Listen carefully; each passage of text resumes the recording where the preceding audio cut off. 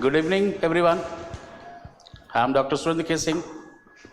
We at the GSS Core, as promised, that we are having the threadbare analysis of the paper 1 question which has come in Prelims 2025.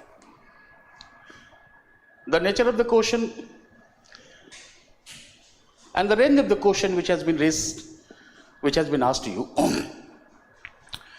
When we are talking about the overall nature of the paper 1, let me first say a few lines that the questions have been framed in such a way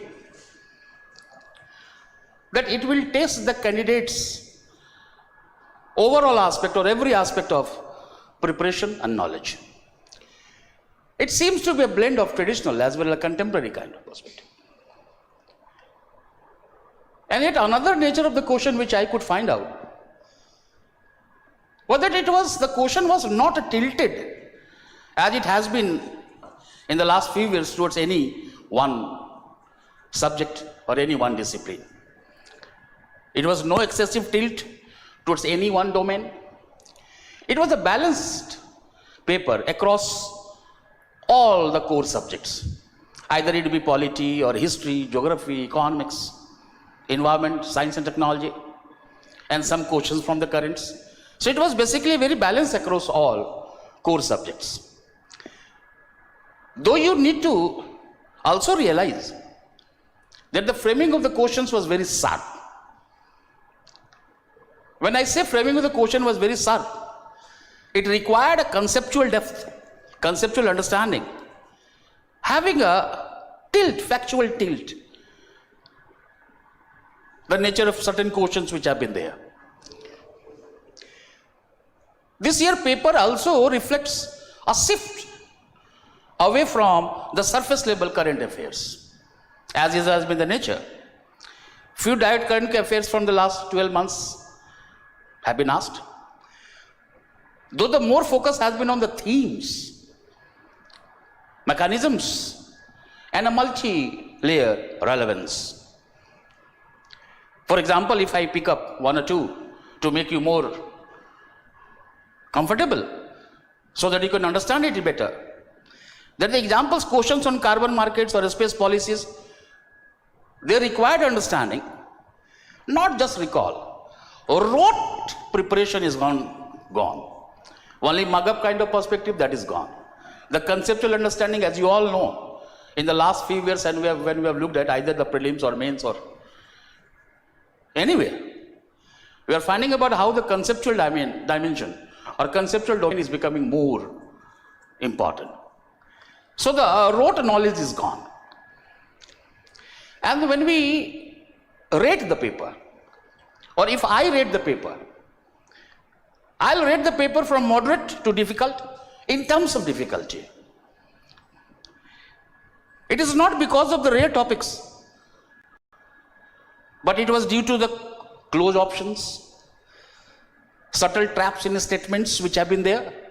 You might have realized need for multi-layered reasoning, and thus I'm rating this paper to be moderate to difficult. At the same time, when we look at the questions, the range of questions, it is true that it has not tilted towards any one area. It seems to be balanced across the core subjects. But despite this, its nature has been interdisciplinary. For example, if you look at environment, there are questions on environment which also require the certain knowledge of your geography. There are the questions in terms of economy which require polity. So environment plus geography, economy plus polity, and polity plus governance. What does it indicate? It indicates that today, in the changing scenario, when you're looking at the UPSC, that UPSC now rewards integrated thinking. And it not only requires that integrated thinking, it will also be rewarding those candidates who have molded their preparation on that very dimension. Not only the integrated thinking, but somehow or other, many times when you prepare, Long time ago in our times, 30 years back, we used to prepare certain isolated topics. Such kind of things I'm thinking that is going. It's dissipating now in UPSC. Hence the integrated approach would certainly be rewarded. And those whosoever the candidate has gone for this kind of perspective would be taking the mains, would be writing the mains. The static concepts and dynamic framing is the theme of this paper. The concept seems to be static, but the framing of the question, these static questions have been in such a manner that it seems more dynamic in nature. NCERT based concepts are present, but framed in applied current context. All right. It means when you are reading at the NCERT, everyone starts with NCERT. You also come to the level where you will be going for the applied current context, whatever the knowledge which you have gained from there. And once again I am saying that rote learning alone was not helpful. Conceptual clarity was the key, and it will become the key, particularly for you being called taking the mains this year. If I talk about the subject-wise brief in a very brief manner, environment, 12 to 14 questions, some policy-oriented were there, others the biodiversity-based were questions there in environment. Polity, the questions were there in terms of constitution for governance, along with the structure-based logic, that how you would be looking at the logics behind this one. History, focus on terminologies, especially from ancient and medieval. Geography emphasis was more on the physical concepts and map logic. And that way, even in the map logic which was there, that required it to be interdisciplinary, that required it to be more conceptual in nature. Economy, the questions which were there in economy, they were conceptual, some application based, like if you look at the bonds, inflation, deficits, such kind of questions which have been there, they were basically conceptual and some applied based kind of one. If you look at the science and tech from where the questions have come out, and particularly the set, the B which was there with me, I find most of the questions are starting from the science. So the science and technology mostly conceptual, like AI, DNA, quantum, digital infrastructure. Such kind of questions were more conceptual kind of one. The sure sort questions, I mean that has become certain kind of mantra or some kind of habit, that these are the very sure sort of questions. This part is gone. There is a decline of sure sort questions. Very few questions that were absolutely straightforward. Most of the questions required elimination strategy, yes. And for this elimination studies, you should have the conceptual clarity. You should have the depth in the subject. So if you are able to eliminate and apply these elimination strategies, it would become possible only when you are conceptually very sound. Anyone who has taken the exam, if he had a calm thinking, cool, calm head, I think 3 or 4 questions he could have done better, taken an A's over others. And if in a very hurry attempting 85, 90 questions without caution would somewhere lead to the certain negatives, negative marking would be there. When we compare this year questions with the previous years, it seems it is a continued trend from 2021 to 24. It is a fact-based, but fact-based was more analytical. That was a conceptual, this was more analytical. Logic-based kind of things, and reasoning was there. Your solid preparation was required. Increased reliance and memory-centric concentration or preparation is no longer required here. I know since so many years I have been saying that don't mug up.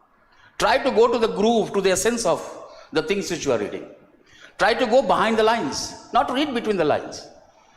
interdisciplinary approach should be the most important. You might have realized that such kind of questions which have been there, where they are at the verge of two subjects, two disciplines.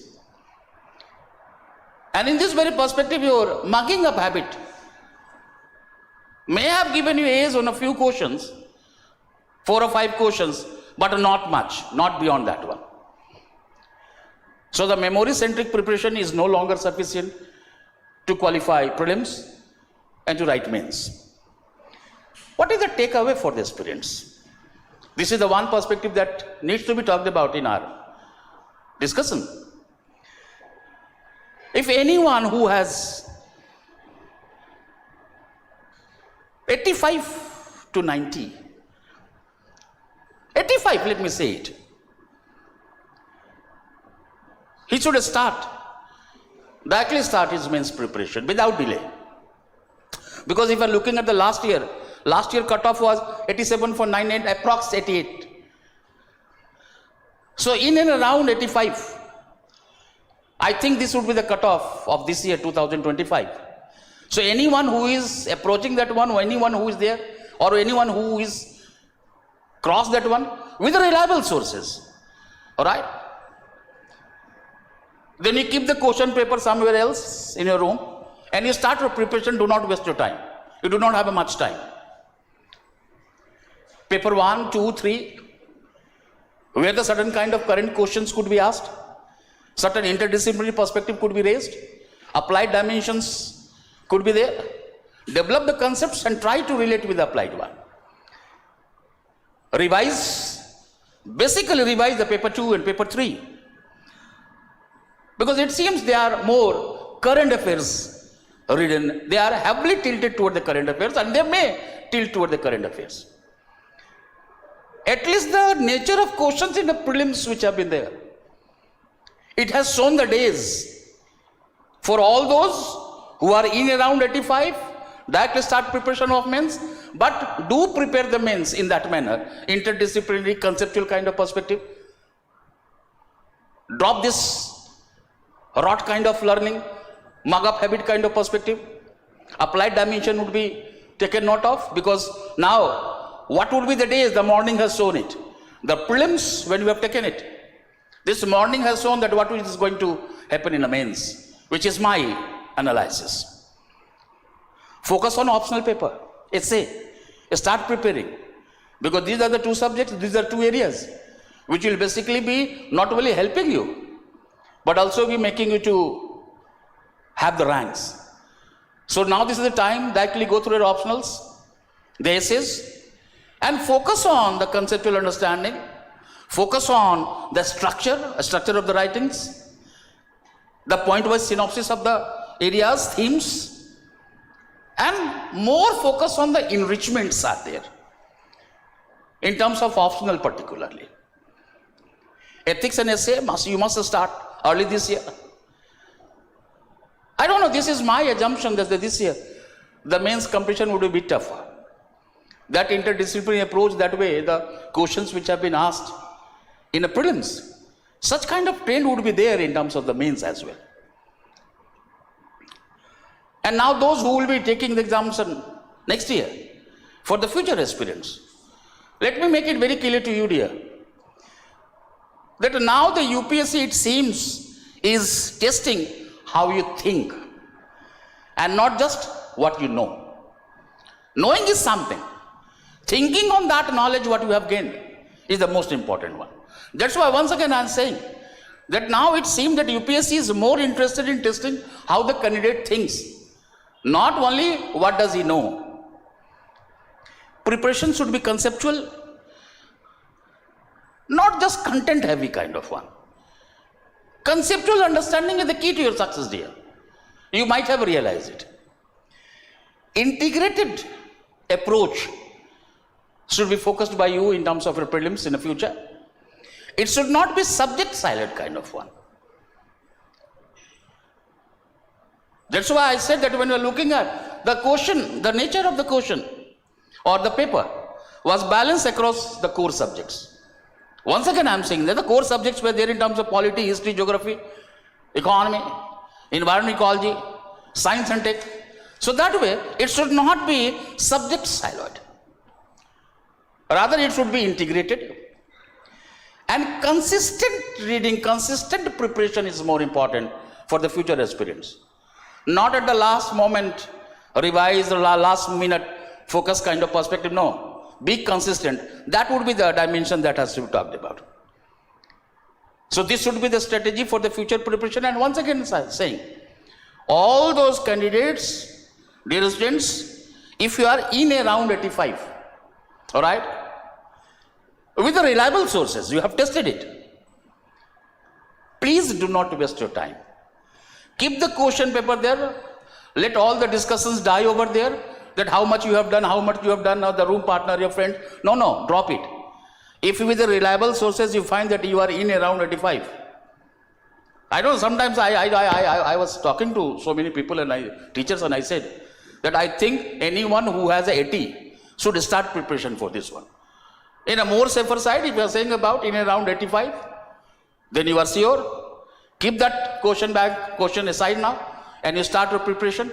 Begin with your optionals, the essays, look at the GS, prepare it. Writing should be there, point-wise analysis be there, and whatever you are now trying to read, try to integrate. That interdisciplinary dimension has now to be focused. Moreover, once again I am saying that your conceptual understanding is the most important dimension. Whatever the themes, sub-themes, whatever the topics which are there, whichever optional you are, whichever the topic in essay we pick up, try to go a bit deeper so that you will get confidence. All right? And do not leave that I'll be doing after August, I'll be doing in mid-July. Whatever the time, make a timetable, prepare it. You will start with a few hours. Now you are in the tempo of your preparation. So the hour is not a problem because you are taking the prelims. So that way maintain that speed, maintain that hour, what you have given to that one. And in this very perspective, you need to talk about. And let me also say that sometimes the subjectivity of UPSC on the certain answers has to be taken note of. When I was looking at the questions, particularly some questions on science, tech, geography, I thought that it required some, depending on the subjectivity of the UPSC, subjectivity of which answer the UPSC considered to be this one. Apart from this, once again I am saying, if you have the reliable source, reliable keys, and you have found about that you are in around 85, all right, keep that question paper aside, start preparing for mains, go for interdisciplinary approach, have the conceptual dimension, conceptual understanding, go deep into it. This is the time, dear. All right, break or make kind of one. The tempo what you have made in the last few months pertaining to the preparation of prelims should not be broken. All right, should not be deviated. You just go through this momentum, and I wish all of you the best of luck.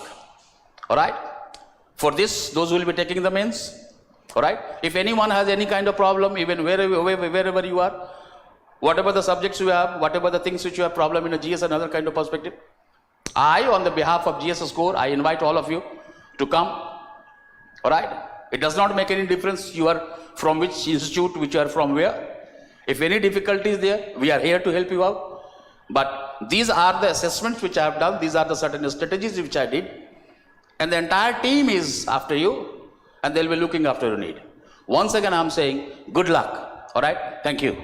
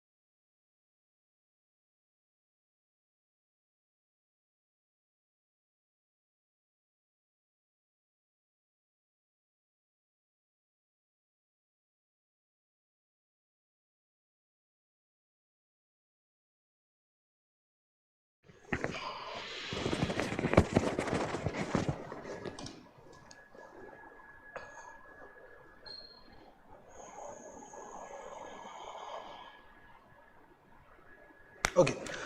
Friends, let us look into trend analysis of 2025 ka prelims. Surinder sir has already, enlightened us with respect to what was the nature of the paper, but let's get into the specifics of it.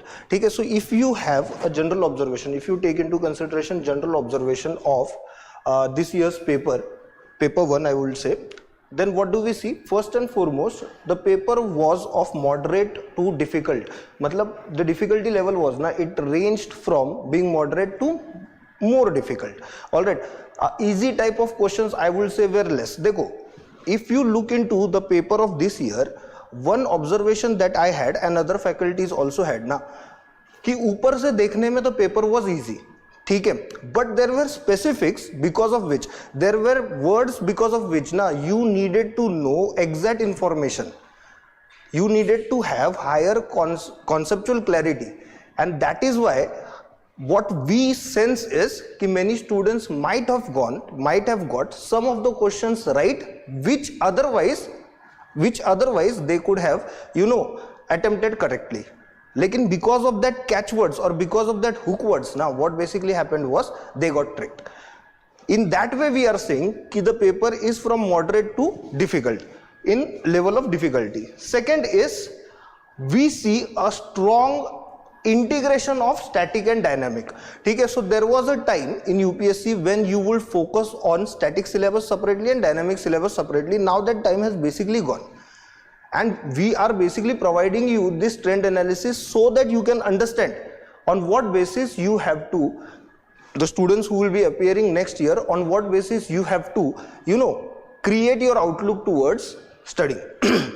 So when you now basically study from your books, you have to take into consideration what is happening in current affairs, and when you take into consideration current affairs or when you read current affairs, now you have to remind yourself of what is written in the books.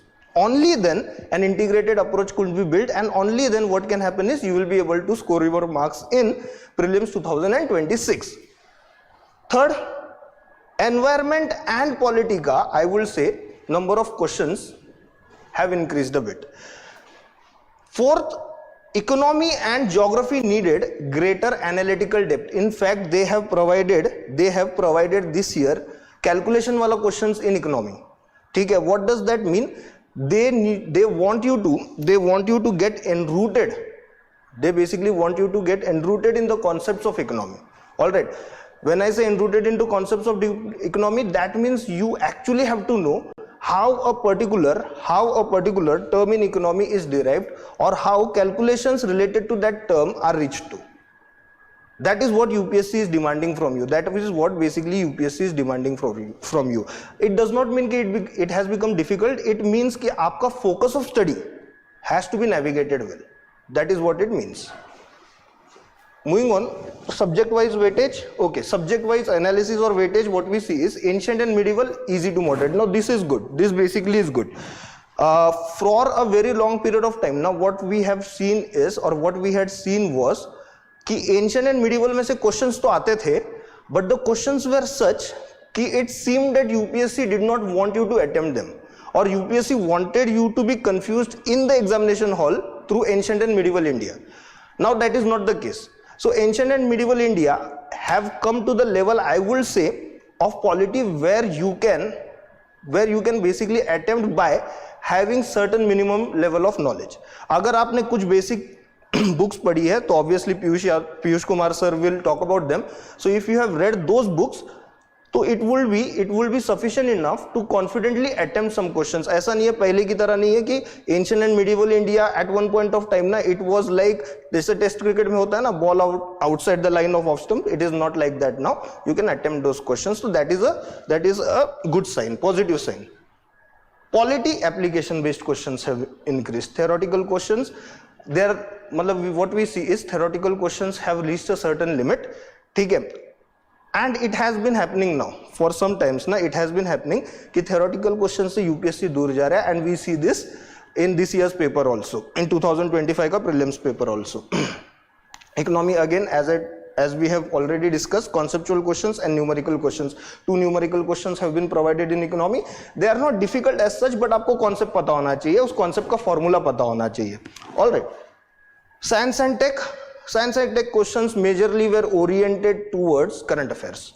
ठीक है, UAE हुआ या फिर electric batteries हुए, ठीक है. So you have to consistently follow current affairs of science and technology. Theoretical questions again of science and technology not that much, current affairs oriented questions were more. And then environment का orientation was towards scheme, was towards international conventions as it has been happening, and again concepts.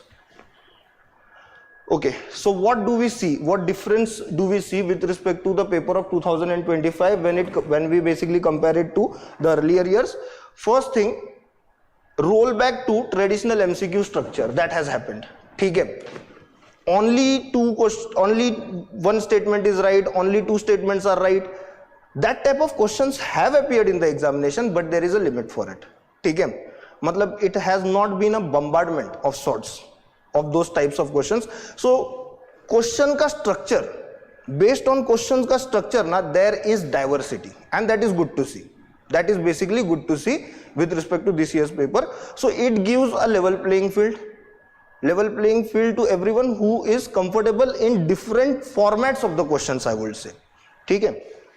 Second, emphasis on conceptual understanding. Conceptual understanding पे emphasis है, ठीक है, मतलब it has always been there, but what we see in this year's paper, and to a certain extent we could see it in last year's paper also, कि factual information has to be taken into consideration.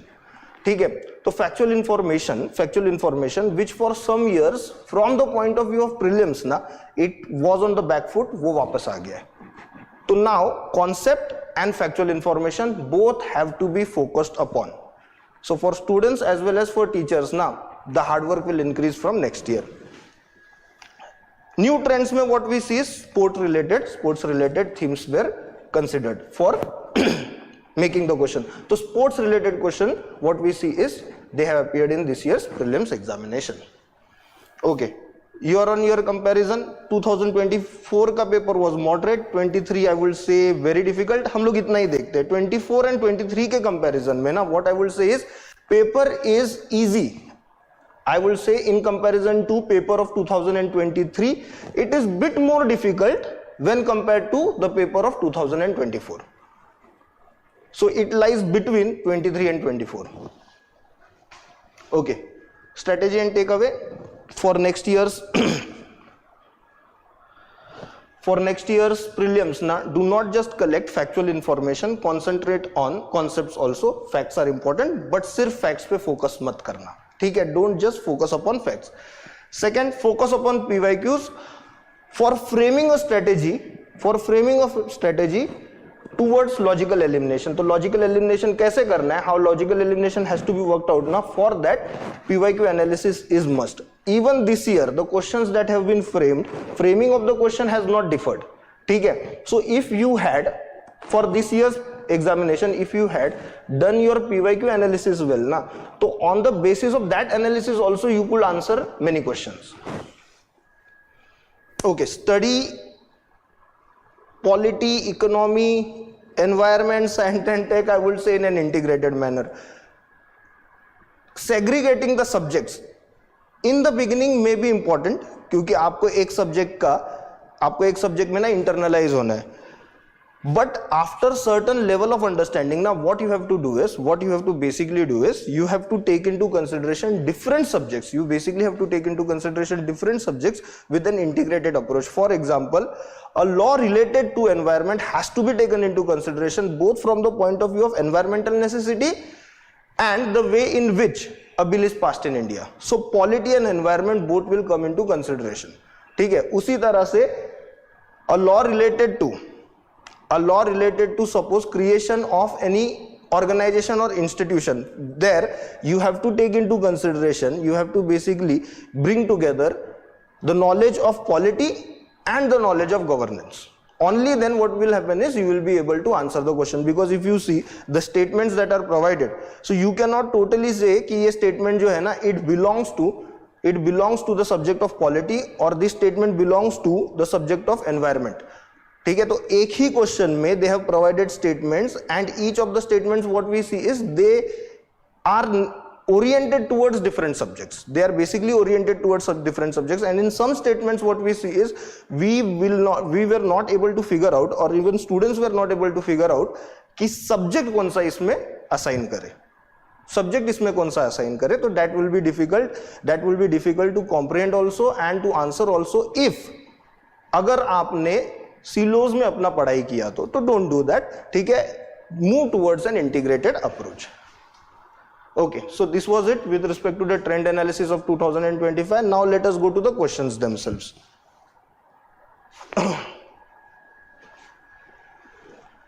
Dinesh क्या कर रहा है? अच्छा,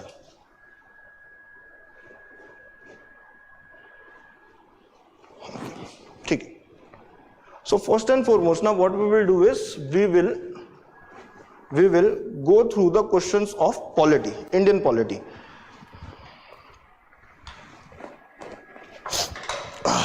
Just give me a minute, let me have some water.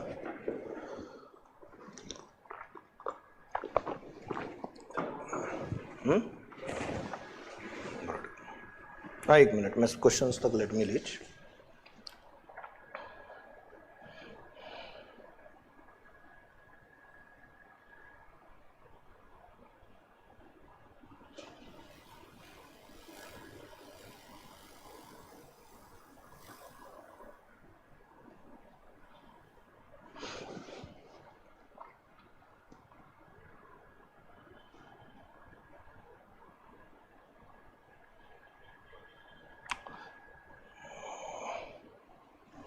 So here we are looking into set B. The first question of polity in set B appears at number 51. So we'll move to number 51. One more thing, what we have observed in this year's paper is there is less randomness when it comes to placing the questions. More or less questions related to a particular subject are close to each other or in a group. Okay, so here it is, question number 51 from set B. हाँ, क्या हुआ? बस ठीक है. So the question is, consider the following statements. Panchayats at intermediate level exist in all the states. No, they do not exist in all the states. Panchayats at intermediate level do not exist in all the states. There is ceiling of 20 lakh, population of 10 to 20 lakh. So in the states where population is less than 20 lakh, na intermediate level panchayats or block level panchayats are not necessary. So first statement is not correct. To be eligible to be member of panchayat at intermediate level, a person must attain the age of 30, not at all the age at which a person might become member of panchayats at any level, village level, intermediate level or district level. The age is 21, not 30. Third statement, chief minister of a state constitutes a commission to review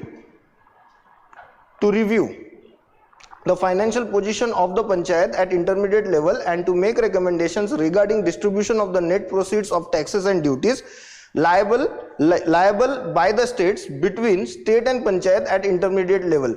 देखो entire statement वैसे तो is correct, but यहाँ पे ना chief minister की जगह पे in place of chief minister it should have been governor.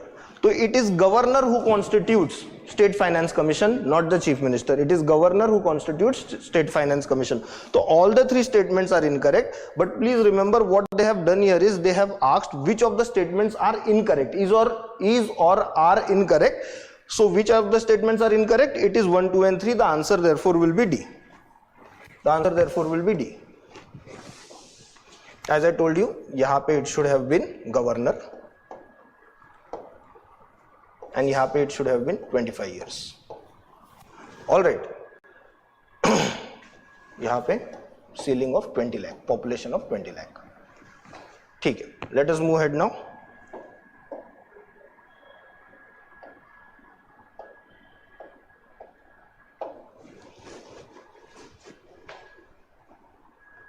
Dinesh scroll कैसे कर?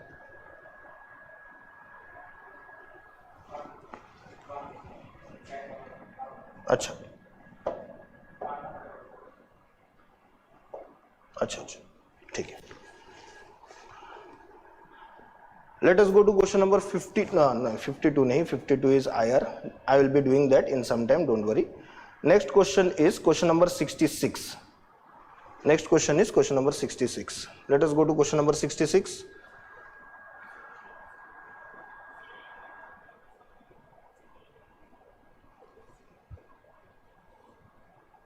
Okay.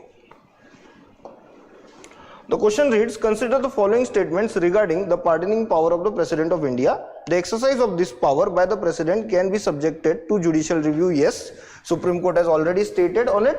So, judicial review is available whenever President exercises his or her pardoning power. Second, the President can exercise this power without the advice of central government, not at all. Supreme Court has again given a judgment of need. Supreme Court has stated that pardoning power of the President is subject to advice of Council of Ministers. It is basically subject to advice of Council of Ministers, mainly the Ministry of Home Affairs and Ministry of Law and Justice. Alright, so what we see here is first statement is correct, second statement is incorrect. First statement is correct, second statement is incorrect. Moving on to question number 67, the immediately next question. Okay.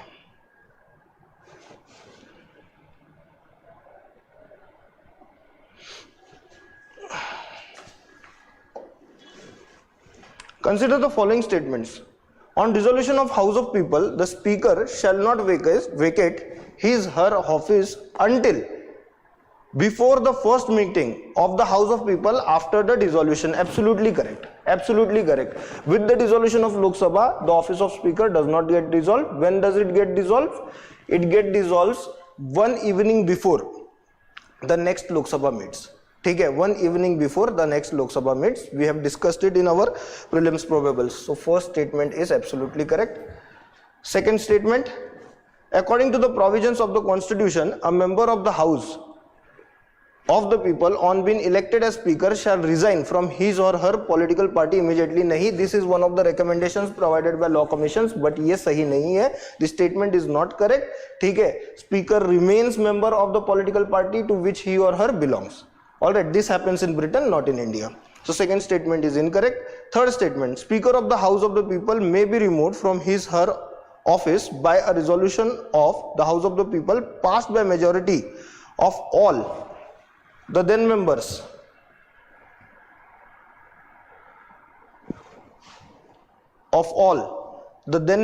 of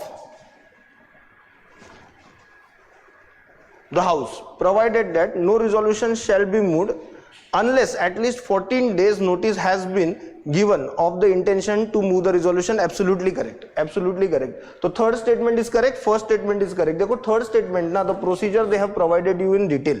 ठीक है, and the type of majority also needed ना, they have provided the type of majority needed also in detail. First statement is correct and third statement is correct. Our answer will be C. Our answer will be C. Moving on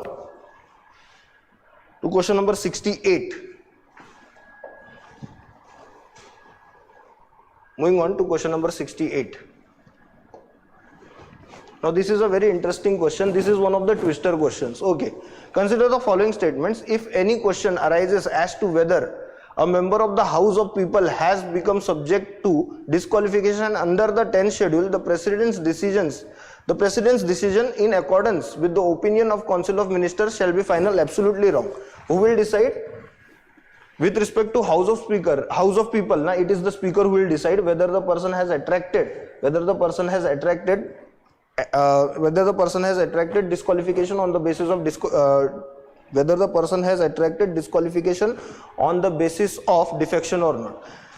Second statement, there is no mention of the word political party in the Constitution of India. There is mention of the word political party in the Constitution of India, and where it is mentioned in the 10th schedule. Alright, देखो, if there will be consider this, if there will be provision related to defection, obviously then there will be the wordings of political party mentioned in the constitution. Constitution mein defection ke upar hai na, so there will be mention of political parties also. That logic had to be applied. So second statement is correct, first is not correct. What do we see here? Answer is B, 2 only. Taking into consideration question number 69.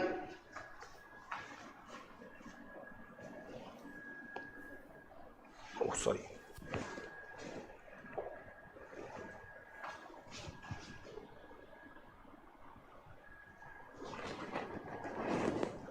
Consider the following statements. In India, state governments have no power for making rules for grant of concessions in respect of extraction of minor minerals. Even though such minerals are located in their territory, the statement is wrong. The statement is wrong. As per section 15 of MMDR Act, what we see is state governments have been provided the right to provide concessions with respect to extraction of minor minerals. ठीक है, तो first statement is incorrect. Second statement, in India central government has the power to notify minor minerals under the relevant law. Absolutely correct.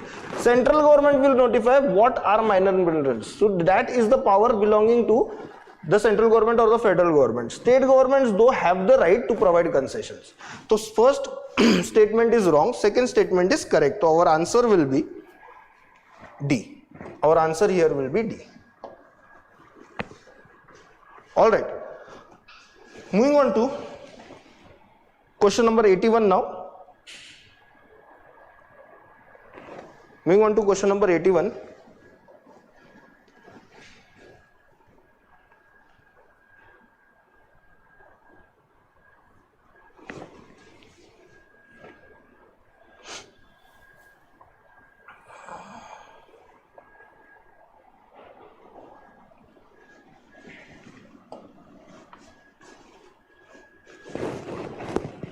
Okay, with reference to Indian polity, consider the following statements. An ordinance can amend any central act. Yes, any central act can be amended by an ordinance.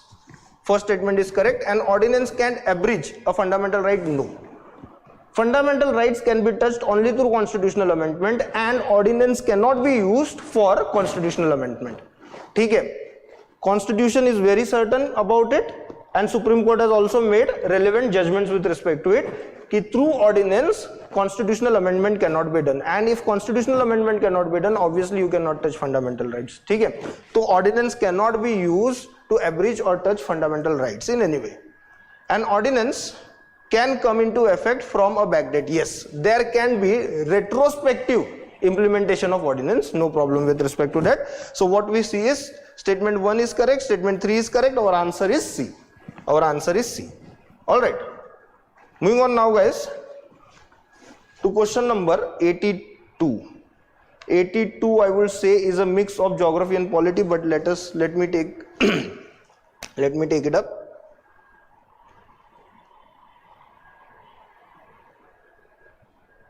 Okay, state and description. Arunachal Pradesh, the capital is named after a fort, and the state has 2 national parks. Yes, this particular statement is correct. So Itanagar basically is derived from Ita Fort. It is derived from Ita Fort. All right, second statement, Nagaland. The state came into existence on a basis of Constitutional Amendment Act. This is correct. It was 13th Constitutional Amendment Act. 13th Constitutional Amendment Act. And then we come to Tripura. Initially Part C state. It became a centrally administered territory with reorganization of states in 1956, and later attained the status of full-fledged state. This particular statement is also correct. This particular statement is also correct. So what we see is all 3 are correct. Coming to question number 83. Coming to question number 83, with reference to India, consider the following: Interstate Council, National Security Council, Zonal Council. How many of the above were established as per the provisions of Constitution? It is not stated that whether the bodies are constitutional bodies or not. It is also not stated whether the bodies were created by the constitution or not. What is stated or what is asked, were established as per the provisions of constitution. So as per the provisions of constitution, what we see is there is only one body, and that is the interstate council. Dekho, interstate council is not a constitutional body, but it has been established by the president as per the provisions of the constitution. Which provision? Article 263. All right, so we see only one being the right answer. A, only one being the right answer. All right, moving to question number 84. Moving to question number 84.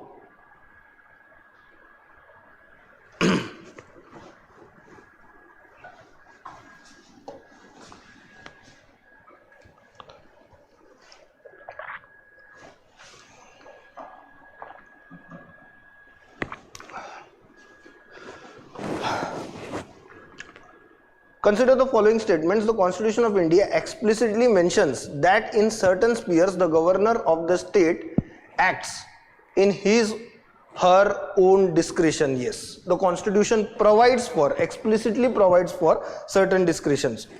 Okay, for example, recommendation of president's rule in the state. All right, this is the constitutional, this is basically the constitutional discretion given to governor of a state by the constitution itself explicitly.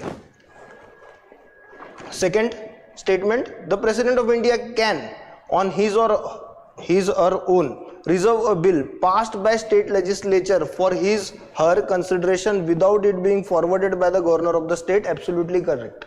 ठीक है, president of India basically can ask a bill of the state to be resolved for his or her consideration. The second statement is absolutely correct. Second statement is also absolutely correct. Our answer therefore is C. Both 1 and 2. Moving on to question number 85. Moving on to question number 85. Provisions of the Constitution of India.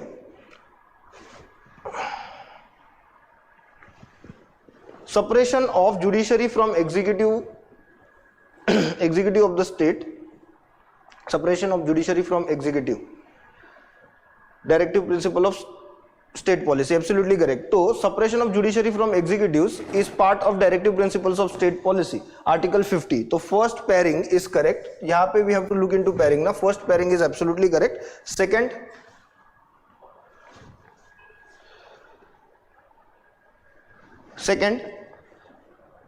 valuing and preserving of the rich heritage of our composite culture, it is a fundamental duty. It is basically fundamental duty. 51AF.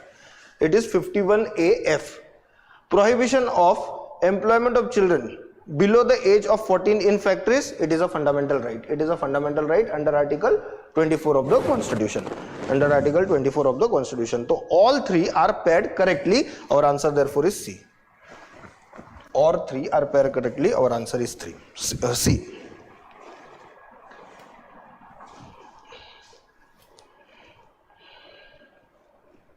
Okay, 86.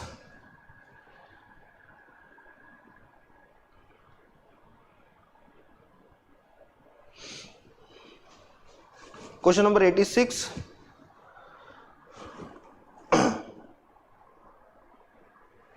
Consider the following statement. With reference to Constitution of India, if an area in a state is declared as schedule area under the 5th schedule, so this is basically part of the question, the state government loses its executive power in such area and a local body assumes total administration. This does not happen.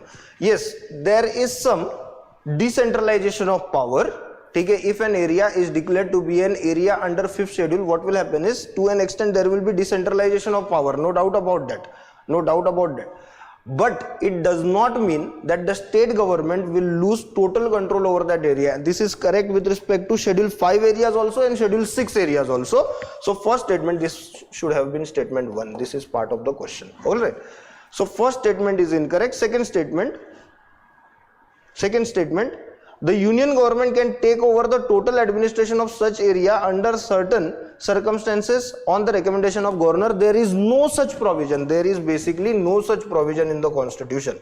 Yes, what has to be done is yearly report has to be sent by the governor to the president on the administration of schedule 5 areas. And also then what will happen is president of India will provide for recommendations of administration, and that recommendations of administration have to be followed.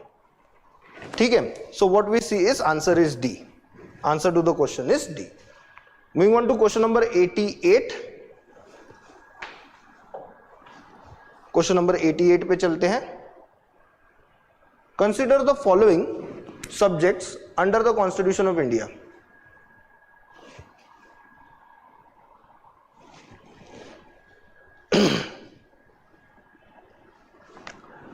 List 1 union list in 7th schedule, extent of state executive of a state, condition of governor's office.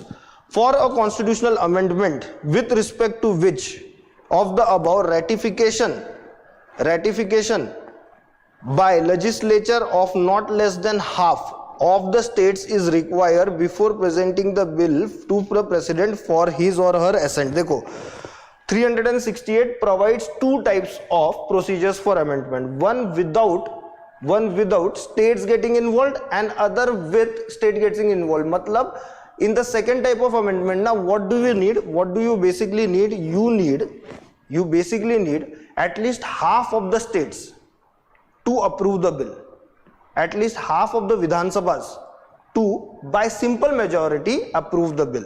All right, यहाँ पे ना what you have to take into consideration, what basically you have to take into consideration कि in which cases the powers of the states will be affected. देखो most of the times ना in such cases where ratification by states is required, powers of the states will be affected. तो आपको देखना है कि कहाँ the powers of the states might be affected. तो it is 1 and 2. Conditions of governor's office ये नहीं हो सकता. Why? Because according to Indian polity, what do we see is governor basically is an agent of central government. So if governor is the agent of central government, obviously central government will determine the condition of his or her office. ठीक है, तो third cannot be the case. तो first and second are the cases in which ratification by half of India's states is required. Moving on to question number 89. This is the last question of polity. Question number 89.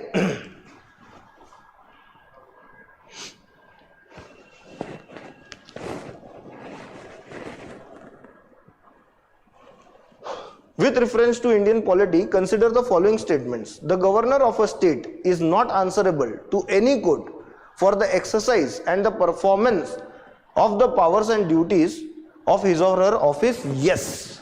ठीक है, governor and the president, whatever they do in office, they are not answerable to it. ठीक है, in any court of law.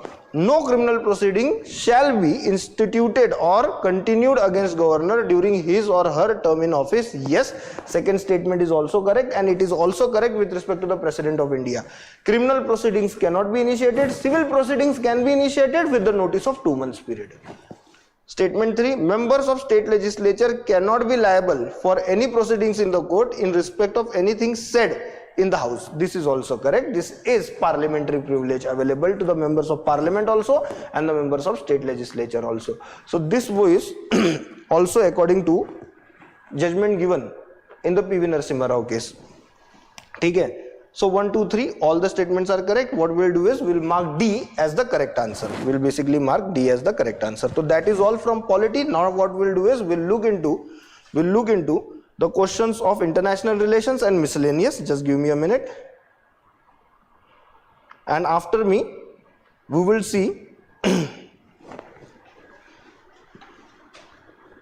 or you will be interacting with Piyush Kumar sir, who will guide you in the answers of ancient, medieval and modern history and also art and culture. Chalo. The first question in miscellaneous is question number 15. IR, I will say. Miscellaneous mein zyada karke the portion is of IR na. So let us look into IR. Let us move to question number 15.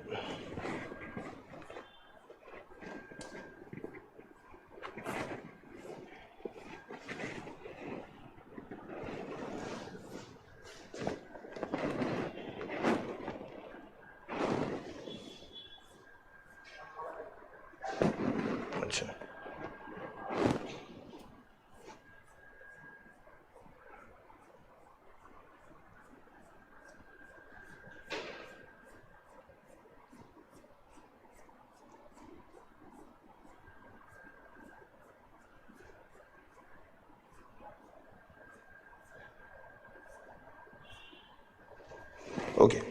First question was relatively easy. ठीक है, and it was a factual question, more or less ना questions related to IR or miscellaneous are factual in nature. ठीक है, you need to refer to, in this case ना, you need to refer to a good current affairs magazine. All right. Which one of the following launched the natural solutions for Asia and the Pacific? It is Asian Development Bank. It is basically Asian Development Bank. So Asian Development Bank in December 2023 it launched this initiative, and primary goal is to mobilize $2 billion का investment. $2 billion का investment by 2030 for the purpose of supporting nature-based solutions. Nature-based solution मतलब what they want to do through it is concentrate upon economic growth by utilizing those routes that are climate friendly. All right, those routes that are basically climate friendly. Then we come to question number 41.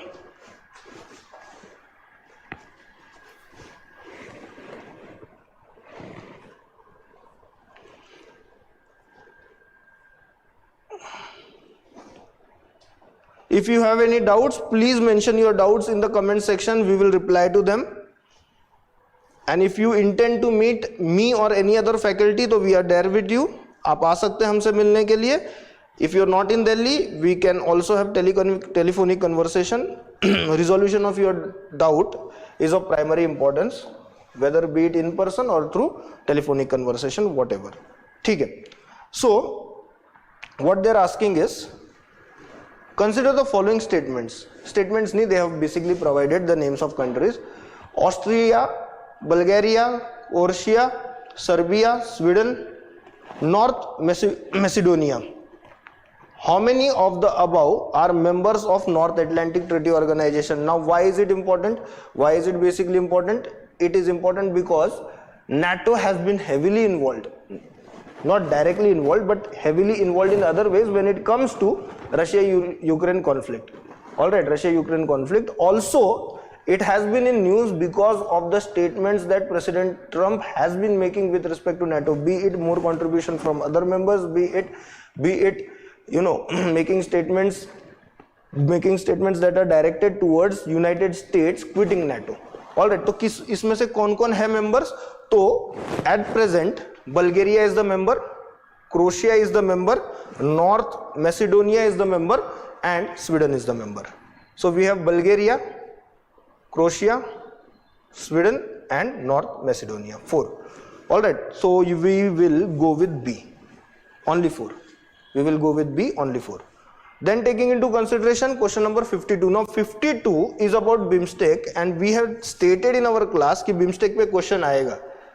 ठीक है. 42 भी है. Let us take into consideration 42 also.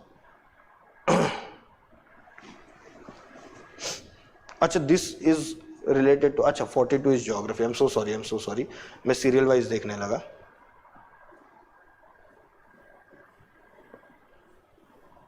Let us go to question number 52. I had mentioned in the class, or GS core had mentioned कि BIMSTEC पे question आएगा. Why? Because Prime Minister had made a statement that BIMSTEC basically is the most important organization, regional organization at this point of time in the entire world. That is what Prime Minister had mentioned. The first statement, it is a regional organization consisting of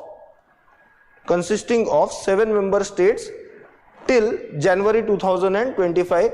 It consists of 7 member states. Yes, it basically consists of 7 member states. Yes.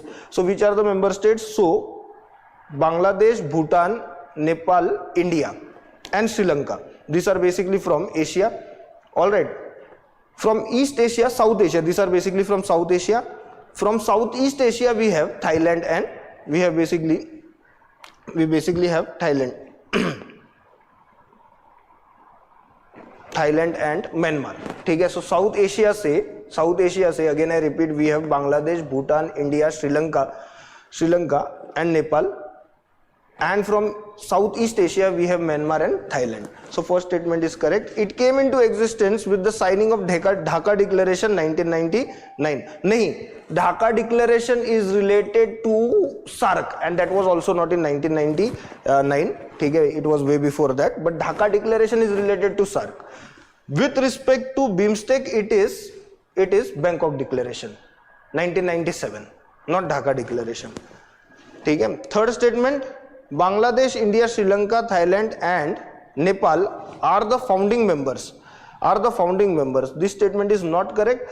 Nepal joined later. Nepal joined in 2004. So the original members or founding members were Bangladesh, India, Sri Lanka, Thailand. ठीक है. Nepal was not the founding member. In BIMSTEC, the subsector of tourism is led by India. This statement is correct. The subsector of tourism is led by India. So what we see is statement number 1 and statement number 4 being correct, 2 and 3 being incorrect. Now we'll basically go with C. ठीक है. चलो. Next question is question number 43.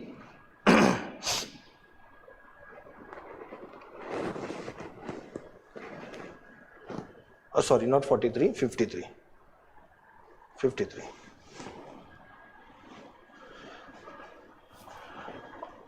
Whom amongst the following are the members of jury to select the recipient of Gandhi Peace Prize? देखो, President of India ना will not be part of any jury team. That is out of question. ठीक है, वो President है. President will not be part of any jury team. So President, ये one तो निकाली दो. ठीक है. Then we have Prime Minister of India, Chief Justice of India and Leader of Opposition in Lok Sabha. All the three are part of it. ठीक है. All the three basically are part of it. So the answer will be C. 2, 3 and 4. 2, 3 and 4. 1. Again I am repeating. President of India will not be part of any jury team. ठीक है. चलो.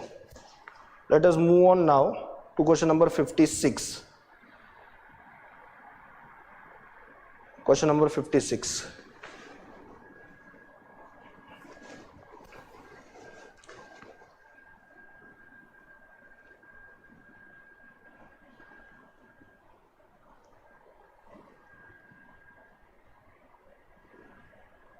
Okay. Question number 56. It is, मतलब these are the types of questions now that show कि UPSC is moving towards factual orientation.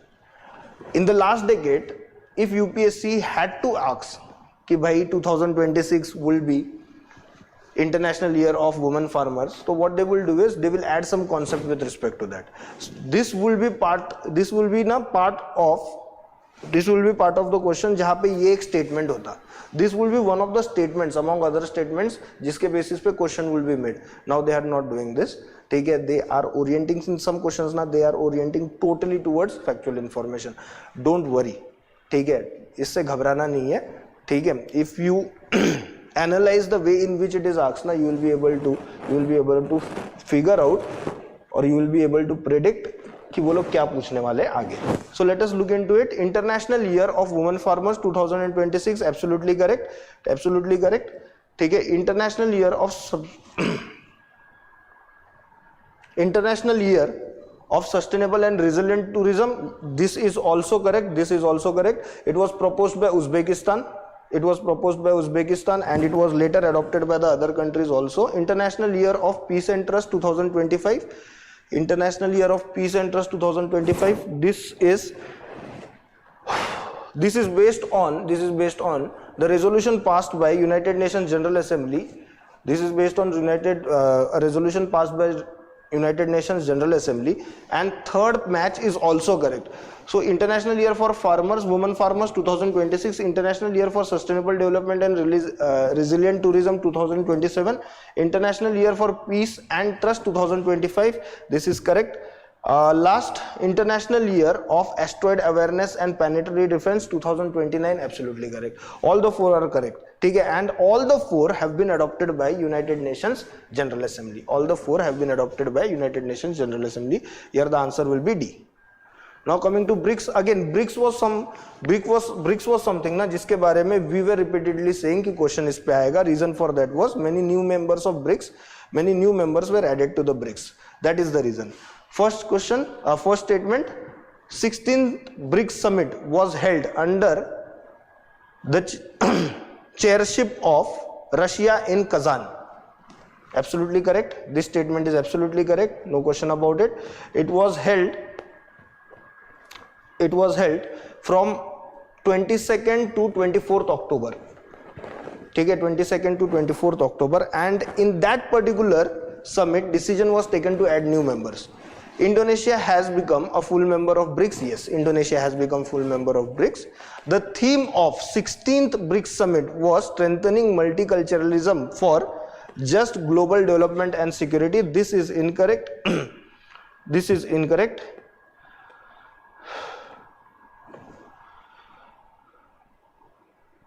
Sorry. This theme is basically correct. I'm so sorry, मैंने गलती से बोल दिए. The theme for 16th summit. Strengthening multiculturalism for just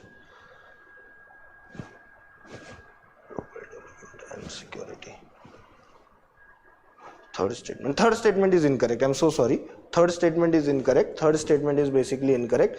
What we see is first statement being correct and second statement being correct. The answer here will be therefore. The answer here therefore will be A. All right. The answer here therefore will be A. First statement being correct and second statement being correct. Now moving to question number 59. Moving to question number 59.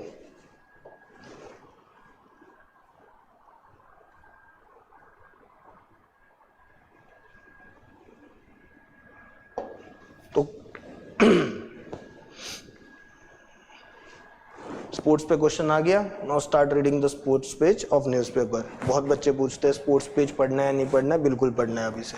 Consider the following statement with respect to first kho-kho world cup. The event was held in Delhi, India. Of course it was held in Delhi, India. It was held in January 2025. तो recent current affair it is. Indian men team beat Nepal with score of 78-40 in the final to become the world champion in the men's category. This statement is incorrect.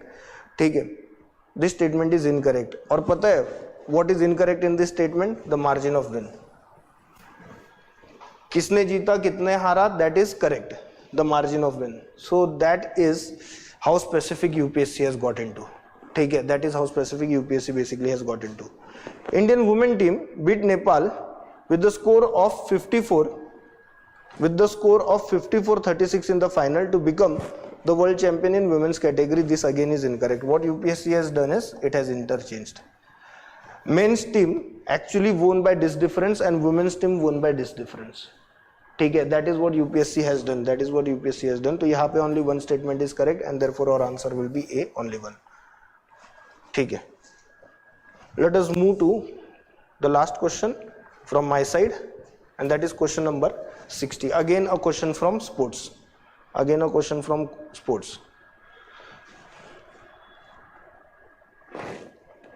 Consider the following statements.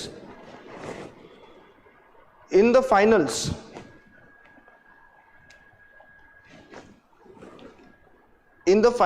of 54th Chess Olympiad held in 2024, Gukesh became the youngest winner after defeating Russian player नहीं था, it was Chinese player.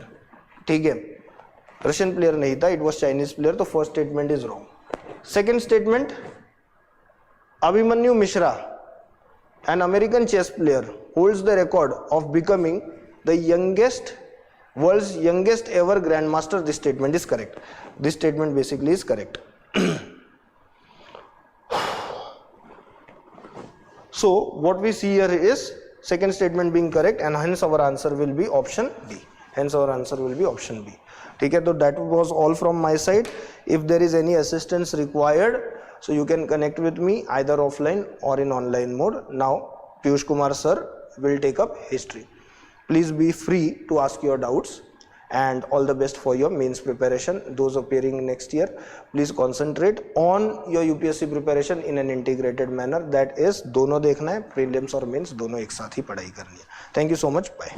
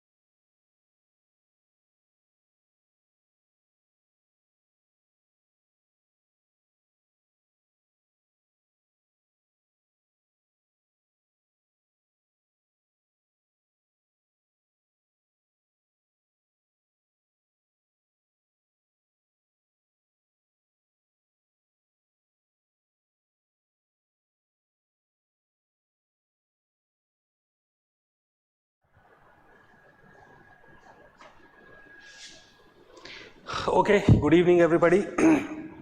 So finally the prelims of 2025 is done, right? So I think those who had been writing the paper, they were also impatient. Undoubtedly they must be very impatient, right? But I think those who are not writing the paper, those who have been planning to write it in the next year or maybe next to next year, even they are also impatient, like, to see the paper, right? Frankly speaking, what is my observation of the paper? That, like, paper was of moderate type, right? Of course, I am a specialized person of history. That's the reason because of what I'll prefer to talk more about history rather than the other areas, right? So if, like, I'll talk about history. So frankly speaking, as compared to the previous year, this year I found that history questions were a bit moderate and in fact doable questions, right? Normally what happens when you see the questions in history, which are, like, most of the time from art and culture specifically, or from the culture part, like, there was one, like, statement which always used to come out, "Are kahan se poochte hain ye log sawal?" ठीक है? That used to be a sort of, like, very common statement. But this time what I noticed that majority of the questions, like, have been asked from the very traditional kind of sources, right? That's one thing. And in fact the second thing, like, what I find, like, very important, undoubtedly the questions were very tricky. So you can't say the questions were not tricky. I found them tricky, and couple of questions right now I'll discuss, and I'll try to convey somehow that how the questions were tricky, and in fact you can't take it lightly. But yet, like, they were from the very traditional sources. Yes, you can say NCERT is there. Yes, you can see, like, the popular books that we have been studying, from there it has been asked, like, so the sources were very simple, the nature of questions were pretty simple, right? And in fact majority of the questions were doable. So with respect to history, I must say that questions were quite doable questions, and in fact this must have given you the edge, right, if you have done it correctly, right? I'll talk more about the paper, but let me, before I talk about the paper, I would like to first, like, go through the paper, and then only I'll go for some more analysis of it, right? So questions, there are 13 questions from this history part, right, including everything. Let's say 14 questions from like, you can talk about art and culture, you can talk about the modern Indian history, and even, like, the ancient and medieval Indian history. From every part you can find ultimately 14 questions were there. And, like, as I did tell you that the nature of questions were, like, more or less we can say they were quite moderate in nature. Let's see the questions first, right?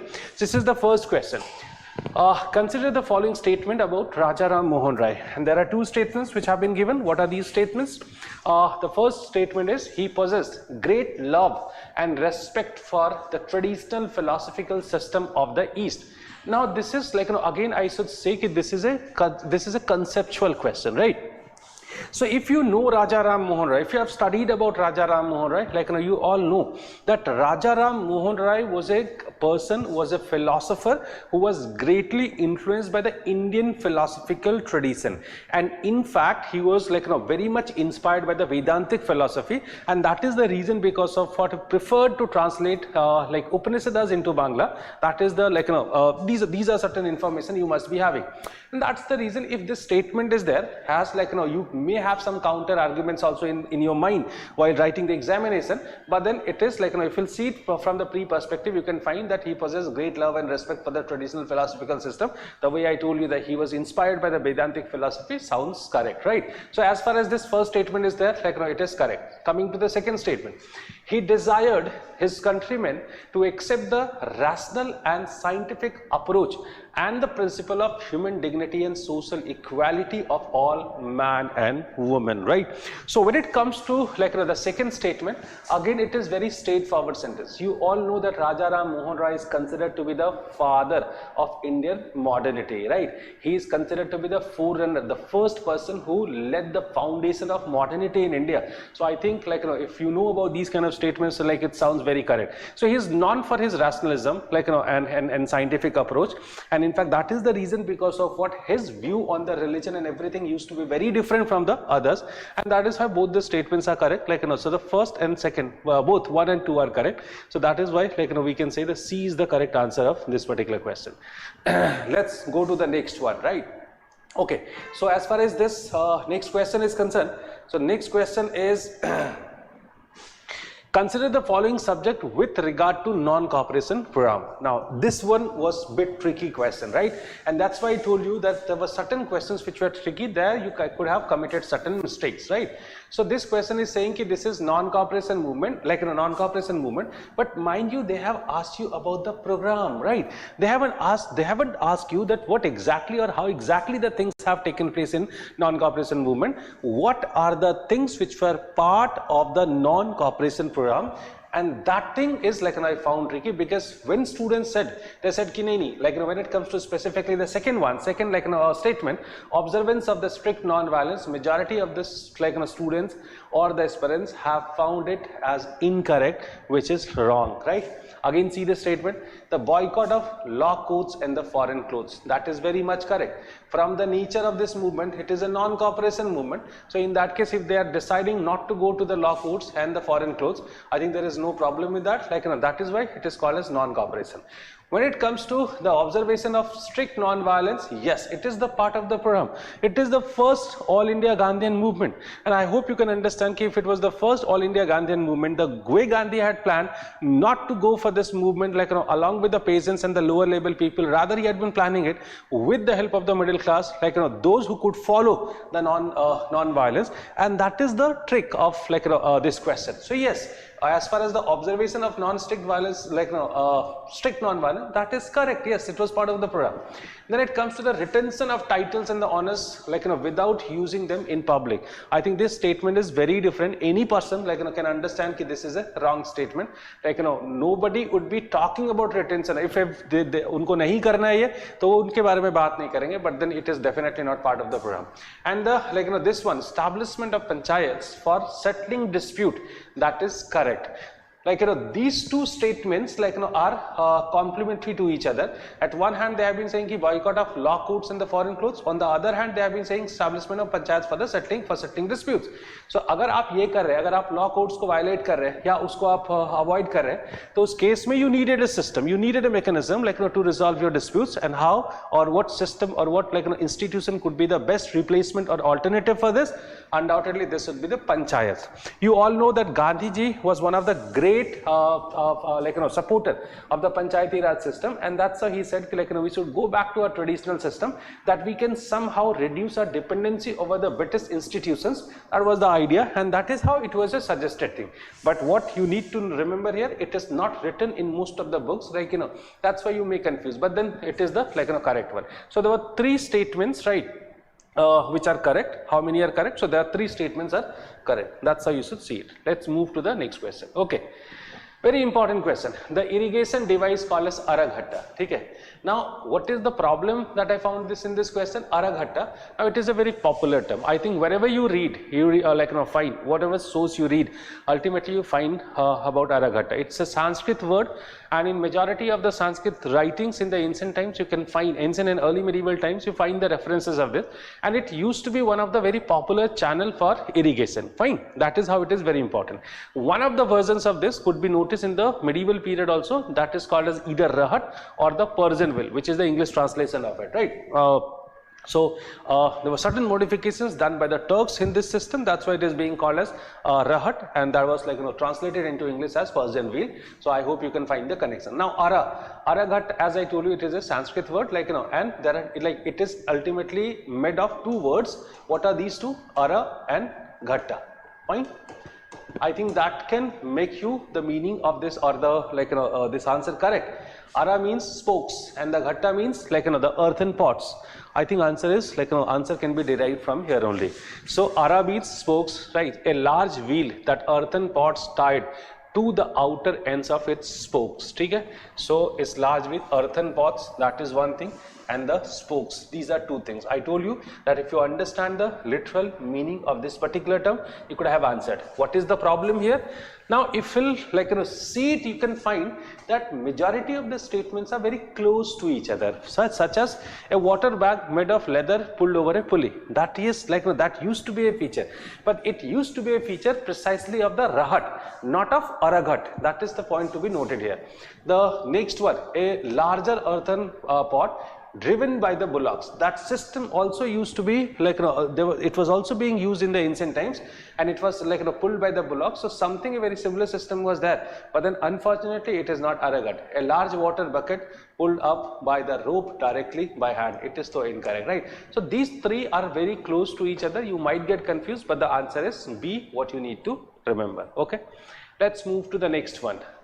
Who among the following rulers in ancient India had assumed the titles of Mattavilas, right, Vichitra Chitra and Gunabhra? These are like the various titles which had been used by a person. What are the titles? Mattavilas, okay, then Vichitra Chitra, right, and Gunabhra. Frankly speaking, when it comes to the questions seems to be from the political history, what I'll say, it is from the language and literature.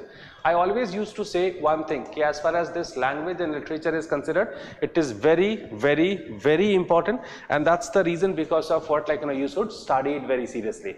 What was happening, people had been emphasizing more on this Buddhism, Jainism and all. This time they haven't asked a single question on that. Language and literature उन लोगों ने retain किया है. अब इसमें क्यों मैं language and literature कह रहा हूँ, क्योंकि इसके लिए जरूरी नहीं कि ये सारी चीजें पता होनी चाहिए हमें. That's not necessary, right? अगर आपको पता है, this is a very, very, very popular book that's called as Mattavilas Prahasan, and it was written by Mahendra Barman first, fine, who was a Pallava ruler, right, who was a Pallava ruler, and he had been ruling between 600 to 630 CE, that is the period.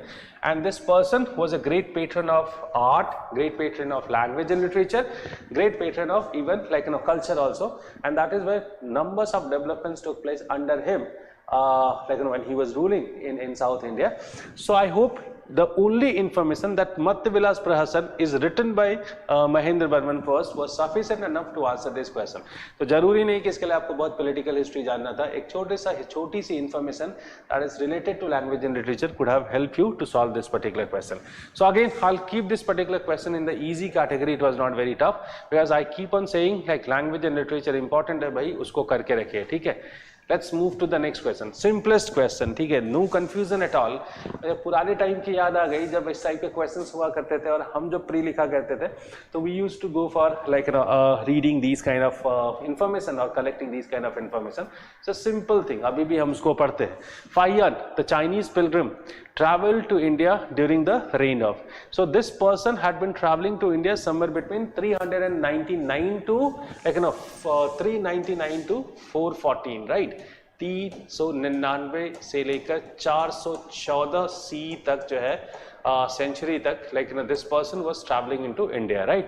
And at that point of time it was Chandragupta second, ठीक है, and in fact he patronized him also. And then this person was a traveler. He had been visiting various parts of India, and in his memoir he has even mentioned about India at that point of time, right? So it is a very simple question. I think there's nothing much to be discussed. It is an information and I believe that you all must have corrected this particular question, क्योंकि इस type के questions नहीं आते हैं, but इसका ये मतलब नहीं है कि we have stopped reading these kind of content. So everybody yet studies these kind of information. So yes, it was easy. Next question is again very simple. I found it very simple because it's a very popular thing, and in fact not only in the pre but even in the mains examination you can find a question based on this. Let's see the question. Who among the following led a successful military campaign against the kingdom of Srivijaya, the powerful maritime state which ruled the Malay Peninsula, Sumatra, Java and the neighboring islands? Frankly speaking, he is not the only one who's going to this part, and that is the reason because of what some other information had been also provided that that person had ruled on these places. So this person, as you all know, that Rajendra Chol, right, or Rajendra first. So basically, if you need to know the context, you all know that by that time Rajendra Chol is there in the 10th century, and by this time you know that India was having a very lucrative trade with China, and so many stuff were coming from China, and the Southeast Asian countries, which part was invaded by him, which is known as basically that Srivijaya kingdom, that used to be the halt for all those traders traveling to China. And since then you can find several Indian traders had made their settlements in the coastal regions of Srivijaya kingdom, Indonesia and all. But the kingdoms which were there in this particular part, they had been creating certain problems for this trade, and that is why it became compulsory or necessary for the Chola ruler Rajendra Chol first to invade this region in order to show their power. And that is the reason because of what the Indian Hindu culture or the tradition became spread or became popular in this part. That is one reason for this. I cannot say that this is the sole reason. So again, it is a very simple question, and I think there is no confusion at all, right? Let's move to the next question. Okay. Again, this question I find it very simple. Fine. With reference to ancient India, 600 to 322 BC, consider the following pairs. आपको मैं बार बार एक क्या बात कहता हूँ, जब आप history पढ़ते हैं तो always develop this habit of seeing the map, right?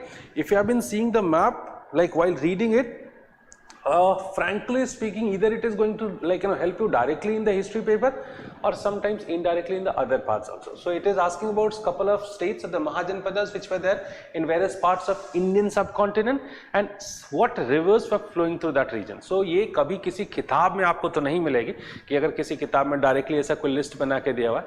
In fact, it is the merging of two different kind of information. Geography में कितना command है आपका और history को उसके साथ link करके दिया गया था, and that's why that's the reason Suren sir had been discussing in the beginning. Dr. Suren Singh had been talking about the interdisciplinary approach. वो पहले से भी follow कर रहे हैं, ये भी यहाँ पे भी कुछ ऐसे examples है.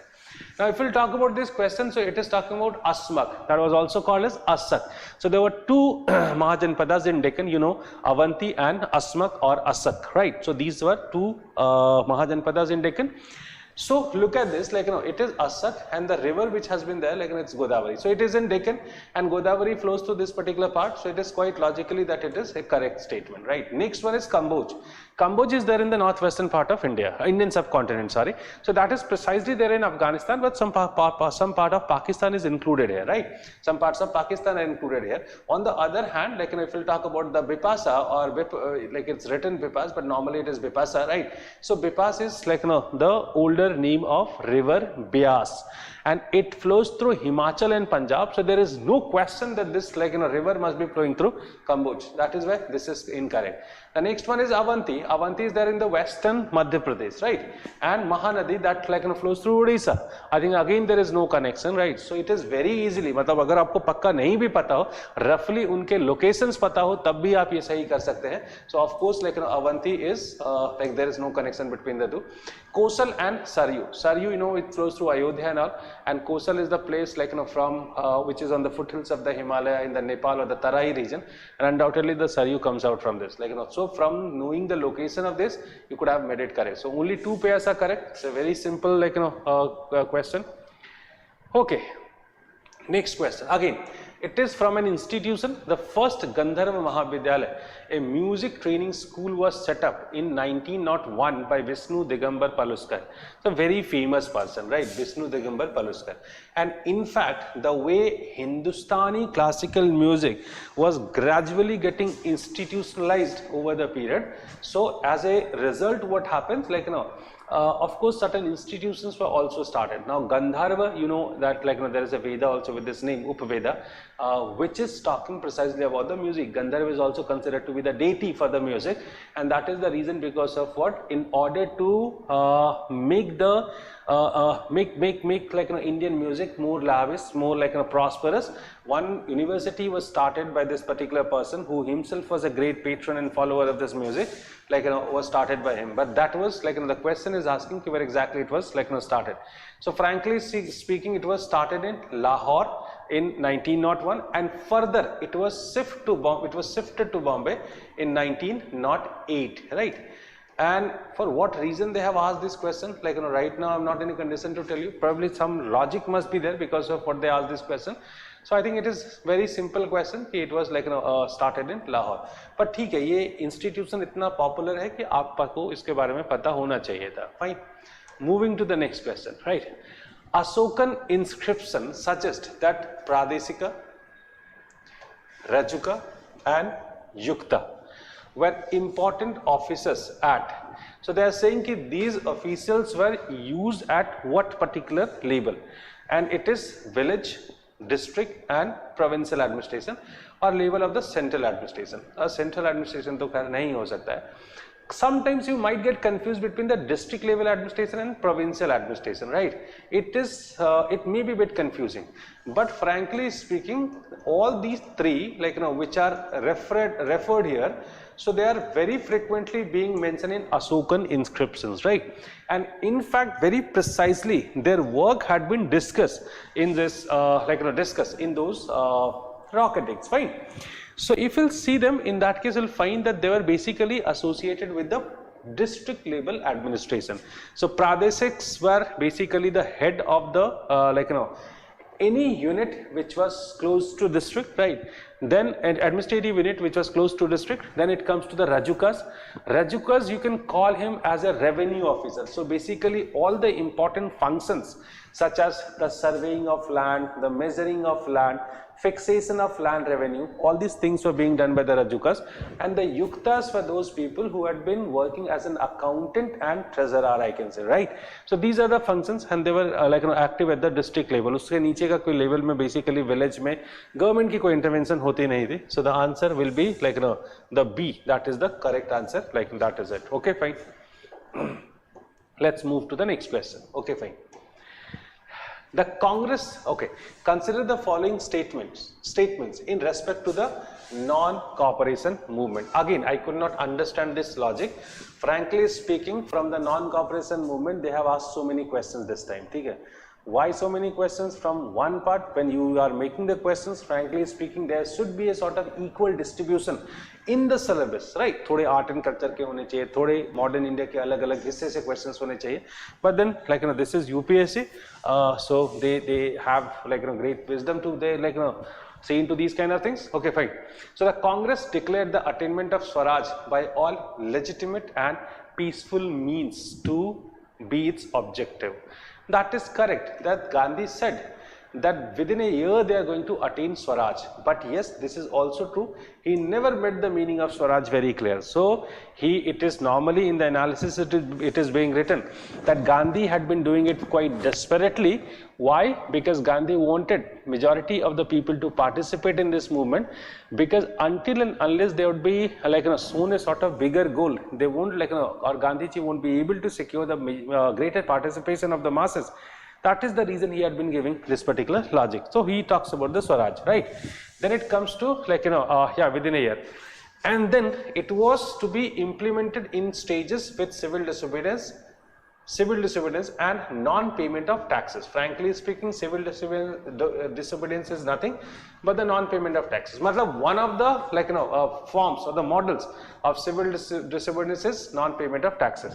For the next stage, only if the Swaraj did not come within a year, and the government resorted to repression, right? So इनका कहना था कि अगर हमने एक साल में ये अचीव नहीं किया तो उस केस में हम नेक्स्ट स्टेज में जाएंगे और हम नेक्स्ट स्टेज में सिविल डिसोबीडियंस हम शुरू करेंगे. और इनफैक्ट उन्होंने कुछ जगहें डिसाइड भी की थी, तो उन्होंने तय किया था कि जैसे बारदोली जैसे जगहों पे वहाँ पे सिविल डिसोबीडियंस मूवमेंट और नो टैक्सेशन मूवमेंट उनको शुरू करना था. तो that had already been decided. Fine. So I think both the statements are correct in this particular question. So 30, it's both 1 and 2. Okay. So that is it. In this go, these questions were there. Further, the questions are towards the end. So let's go to that part.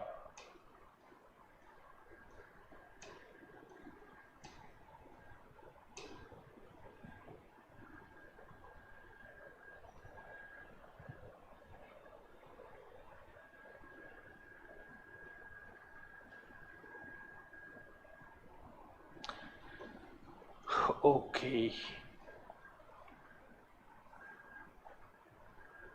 Yeah. Now coming to this question. Okay, coming to this question. Fine. Sedition has become my religion. Now this is a statement. Was the famous statement given by Gandhiji at the time of Champaran Satyagraha? Publicly violating salt law at Dandi, attending the second round table conference in London, the launch of the Quit India movement. I am confused on this particular question. Why? Because this statement had been given by him or by Gandhiji once the non-cooperation movement was shut down, and he was charged for writing certain articles in his in his magazine that's called as Young India, and he had been writing so many things like which were somehow somehow a sort of threats of anti colonial government.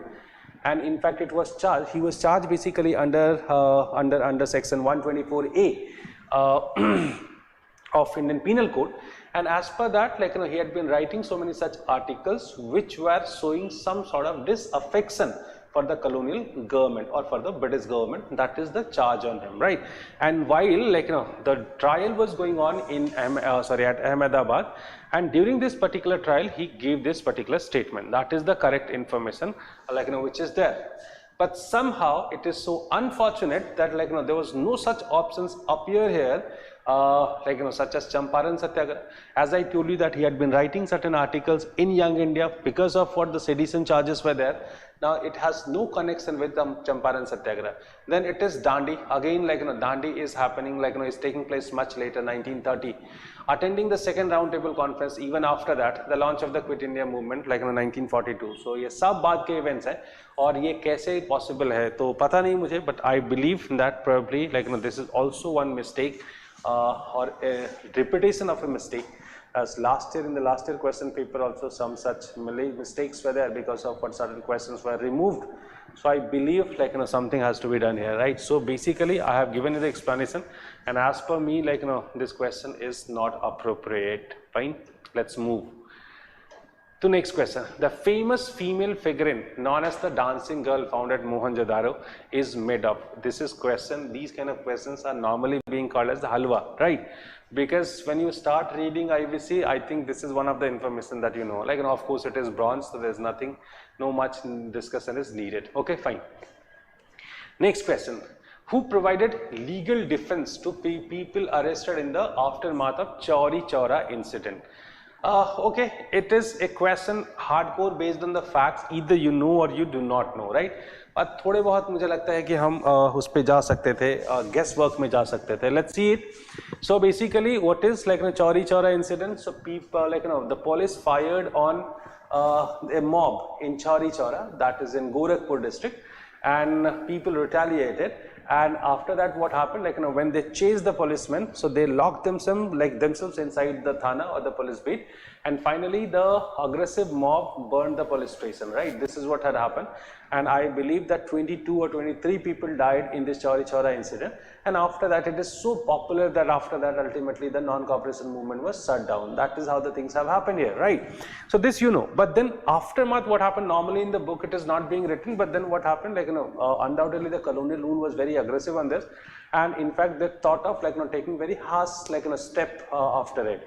So they arrested around 172 people, I guess 172 people, and out of them 151 people were charged, and the trial started on them, right? So basically they had been charged for murder case, right? On 302, the of Indian Penal Code was basically used here, and for that just to save them and rescue them, it was Madan Mohan Malviya and his son Krishnakant Malviya. They came up and in fact they fought this, right? This is the information. So I hope you must have done it correctly. I believe so. Moving next. So it's about subsequent to which one of the following events Gandhiji, who consistently opposed untouchability and appeal for its eradication from all spheres, decided to include the upliftment of Harijan in his political and social program. Again, this is one question I find very dicey, right? Why it is dicey? Because the question is not asking anything in a very concrete way. The question is simply saying subsequent to which one of the following events Gandhiji, who consistently opposed untouchability and appealed for its eradication from all spheres, decided to include the upliftment of Harijans in his political and social programs, right? Now, it is a very subjective kind of questions, because what happens here, frankly speaking, post 1922 or the non-cooperation movement, Gandhiji was very particular about it. In fact, most of the steps taken by Gandhiji in order to uplift the condition of the Dalits in India or the depressed class in India, like, he had been taking all these measures immediately after that. So he started calling them as Harijan, and then, like, that ashram got established, and, like, in fact, like, in the constructive program of Gandhiji, it was, like, very much included. So how come you can say that it was happening so late? Why? Because the options are there in Pune Pact, like, 1932, Gandhi-Irwin Agreement, like, 1931, arrest of Congress leaders at the time of the Quit India movement, 1942, and then 1935 Act, Government of 1935 India Act.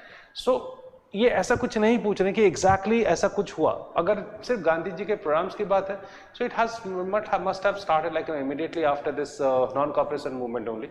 But since it is not the option, so among the available options, you can go for the Pune Pact, because that sounds like, the most logical one. But again, I am, like, a bit confused on this question, and frankly, I don't know what is going to happen. But then I have given you my logic for this question. Okay, fine. Question number 95, right? Now, this is a very simple question, okay, the question is, consider the following fruits, papaya, pineapple and guava. How many of the above were introduced in India by the Portuguese in the 16th and 17th centuries, right? Again, like, it's a good question, but then you might get confused in the examination hall, right? Ki what are they? Frankly speaking, majority of the fruits and vegetables were introduced by the Portuguese in India. By the time they have gone to the various parts of India and they have identified the important vegetables and the fruits, and in fact, once they had been going to the other parts of India, other parts of the world, they had been introducing them, right? Majority of the vegetables what we have been consuming these days, and even the fruits, like, they were introduced to India by the Portuguese. And in fact, all the three fruits which have been mentioned here, these are papaya, pineapple and guava, they all three were introduced by them only, right? Otherwise, in India, they were not being consumed or being produced, like, in the earlier times or ancient and medieval times. So that is it, like, okay, fine. This is not the question, time zone, geography, right? So that's all about this history questions. I believe, like, that session was a bit useful for you, and you found the answer of, like, these questions. So that's all from my side. Thank you very much. Okay, I had to discuss couple of things. Sorry, like, I had to discuss couple of things. Like, just 2-3 lines, like, I'll take one more minute. So basically, if you'll see the paper, as you can see, like, most of the things I have already discussed. That the paper was simple, that's point number one. The paper, I must say, it was bit analytical, except 3-4 questions which were hardcore based on the facts. Like, if you would have applied certain logics, you might have corrected few more questions. आपने बहुत आसानी से कुछ और questions कर लिए होते, और अगर आपने ठीक ठाक history पढ़ रखी है, that was quite possible for you. That is one thing, right? And the last thing, one thing I was not quite satisfied with, that, like, they have string the questions in some specific period, such as अगर आप non cooperation और उसके aftermath को देखेंगे तो 3 या 4 questions उसी जगह से आ गए. I think 2 questions non cooperation से, एक चौरी चौरा incident से. तो ये मुझे लगा थोड़ा सा concentration है एक ही जगह पे पेपर का. Otherwise, like, the paper was okay, ठीक है, mediocre as I told you, and it could, like, it was quite doable, and very easily you could have corrected, like, out of 14 at least 10 questions, like, you might have corrected. This is how I believe. So that's all from my side. Thank you very much.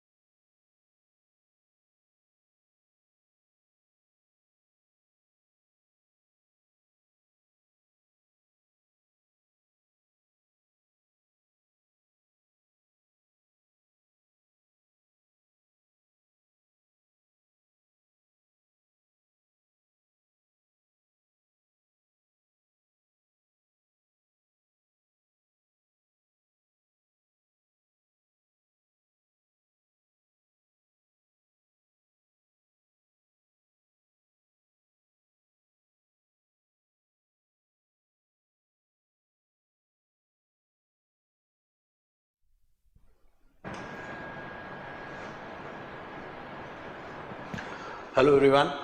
So hope you had a splendid prelims examination. I'm Abhishek Saxena and I'm here to discuss the questions related to the governance part. So before I get into the specific questions, this year governance was a low-key affair when it comes to the prelims examination. Overall, the emphasis was not so much on the governance section and barely 3 questions were asked. Those are question number 50, 80 and 87 of set B.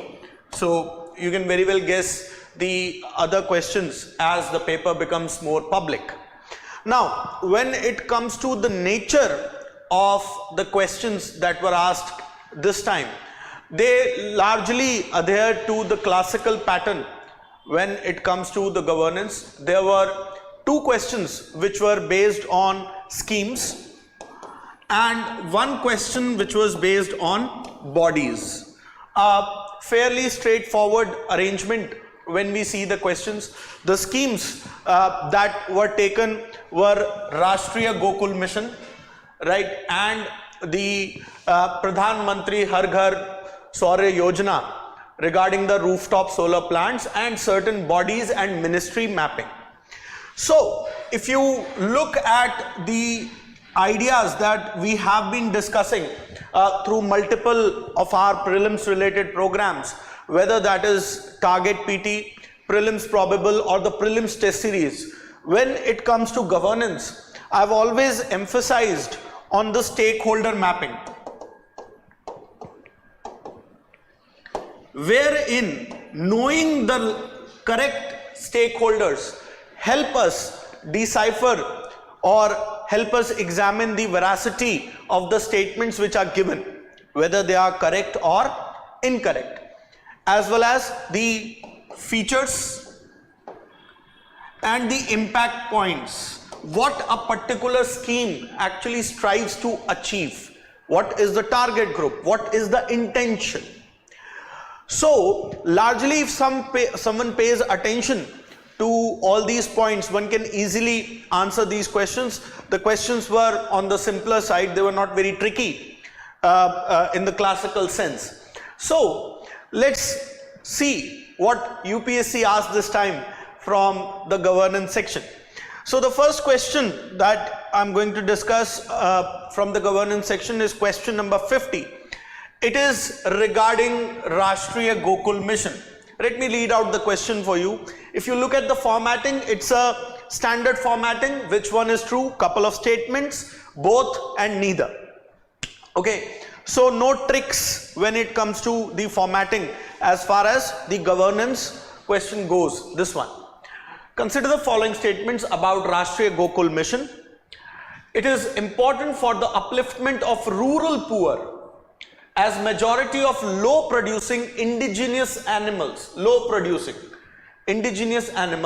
are with small and marginal farmers and landless laborers. This is the first statement. Second statement, it was initiated to promote indigenous cattle and buffalo rearing and conservation in a scientific and holistic manner. Which of the statements given above is or are correct? Like I said, it's a fairly standard question. Now, if you look at the Rashtriya Gokul Mission, it was launched in 2014, revamped in 2021 as part of the National Program for Bovine Breeding and Dairy Development. Okay, so the basic or the broad aim or the impact point that I was referring to is the conservation and development of indigenous breeds, genetic upgradation and production enhancement of cattle and buffaloes. That means we are looking at enhancing their productivity, right? Now, in this context, if you will see the Gokul Mission, the first statement and the second statement both are correct. It is a reality that most of these low yielding indigenous cattle are with the small and marginal farmers and landless laborers. And the idea of this Gokul mission is to provide for them as well, to uplift them as well. The second statement, like I said, bovine breeding and dairy development, it is again one of the primary objectives of the Rashtriya Gokul mission. Now, if you look at the details of the mission, it is including the IVF centers for these very breeds, usage of reproductive technologies for high yield, high quality indigenous cattle, right? And in that sense, if you will see, the question was a low hanging fruit for us in this year's examination. The correct answer is option C. Option C. Okay, there is a stakeholder like National Bovine Genomic Center. Okay, so that is again a very important stakeholder when it comes to the Gokul mission. If you see, you can easily find this. There was a PIB release as well as the standard website for schemes, Vikaspedia, has its details, easily verifiable. The answer is option C, C for cat. Now, coming to the next question. The next question, like I said, is question number 80, 80, and this we are referring to set B of the prelims examination. Now see this question. This question is about Pradhan Mantri Surya Ghar Muft Bijli Yojana, a scheme which is of recent vintage, right? January 2024. Okay, so something that was there in the current affairs, something that was repeatedly being referred to by the news and the articles. So let's read the question first. Consider the following statements about PM Surya Ghar Muft Bijli Yojana. It targets installation of 1 crore solar rooftop panel, 1 crore solar rooftop panels in the residential sector.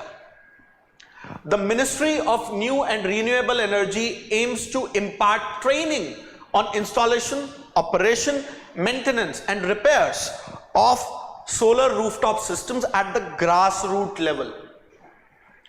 It aims to create more than 3 lakh skilled manpower through fresh skilling, upskilling under the scheme component of capacity building.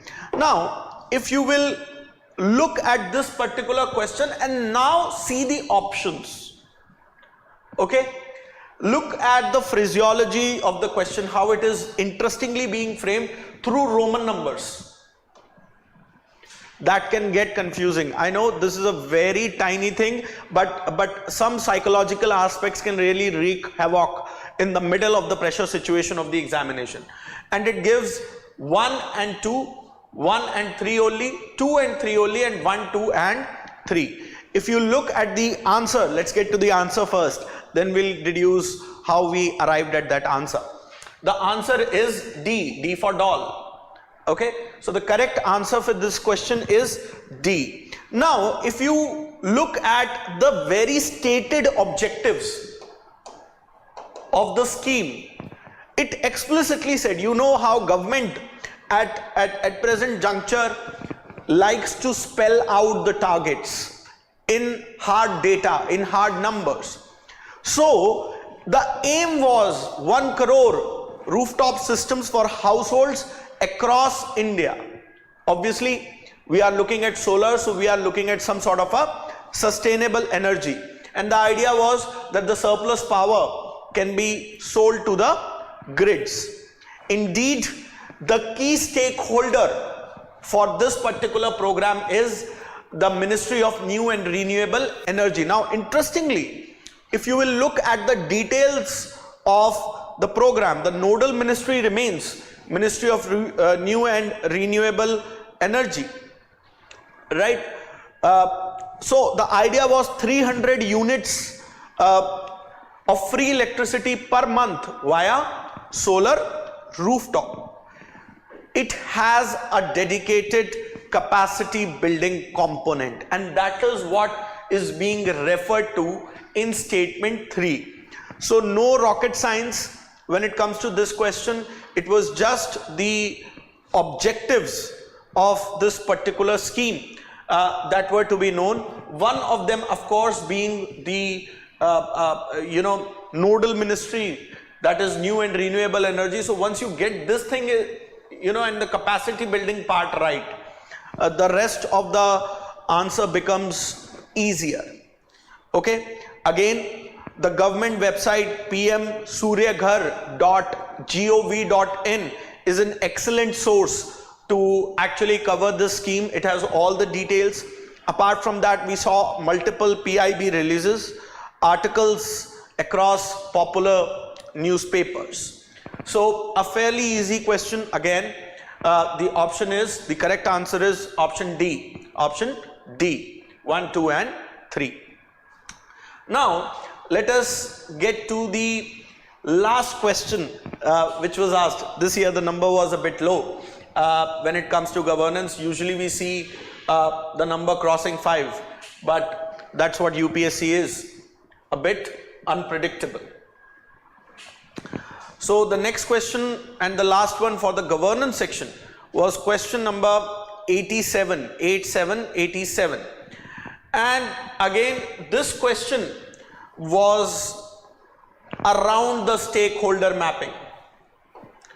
Stakeholder mapping is something that we have discussed extensively during our interactions on prelims as part of various initiatives and programs, and it is simply to match.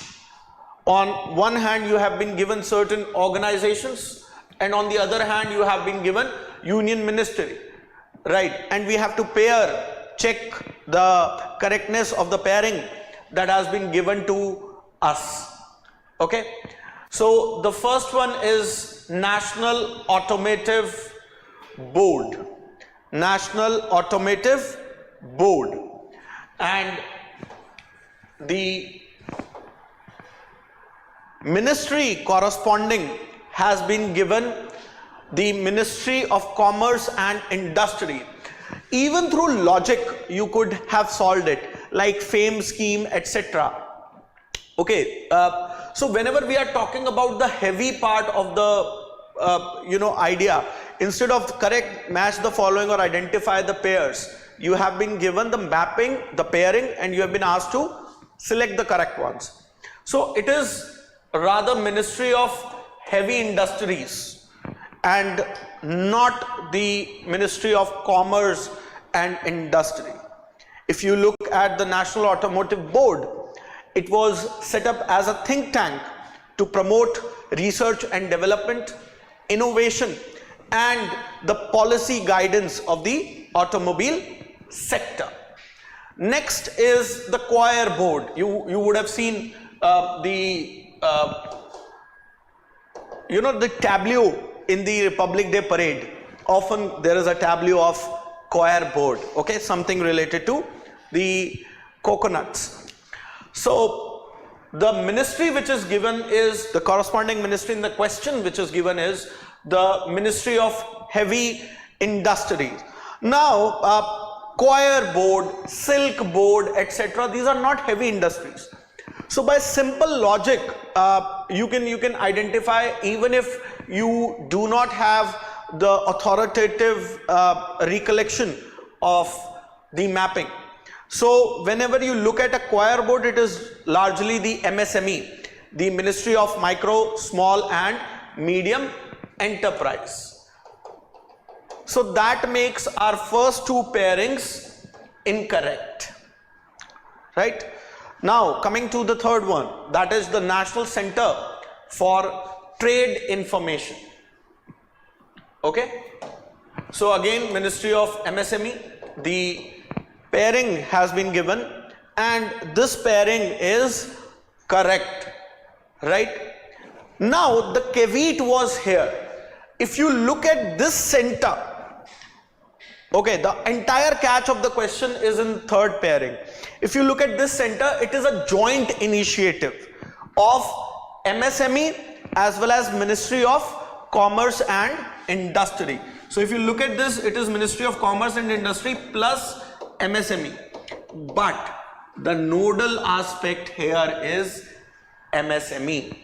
So the stakeholder mapping that we emphasized again proves its utility in the prelims examination to actually navigate these traps how UPSC lays it. Okay, so some of you might have read that, okay, the Ministry of Commerce and Industry is a stakeholder, and you would have, marked it as incorrect. But if you look at it, it is the nodal ministries continues to be the Ministry of MSME, and it provides real-time intelligence, import-export data and guidance to the MSMEs and the exporters. So this means the third pairing is correct.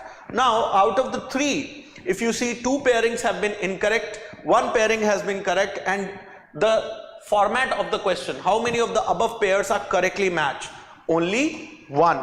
Only one. So that means the correct answer here would be option A. Option A.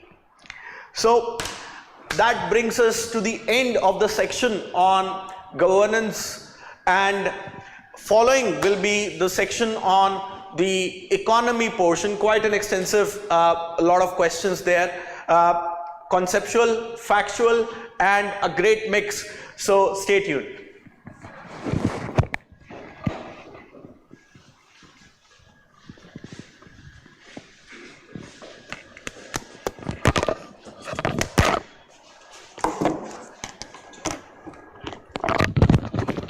Okay, thank you, Abhishek, for your detailed discussion on the governance. Now let us start. Hello, students. So let us first discuss the section on Indian economy. How many questions were there? What was the nature of paper? What is the analysis of paper? And then we will look into the solutions as well. So first of all, if we look at the Indian economy section, depending upon interpretation, I would say somewhere between 16 to 22 questions you can claim to be in economics. If you are strictly looking at economics, you are removing all the questions which are about international organizations, which are about schemes related to economics, etc. Then you would have 16 questions. But if you want to include those also in economics, then you can say 22 questions. Okay, I'm going to discuss 18 questions here, and out of them, as per my interpretation, about 7 questions were relatively easy, and about 8 questions were moderate, and 2 questions you can say somewhat challenging, as they were based on some obscure fact and they were random a bit in nature, and 2 questions you can say luck based, that if you just in case you read that information. So overall in this paper you could have easily attempted 12 to 13 questions from the economy section, as 7 were easy and about 8 are moderate. And apart from that, if we look at the Indian economy section in terms of micro topics, then there are 4 major topics from where questions are there this year. And those topics are, first of all, we have the banking and finance and the RBI. From that section, we had almost 7 questions this year. Then there are 6 questions from budget. These two together make up 13 questions. Almost bulk of your questions from economy are from these 2 sections. Then we can say 2 questions from sectors of Indian economy. Okay, so there we can count the 1 question on agriculture, and another question we can count on circular economy, and then 3 questions we can say others or general question. So from these questions, as I told you, about 15 were easily approachable, out of which 1 is expected to attempt 12-13 at least without much of difficulty. Now let me start with the specific questions.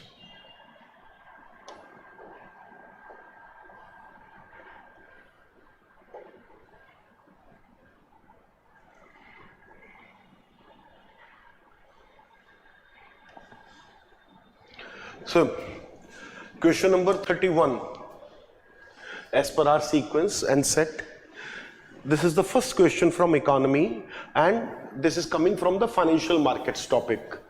And the question is, with reference to the investments, consider the following. Then 4 options are given, and we are asked which of the following can be treated as alternate investment funds.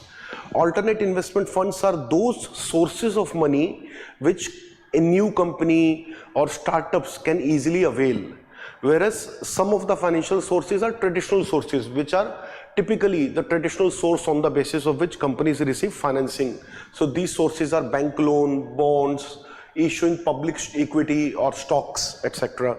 Whereas in recent years, with the startup revolution, we have seen new sources of finances. So out here, one of them is hedge fund. Hedge fund, as per our official classification provided by SEBI, is recognized as a class 3. It is recognized as a class 3 alternate investment fund, AIF. Meanwhile, venture capital is the most popular and the biggest source of money for our startups and the new companies nowadays, and this is in the class 1. And in our classification, venture capital also includes, by the way, angel investors. Now, another 2 options are bonds. Bonds are traditional source. They are not a new or alternative source. And then stocks. So, while we read the AIF, it mentions about private equity, okay? But when we say in general the term stocks, we are talking about public equity. So there is a difference in the meaning of the word private equity and public equity, publicly traded equity. So basically stocks which you can buy regularly from your stock markets, those are typically the stocks that we define as stocks. Then there are certain shares which you can purchase privately. They are not available for sale in the stock market. You have to directly purchase it from some shareholder in the company. Those are private equity. So private equity actually comes under your venture capital itself. But when generally the word stocks is written, we are not going to consider it as AIF. Somebody may argue even the venture capitalists purchase the stocks in the company. But the general meaning of the stock is publicly traded equity.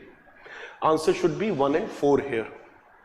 Okay, and accordingly only 2. Now, just give me a second. Yeah. Next question, question number 32. Which of the following are the sources of income for the RBI?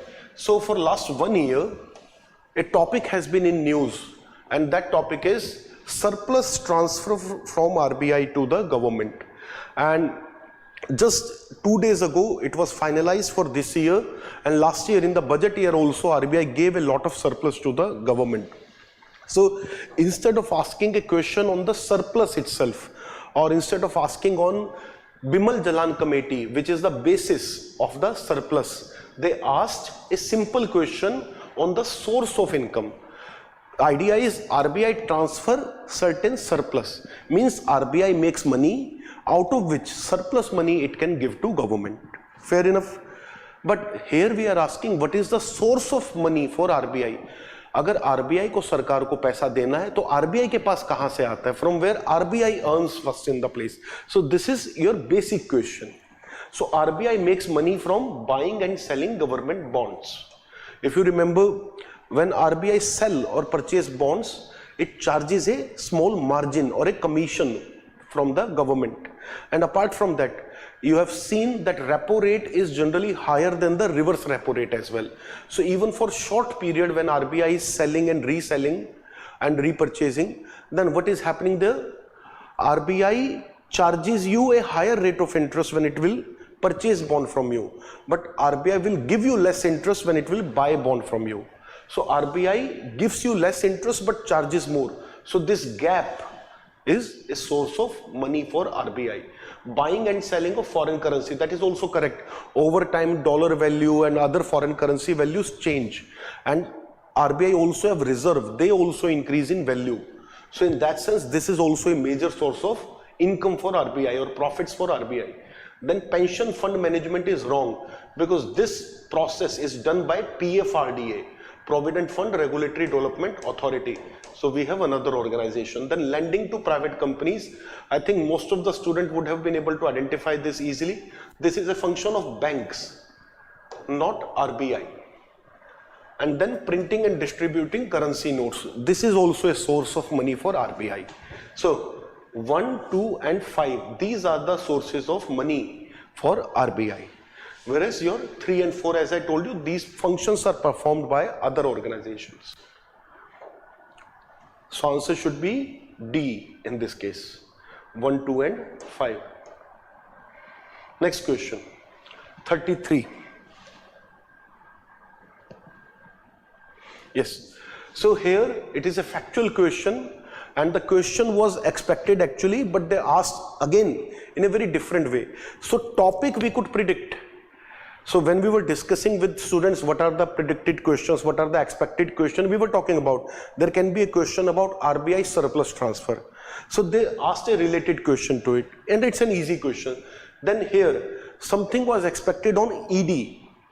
And ED has been in news for last 2 years continuously, where opposition is arguing that government is misusing ED to silence its opposition. So in that sense, they did ask on ED and other bodies which are there with the Ministry of Finance. In this case, the first question, in the question, the first entry is Directorate of Enforcement. Okay. Now, some of its function, enforcement of the Fugitive Economic Offenders Act 2018. This part is correct.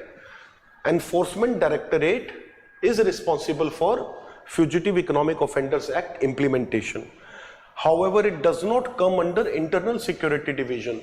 It comes under Ministry of Department of Revenue, Ministry of Finance only.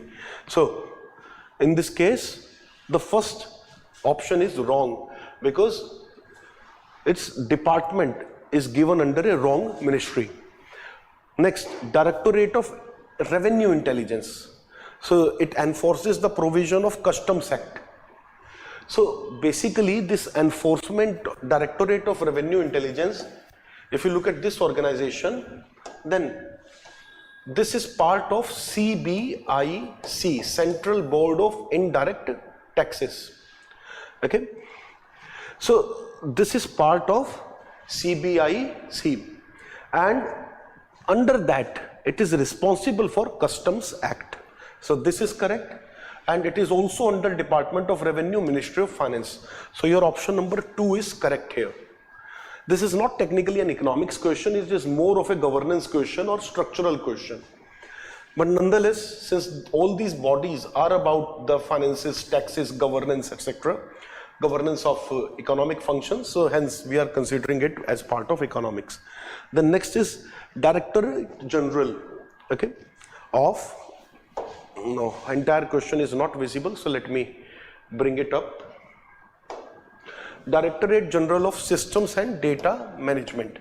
So this body is also under Department of Revenue, Ministry of Finance. That part is correct. However, its function is not to carry out big data analytics to assist tax officers for better policy and nabbing tax evaders. Nabbing tax evader is not responsibility of this body. This body's function is very clear. It collects the export-import data from all the ports of entry and exit. So it keeps track on total import and exports of the country and helps the officers regarding the customs collection. Okay.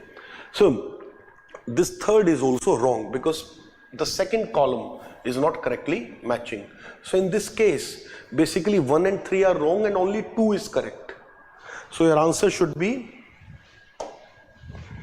A, only 1. Okay. Next, let us look at question number 34. Again a question on RBI. In fact, it is not a question on RBI, although RBI is mentioned in the beginning. This part is wrong here. So RBI of India, or basically RBI, mandates all the listed companies in India to submit a business responsibility and sustainability report. So in this case, there are two things which are wrong. First of all, this is not function of RBI. This is always function of SEBI. Anything related to companies, corporate governance is always going to be about SEBI. SEBI is responsible for corporate governance, not RBI. So it is SEBI which mandates, and then it is not all the listed company, it is the top 1000 companies which have to submit this report. Okay, not all the listed companies. So first option is wrong. Second option, in India, a company submitting BRSR, which is Business Responsibility and Sustainability Report, makes disclosure in the report that are largely non-financial in nature. This part is correct. So in their balance sheet, they talk about finances, that how much profits we make, what is our expenditure, and they talk about their other finances. Meanwhile, in this particular report, they are talking about other things. For example, their environmental impact, their efforts to address the climate change and other aspects. Then the report also contained details on the governance system. What is their administrative structure, how much information they provide, how much is transparency, how much employee friendly are they. These type of details are also there. And lastly, it also includes details on social activities or social expenditure done by the companies. So basically the CSR aspect of the company, the corporate social responsibility aspects. So second part is correct, because the things which this report carry, the information that this report carry is not largely financial. Yes, there are finances in this report also, but financial part is in balance sheet, and this carries largely, it is very clearly given largely known financial details. So in this case, answer is 2 only, B. So relatively an easy question. Previous one was also easy. Now let us look at next. This question I would not put in easy or tough category. I will put it in the chance category. You may have this information, you may not have this information. You cannot logically answer it. So just in case you read about it, then of course you are lucky. Otherwise you can be unlucky regarding this. Statement number 1. In India, income from allied agricultural activities like poultry farming, wool rearing in rural areas is exempted from any tax. So this statement is actually wrong. Poultry, beekeeping, etc. is taxable as per our law. However, there are some allied activities which are non-taxable as well.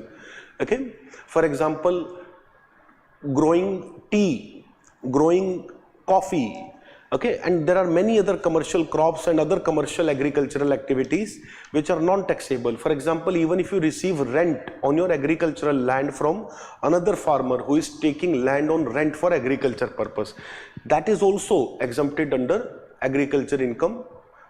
I mean, it is counted under agriculture income and it is exempted from income tax. However, poultry is very clearly mentioned among those activities which are not considered exempted from tax.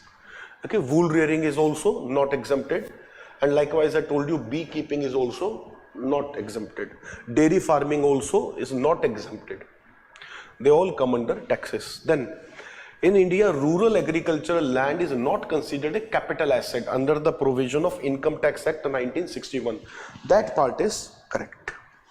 It is not considered capital asset. What does it mean?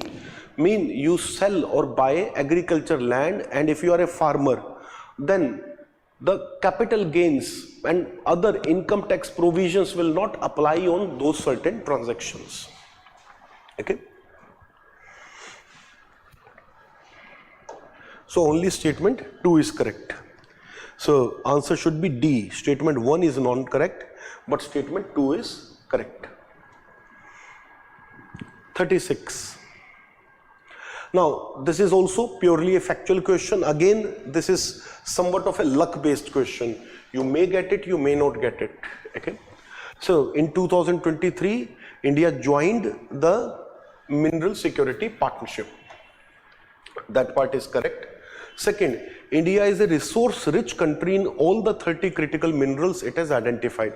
Now something factual here, Mineral Security Partnership identifies 17 critical minerals over which it oversees.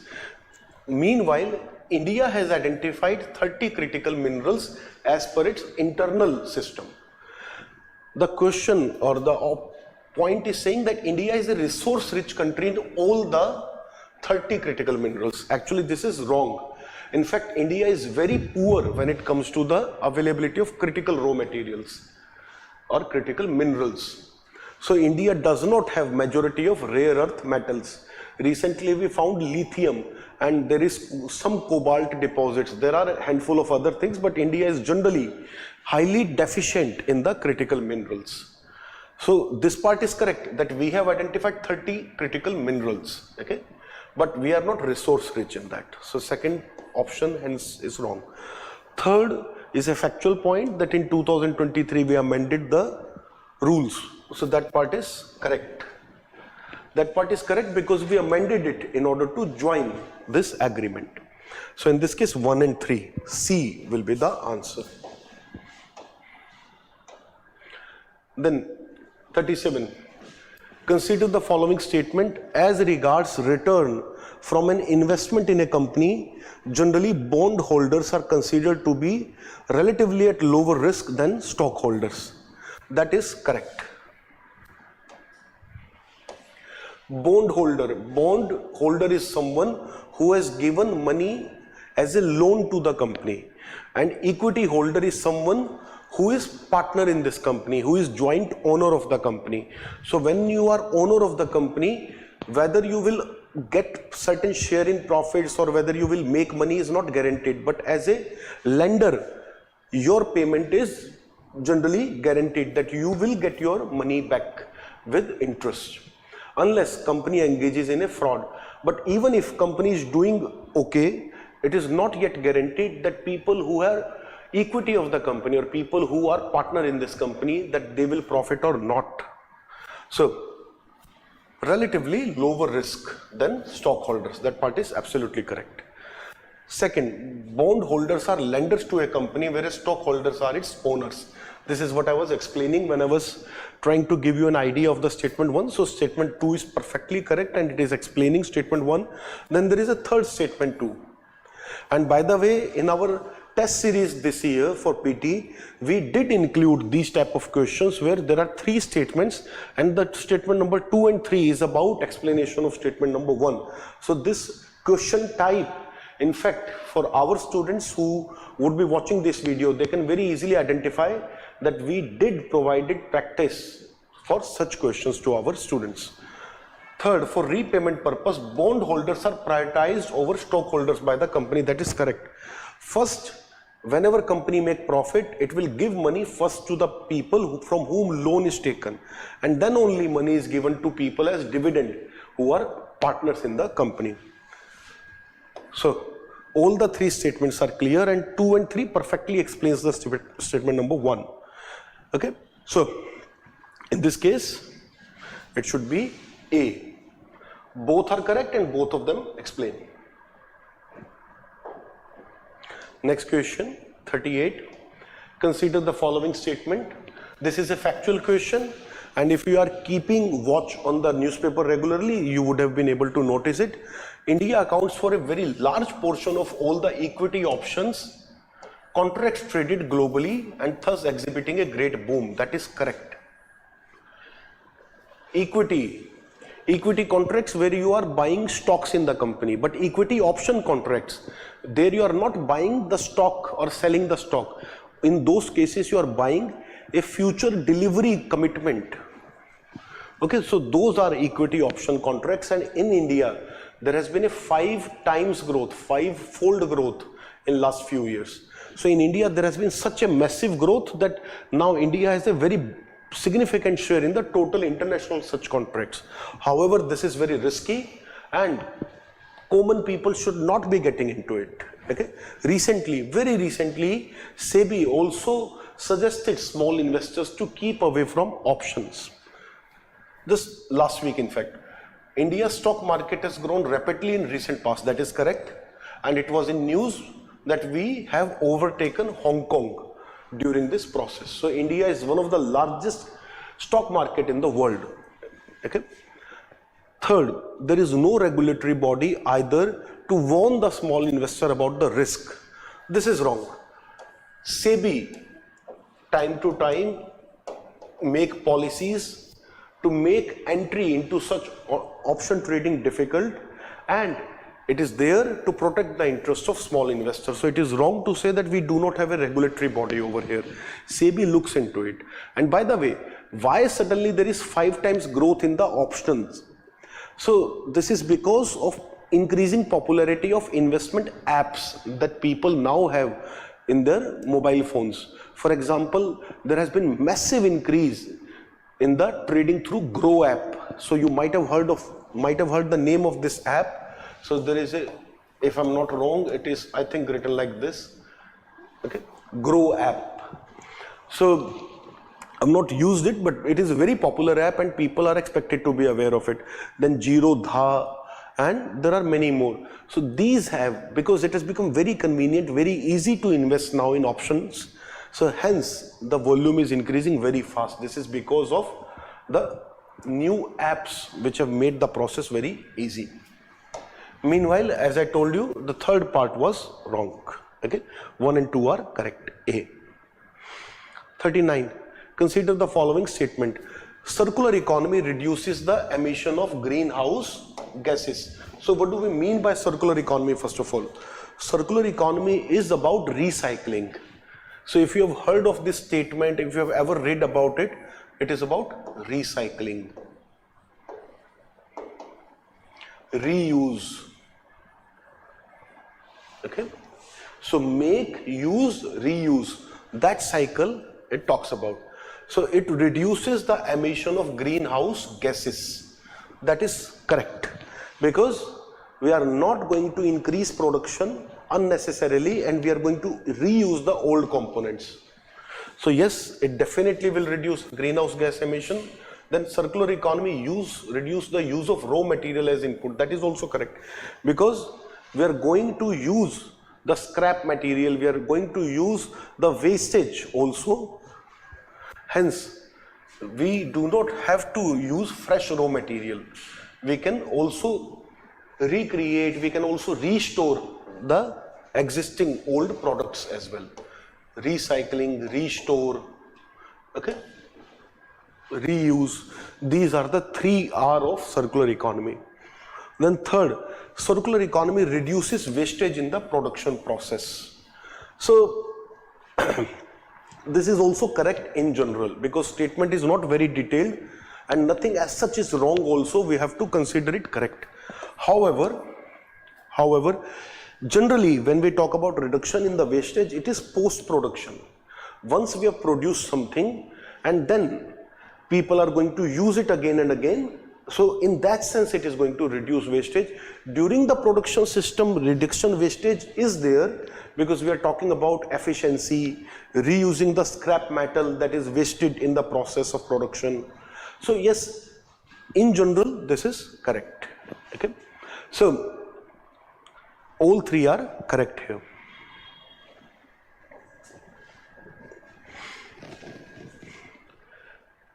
Now what is the answer? Both statement 2 and 3 are correct and both of them explain statement 1. Now from that angle also we have to look at it. It reduces the greenhouse. Why does it? Because it reduces raw material usage. It also reduces wastage. So both of them explain the statement number 1. So it should be A for 39. Then question number 40. Consider the following statement. This is also a very easy dolly question, I would say. If you get these type of questions wrong, then it is actually an issue. Okay. So capital receipts create a liability or reduction in the assets of government. That is correct.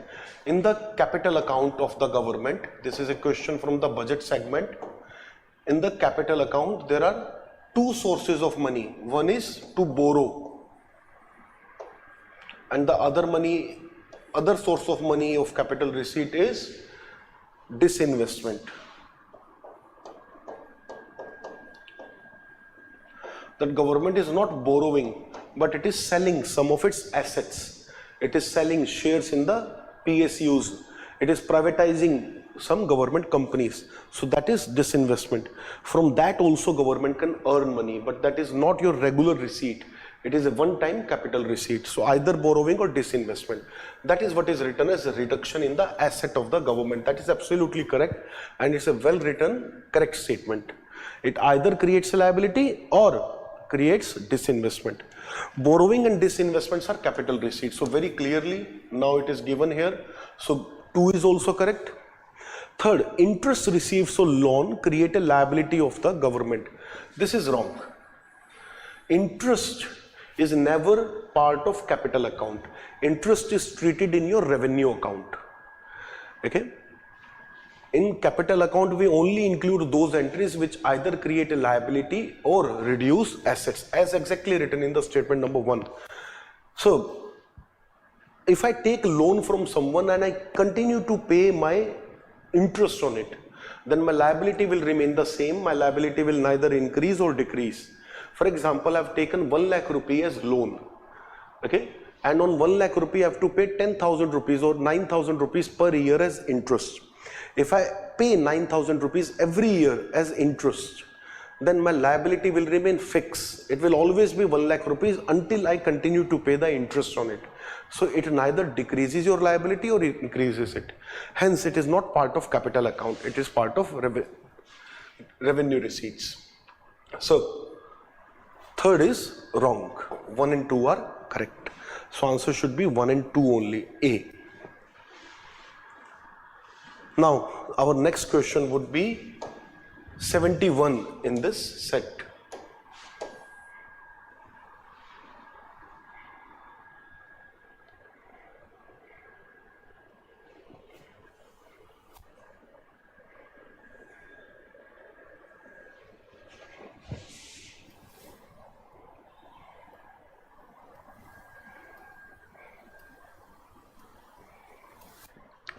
Okay, now let us discuss again.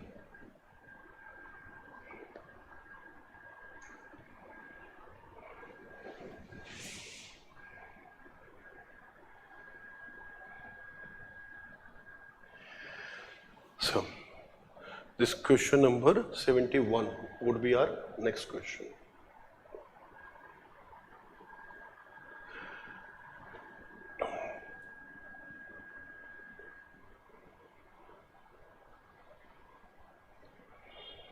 Okay, suppose it is a numerical, and it's a very easy question, by the way.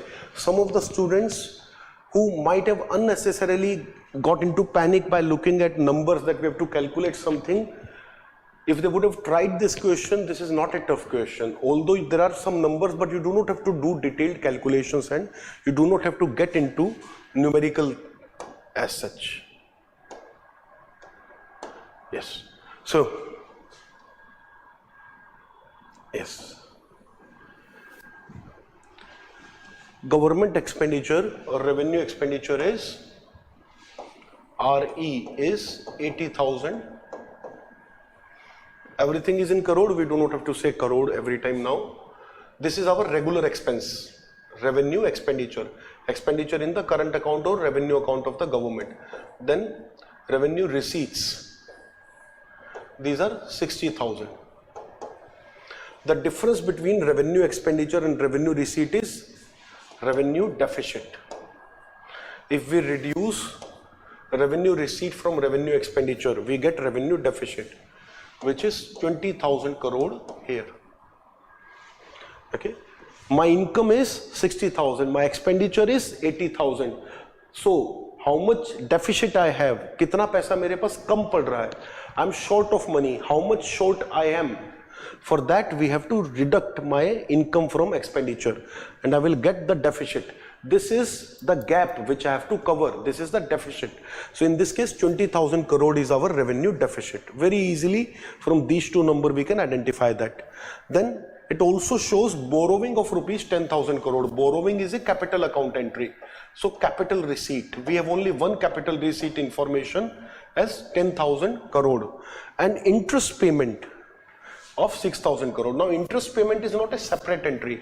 It is part of my revenue expenditure.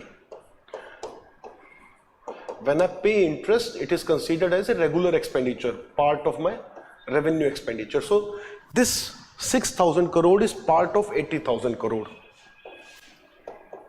It is not part of capital account. Nonetheless, with these 4 information, we have to move ahead. The option number 1 is revenue deficit is 20,000 crore. So that is absolutely correct, that we have already calculated when we were talking about the numbers, very easily identifiable. Fiscal deficit is 10,000 crore. We have incomplete information to identify fiscal deficit, to be honest.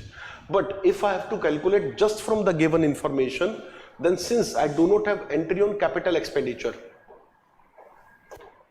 and if this is the only number that I consider, since we do not have information about it, we consider it to be 0, and then we calculate fiscal deficit will be 10,000 crore. Okay? Because then we will reduce 60,000 plus 10,000 from 80,000.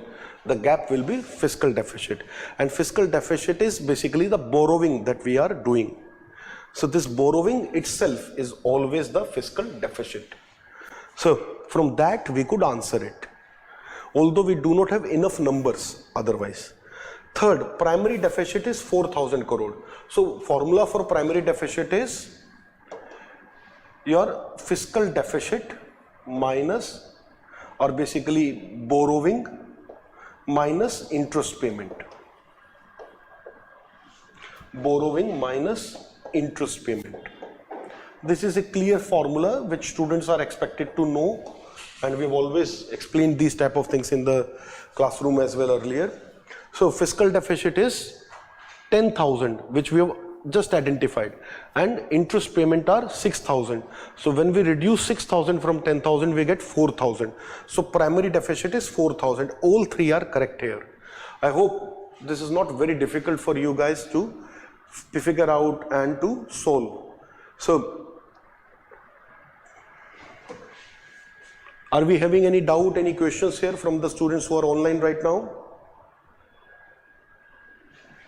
Okay, fair enough. Let's move ahead. It was an easy question, by the way, very easy question. Next question. India is one of the founding members of International North-South Transport Corridor. So this is what India and Russia jointly developed after there were sanctions on Russia. So this corridor basically starts from Chabahar, then it goes to the northern border of Russia with the Caspian Sea.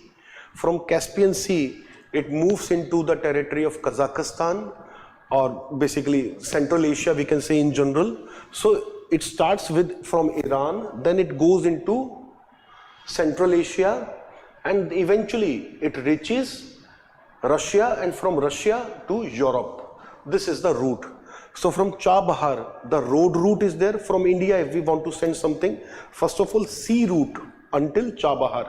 From Chabahar to the Caspian Sea port in Iran. Until then, it is land route. Then Caspian Sea again, ship. And then it will get into Central Asia at the north of the Caspian Sea. From Central Asia, goods will enter Russia through the land route, and from Russia through train route they can be sent across Europe, and of course towards Russia we can make direct. So India to Central Asia to Europe via Iran, that is correct. From India we are sending to Central Asia through Iran and eventually to Europe. Okay, it is not India to Central Asia via China. Okay, India to Southeast Asia, that is not the direction. Okay, so that is Kaladan, a different project, not this one. India to Europe through Azerbaijan, it is not complete information. Okay, so first is a better and complete. So for 72 it should be A. 73. Okay, 73, although you can say economics and you can also say this is governance, sorry, this is geography, or you can say this is environment, because question is more overlapping. I think your environment teacher will cover this up. Similarly for 75 as well. Now 74 as well. Now 75. A country's fiscal deficit stands at 50,000 crore. This is another numerical and very easy numerical.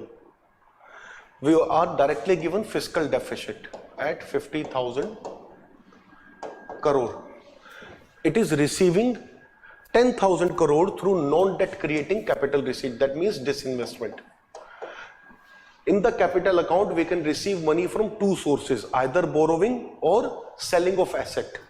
So since we are saying non-debt, it means we are not borrowing. That means disinvestment. Disinvestment is 10,000 crore. Fair enough. And interest liability is 15,000.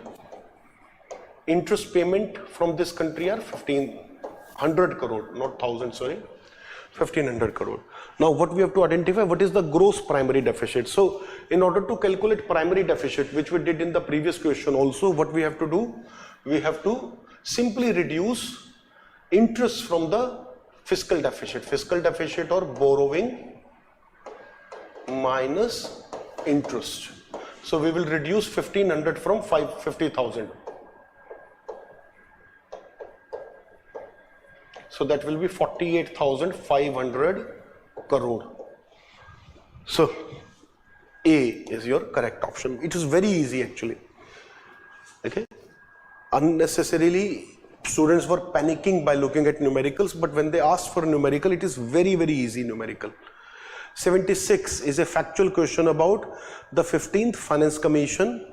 So there are some factual details here. It has recommended grant of 4,800 crore rupee from 2022 to 25-26.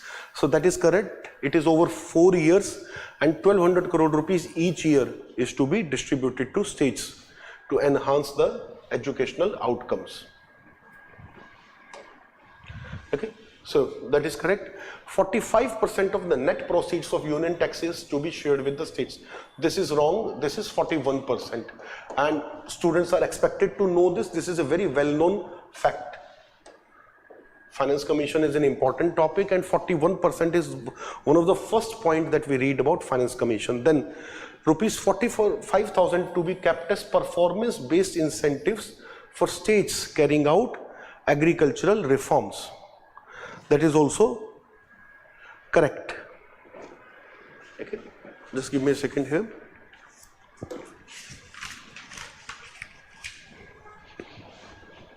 This is also correct. Unfortunately, there is a statement which is missing. That is why I was checking this question. Okay, when we prepared this copy of your paper, unfortunately we have missed a statement, because even in the options you can see there is an option 4. But there is no option 4 in our statement. Unfortunately, that was missed out. I'll talk about it.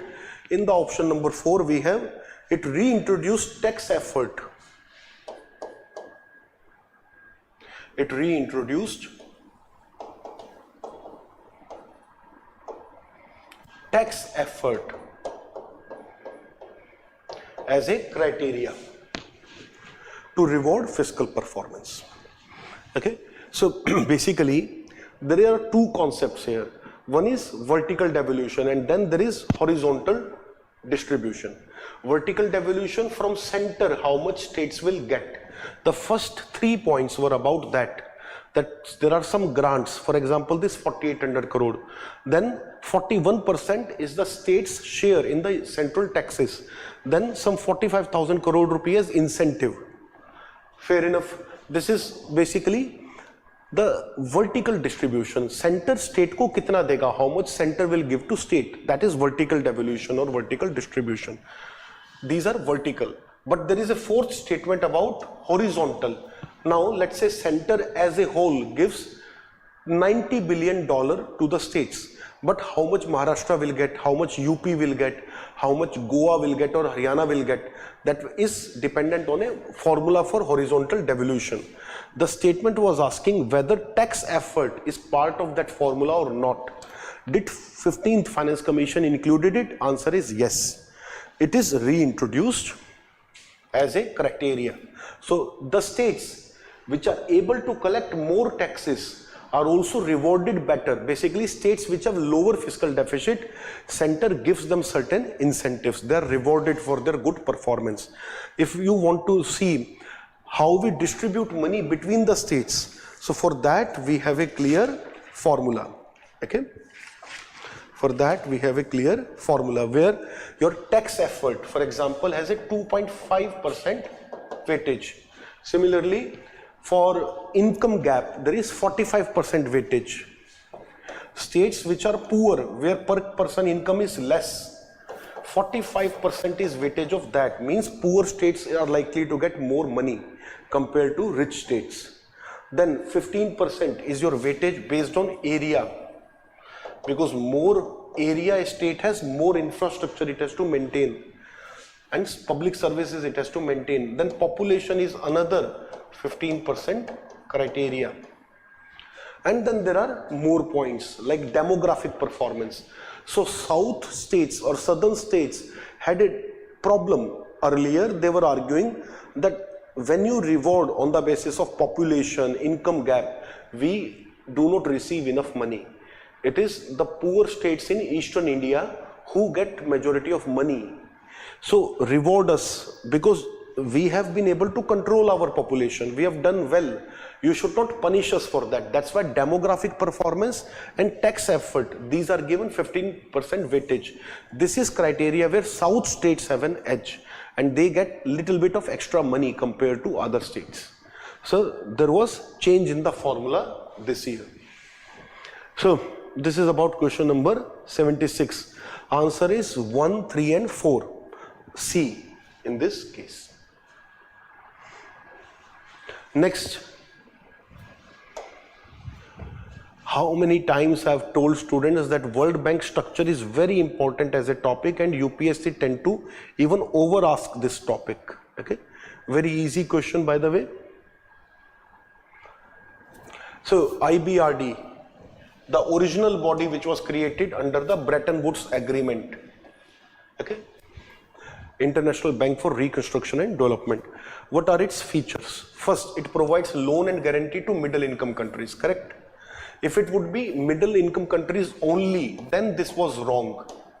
But since only is not given, this statement is correct. Because largely, it is middle income country which get loan from this body. So it provides loan and guarantee to middle income countries and also to low income country with good credit worthiness. Okay. Apart from that, there is one more organization called IDA, International Development Association, which was created in 1960. Together, IBRD plus IDA, together these two are known as World Bank. And it is IDA which provide money to the poorest of the poor countries, and also it provides grants to them. Second, it works single-handedly to help developing countries to reduce poverty. This is wrong because IBRD and IDA, these two work together, whereas IBRD largely provide money to middle income country, better off country. IDA focuses more on poor country with poor credit worthiness. Third, it was established to help Europe rebuild of Europe after World War II. That is absolutely correct. It was developed under the Bretton Woods and it was a major aspect of the Marshall Plan by USA, under which they rebuilt the Europe which was badly devastated due to the Second World War, because majority of Second World War was fought in Europe. So Germany was very badly destroyed, France was very badly destroyed, even parts of UK were badly destroyed, Russia was very badly destroyed, although Russia was not part of the Marshall Plan. So this is correct. 1 and 3 are correct. C is the answer. 78. RTGS and NEFT. So this is a question from your RBI and banking area. Certain terminology that you need to know. In RTGS, settlement time is instantaneous, while in case of NEFT, it takes some time. That is correct. Okay, it is a factual question. Not much has to be explained. First statement is correct. Second, in RTGS, customer is charged for inward transaction, while that is not the case for NEFT. So this is wrong. Since 2019, even on RTGS incoming, there is no such charge. Okay, RBI does not charge banks for this, and hence bank also in most cases do not charge their customer. So second statement is wrong. Third, operating hours for RTGS are restricted on certain days. That is correct. RTGS is not universally available 24/7.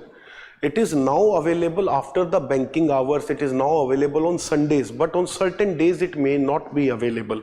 So there can be some restriction, but NEFT, there is no such restriction. It is almost 24/7. Okay. So for NEFT, this is not correct, but RTGS may not be available at certain times. So 1 and 3 are correct here. Answer should be C for this one. 79. Consider the following countries. Which of them are the ones which have accepted UPI as a mode of payment? So there are 7 countries which have accepted UPI as a mode of payment. These are UAE, Singapore, then Bhutan, Nepal, Sri Lanka, Mauritius and France. These are the 7 countries. Out of them we have UAE here, which is correct. France is correct. Singapore is correct. Germany and Bangladesh are not yet there. Okay, and the kind of activities Bangladesh is doing for last 1 year under that stupid Yunus, okay, another stupid Nobel laureate, doesn't surprise us anymore. So that is not there in the UPI. So 1, 2 and 4. Basically, since we are asked how many are correct, only 3. B is the answer. This is memory based question. Okay, this is factual question. Next, we will have one more question on Indian economy, which will be question number 90. We have to look at certain activity and which of those are regulated by Petroleum and Natural Gas Regulatory Board. First, production of crude oil, that is incorrect. The regulatory board looks into refining, storage, distribution and marketing and sale, but not production part.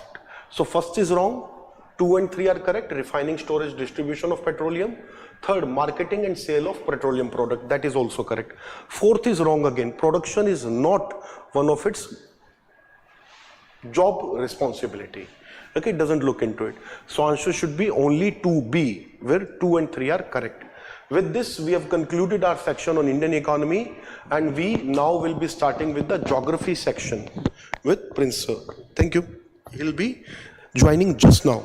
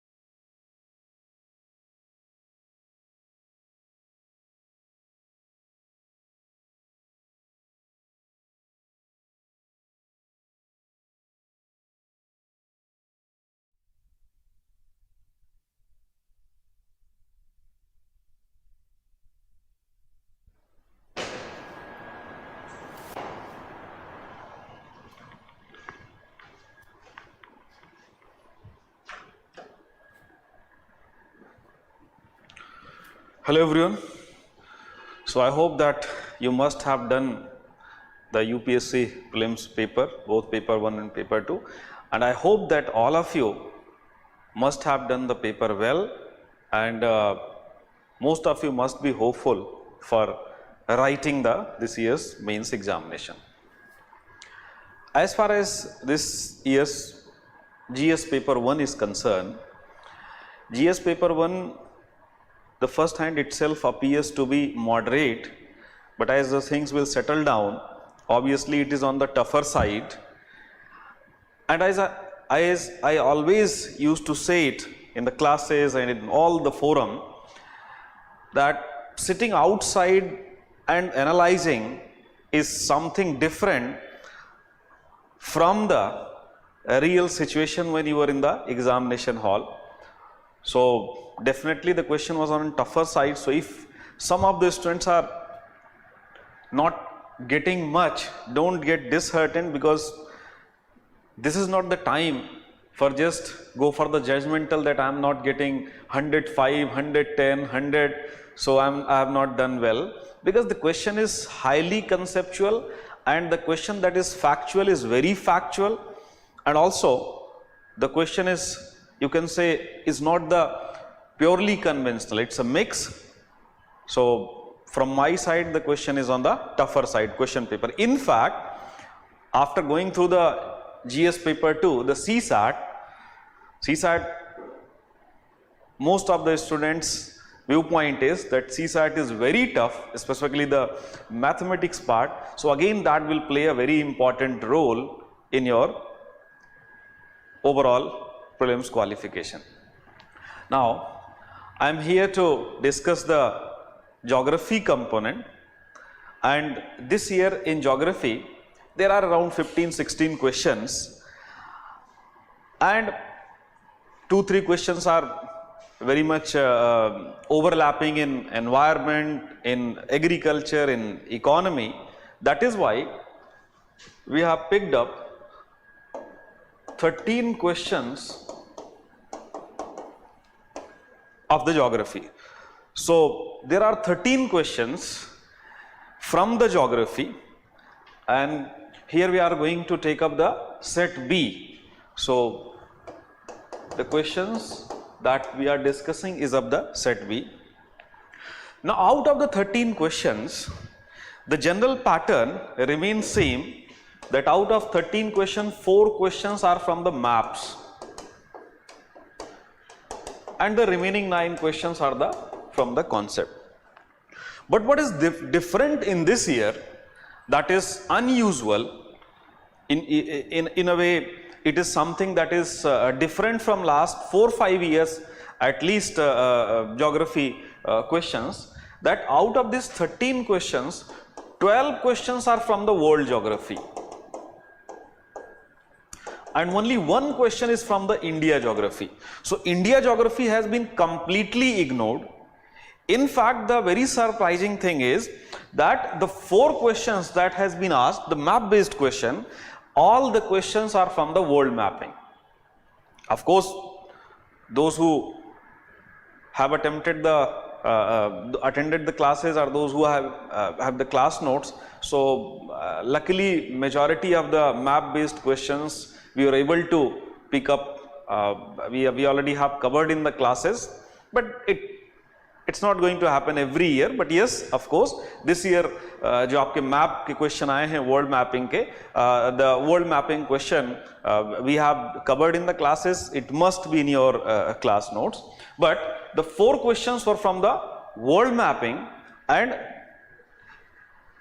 India mapping has been completely ignored. Mapping part of this geography component is comparatively moderate to easy.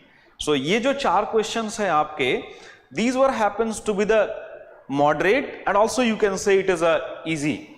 But when you will look out the questions, remaining question, that is 9 questions, that is concept based. In this 9 questions, 1 question is from the India geography, but again this is not from the India physical, India agriculture economic part, that is human and economic aspect, and this question again happens to be current based. So turmeric question they have asked, and turmeric was in the news, so that is a current based, but again it is a moderate. But when you will look out the remaining questions of the geography, that is from the world geography, there are 4 or 5 questions that were on the tougher side.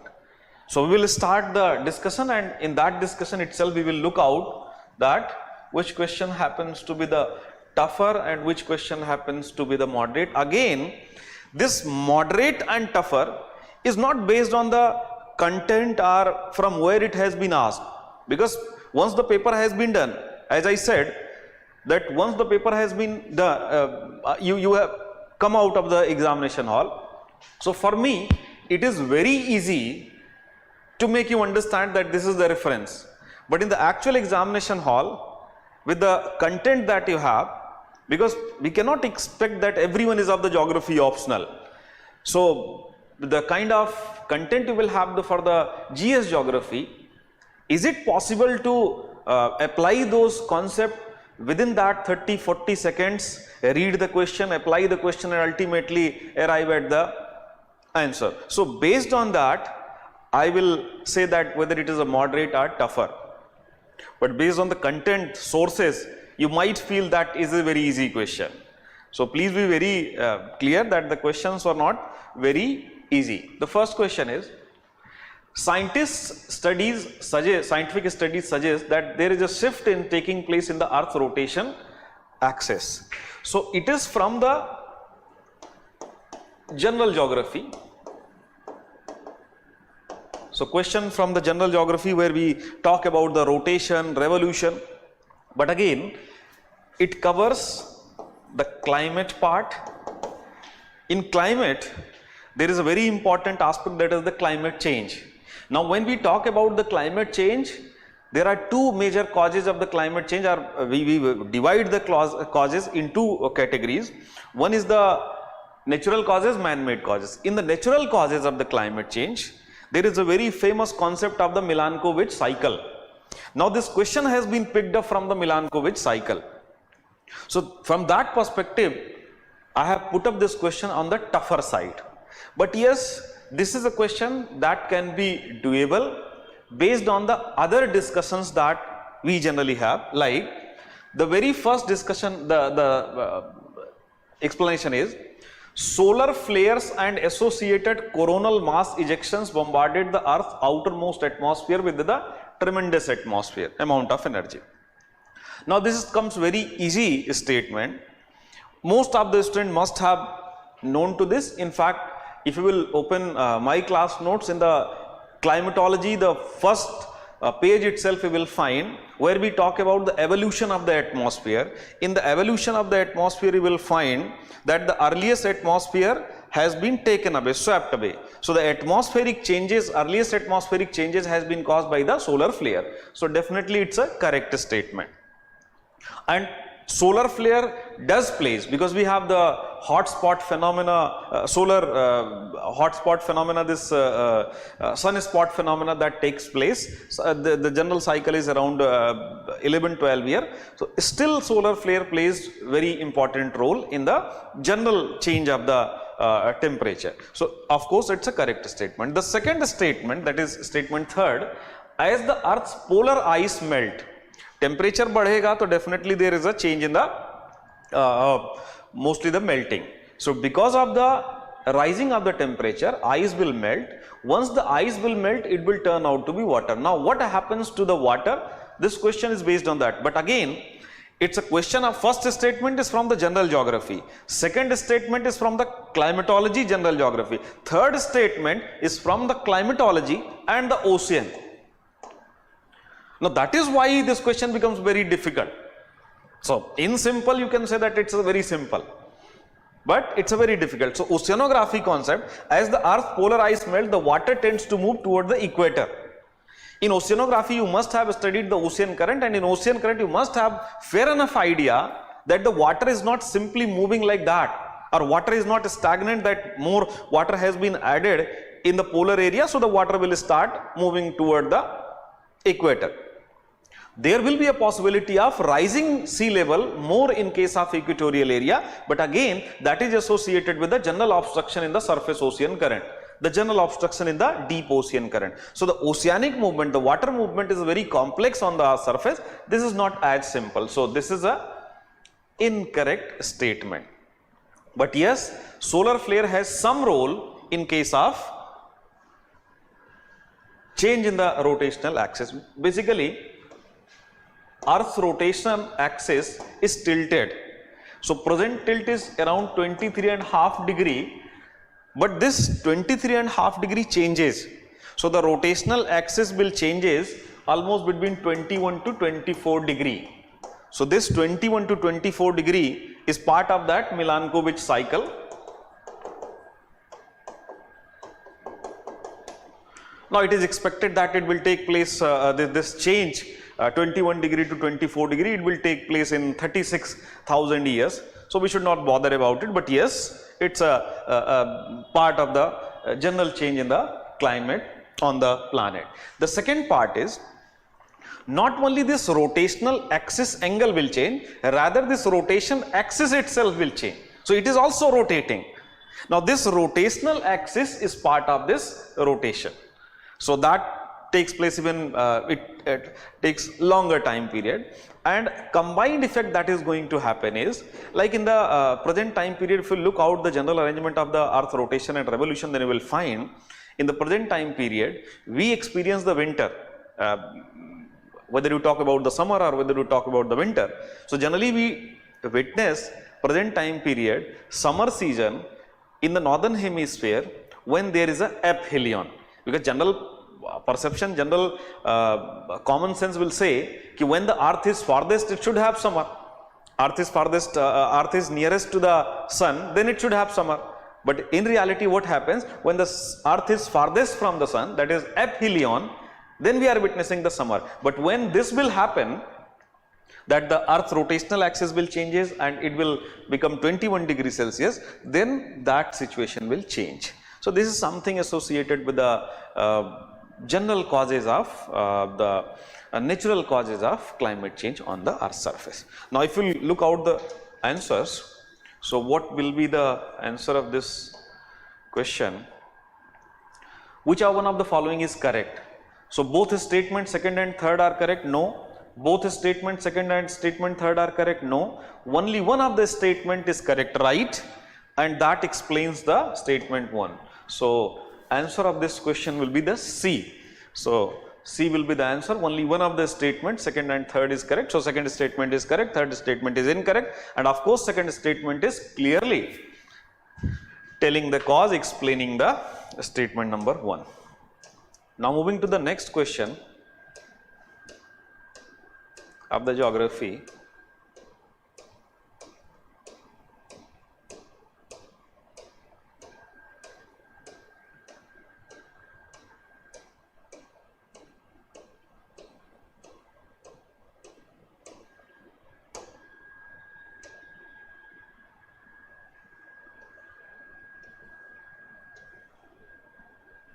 In fact, this is again map based, but here we are starting from this. Consider the following countries: Bolivia, Brazil, Colombia, Ecuador, Paraguay, Venezuela. So we used to do it in mapping. How many countries through which Andes mountain passes? Andes happens to be the longest mountain range on the earth's surface, and Andes mountain passes from the 7 country. So those who might have done the mapping, they must be knowing. So अगर आपने mapping किया होगा तो you must be very much clear about the Andes mountain. In fact, in our mapping classes also, I have covered this. So Venezuela, Colombia, Ecuador, Peru, Bolivia, Argentina, Chile. So these are the 7 countries through which Andes passes. The very important thing that you need to know, that is Brazil and Paraguay is not in that list. So Brazil and Paraguay is not in that list. So Brazil, Paraguay. So Bolivia is there, Colombia is there, Ecuador is there, Venezuela is there. So answer will be only 4. So only 4 are there through which Andes mountain is passing. So this type of this is a very simple question.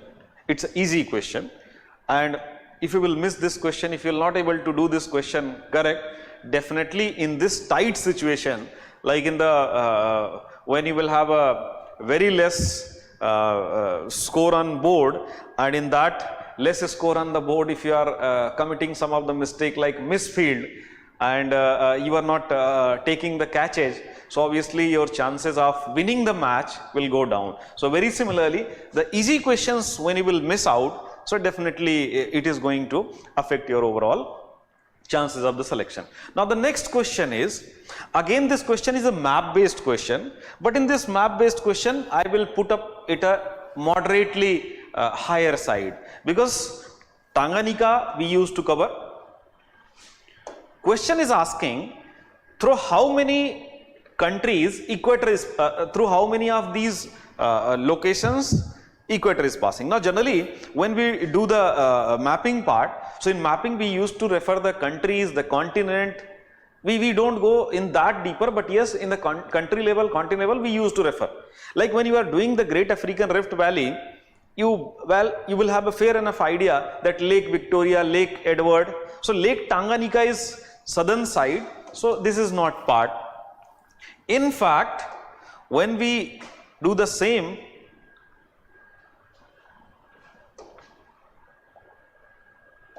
South Africa mapping, so in that South Africa mapping, you will find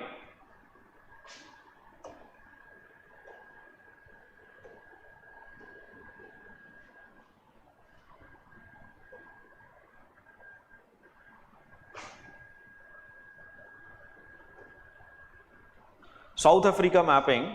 When you will start looking out the South Africa, we have Uruguay is there, we have Brazil is there. In the Brazil coastal area, we have this location, that is Potos Lagoon. So Potos Lagoon is there, and in fact they have asked this question here. So this Potos Lagoon is part of the Brazil much southern side. So these two locations must be known to most of the student. The only tricky part is this Lake Tonle Sap. So this Lake Tonle Sap is in Cambodia. So it is in Cambodia, and Cambodia is not on the equator. So from that you can solve, but of course it is not that easy. It is moderate side. So answer will be none. So Tanganyika, Tonle Sap, Potos Lagoon, all these three are not on the equator. So equator is not passing. Now the next question, this is the only question from the India geography, and this question mostly have been picked up from the current. So current news se pick up ye kiya gaya hai, and as far as the producer is concerned, so this is also associated with the agriculture, but generally this detailed crop generally we used to cover in the optional. So from that perspective, if someone has missed the current, अगर आपने current की जो update है उससे miss करेंगे last के 1 year में, तो then definitely you will have a problem.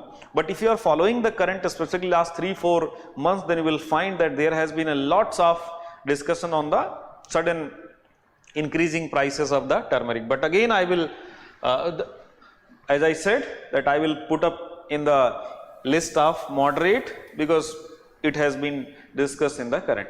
India is the largest producer and exporter of the turmeric in the world. 80% of the turmeric is being produced and exported in India, definitely correct. More than 30 varieties of turmerics are grown in India, correct. Maharashtra, Telangana, Karnataka, Tamil Nadu. So it is peninsular India where it is being cultivated. In fact, the laterite soil is well suited for the cultivation of the turmeric. There is one state missing, but because these are major states, so correct. So Andhra is also in that list where the turmeric is being produced. So all the three statements are correct. So answer will be 1, 2 and 3.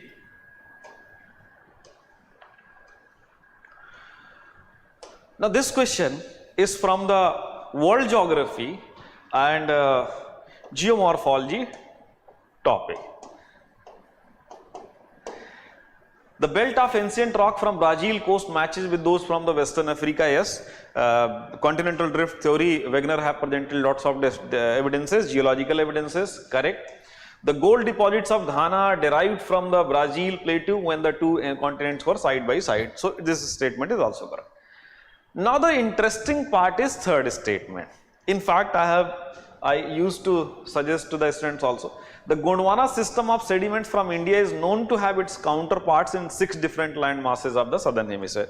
This line has been directly picked up from the NCERT.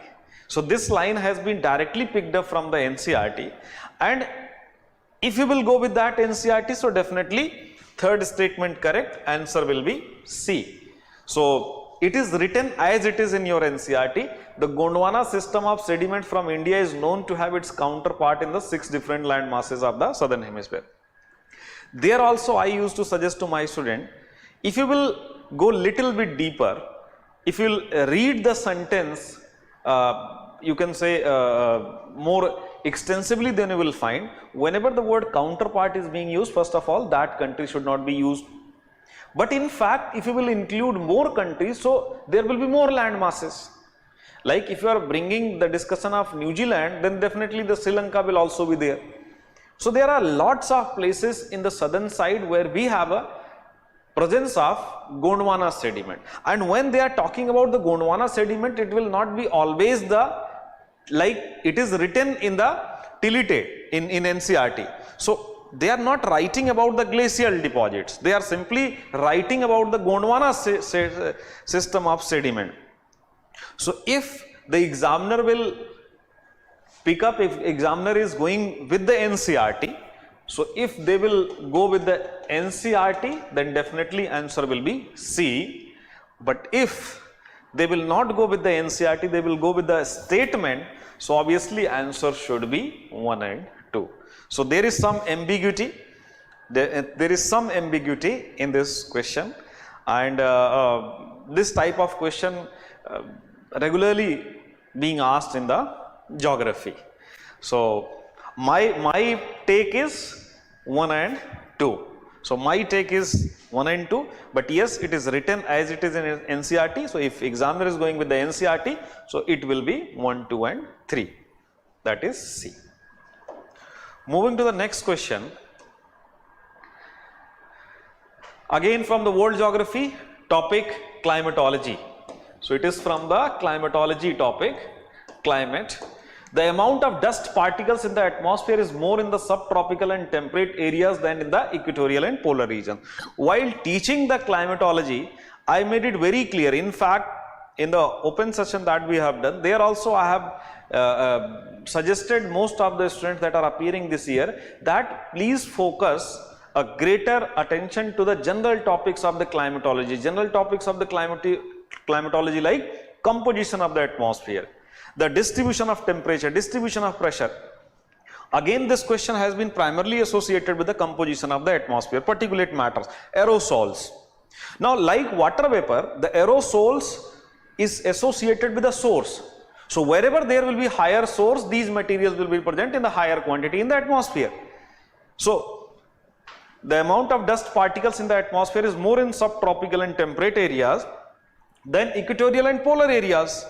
Equatorial area, we have a huge amount of forest, water bodies. So huge amount of forest, water bodies is not suitable for the huge amount of dust particle in above. Whereas in case of subtropical area, if we'll go a little bit deeper in the climatology, the tricellular meridional structure where we have the polar cell, feral cell, Hadley cell. So in Hadley cell you will find the subtropical area is the zone where the air is sinking.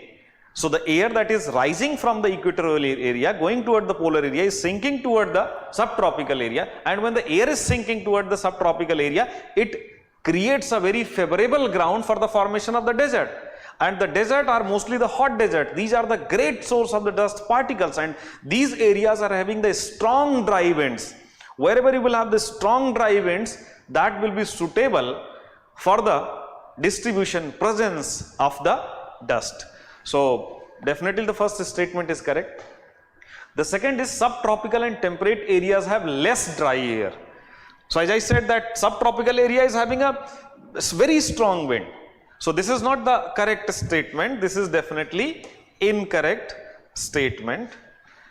Now when you will go with this, both statement and statement 2 are correct.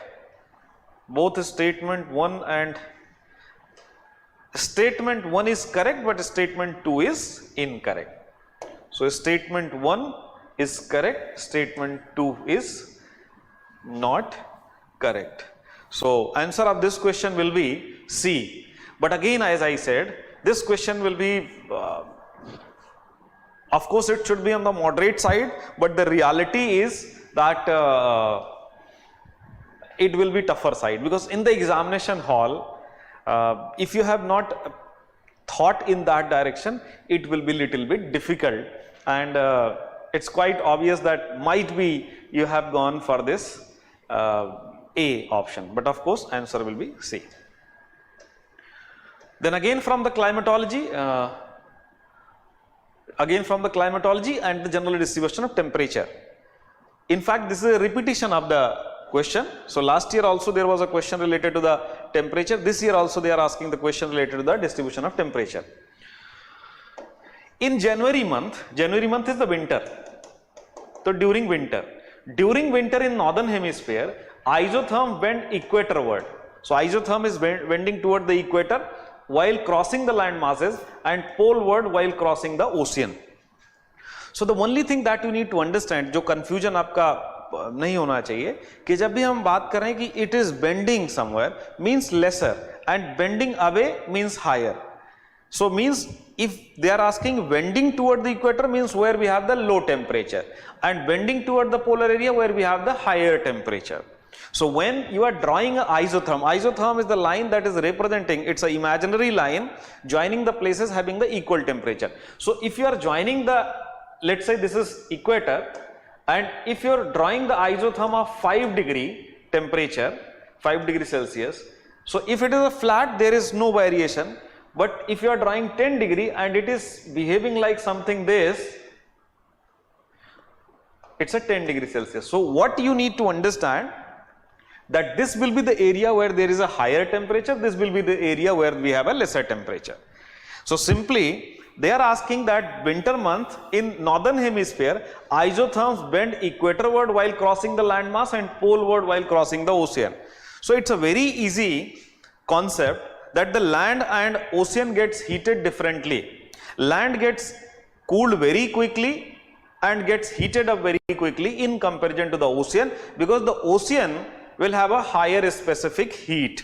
तो higher specific heat की वजह से जब winter होगी तो land आपकी बहुत ठंडी होगी, जब समर होगी तो लैंड आपकी बहुत गर्म होगी. So now this is the time of the winter, and because of that definitely you will have a more coldness over the land. So this is a correct statement. Now coming to the second, in winter the air over ocean is warmer than that of the land masses in the northern hemisphere. So it is a repetition of the same thing, the air that is in contact. So it is a repetition of the same thing. So obviously both the statement are correct. It is the general distribution of temperature. Along with it, it is also looking out the knowledge, the one very important concept, whether you know it or not, that is land gets heated quickly, land gets cooled very quickly. In fact, when we discuss about the temperature distribution, in that temperature distribution, if you will go through with your notes, you will find there clearly we have discussed that during the winter month, that is January month, the lowest temperature in the northern hemisphere, because the lowest temperature on the surface will be recorded in the July month, that is in the southern hemisphere, the global lowest temperature. But when it's a January month, lowest temperature in northern hemisphere will not be recorded over the Arctic, rather it will be recorded hundreds kilometers south of the Arctic in the Siberia. So there also we have discussed. So the answer will be A. Again, this I will put up in the easy question. This question should not be missed.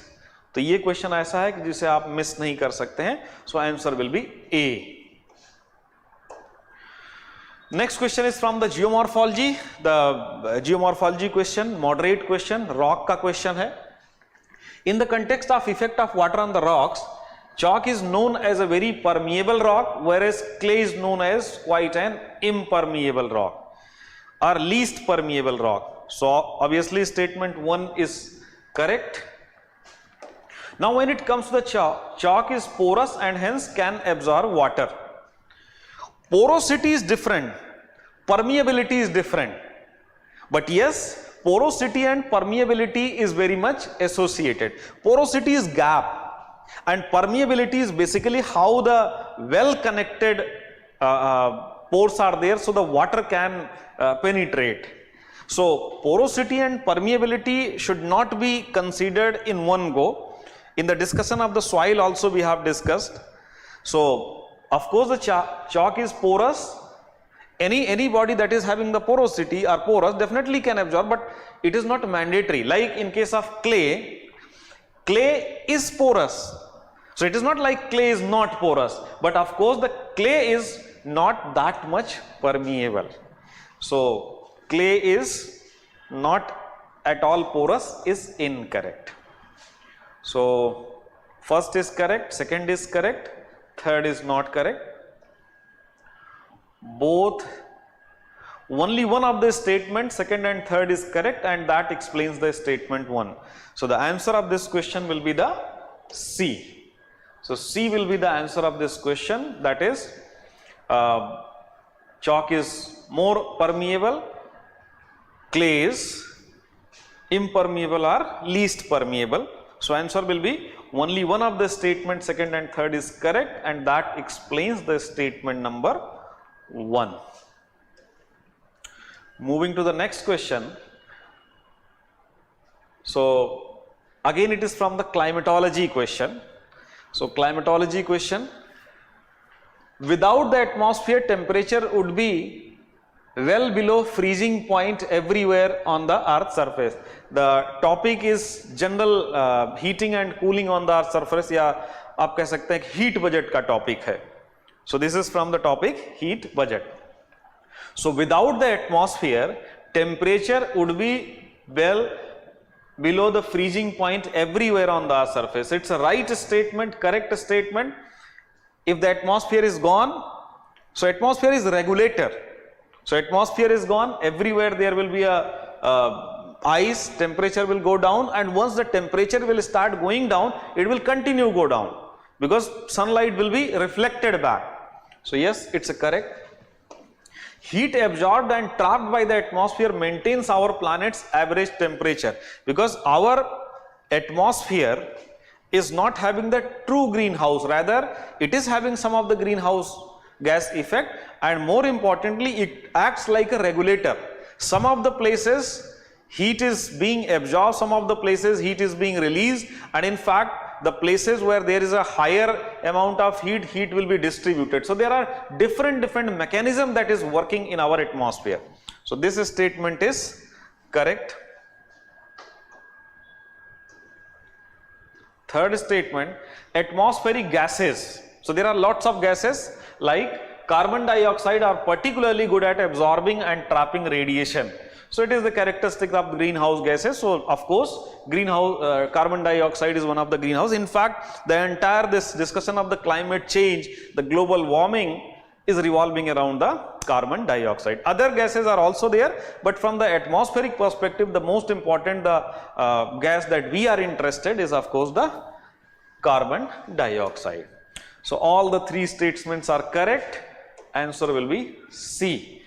So imagine that how important is atmosphere. In fact, that is why when we talk about the life on the earth's surface, for the life, land, air, water, these three is very important, but out of these three we are more connected with the air. So we feel immediately if there is less air, so definitely the people will start getting affected. Immediately they will feel, understand the importance.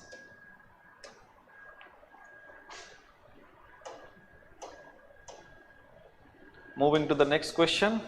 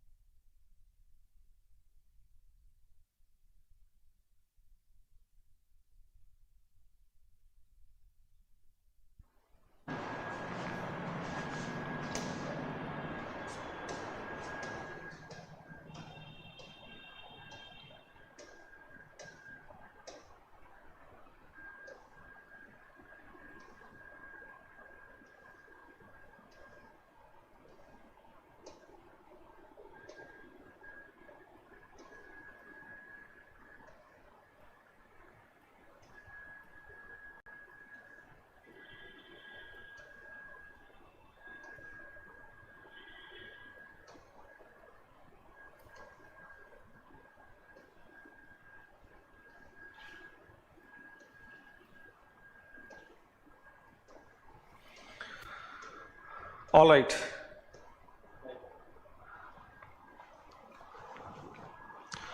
All right. So moving to the next question. So next question is, it is of the general geography. So general geography question, that is, consider the following countries: United Kingdom, Denmark, New Zealand, Australia, Brazil.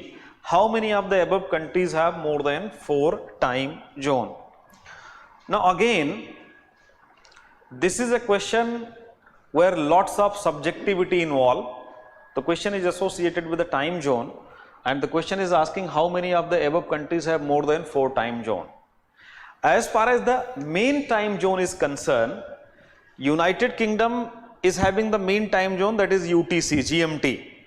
The whole world is following that. Denmark is not having its own time zone, it is following the European time zone. New Zealand is also having a very limited time zone because of the longitudinal extent. Now we are left with 2 countries, that is Australia and Brazil. Australia of course have more than 4 time zone. Brazil, the official details suggest that it is having only 4 time zone. Now other than this, like UK, United Kingdom have some extended territory. So they will have territory in the Atlantic Ocean, in the Pacific Ocean. If you will consider that, so definitely UK will also have more than 4 time zone. Denmark will also have more than 4 time zone. Australia is of course having more than 4 time zone. So it is a little bit doubtful but I will go with the D, option D, that is only 2. Now moving to the next question. So here it is little bit doubtful. The answer, if the examiner will interpret like extended territory, जैसे Denmark है तो Denmark का Greenland, तो if they will go with the extended territory, so from that perspective the answer should be B, that is the United Kingdom, Denmark, Australia, that is C. So from that perspective is C, but from my side it should be D, that is only 2. So C and D. Moving to the next question. Again a very easy question, should not be missed. So it's not moderate, it's an easy question from the international dateline. In fact, this is exactly how I have explained in my GS Foundation classes. So if you happens to be my GS Foundation student, go through and check the international dateline concept. In international dateline concept, as I used to say in the classes also, the only thing that you need to remember is the one concept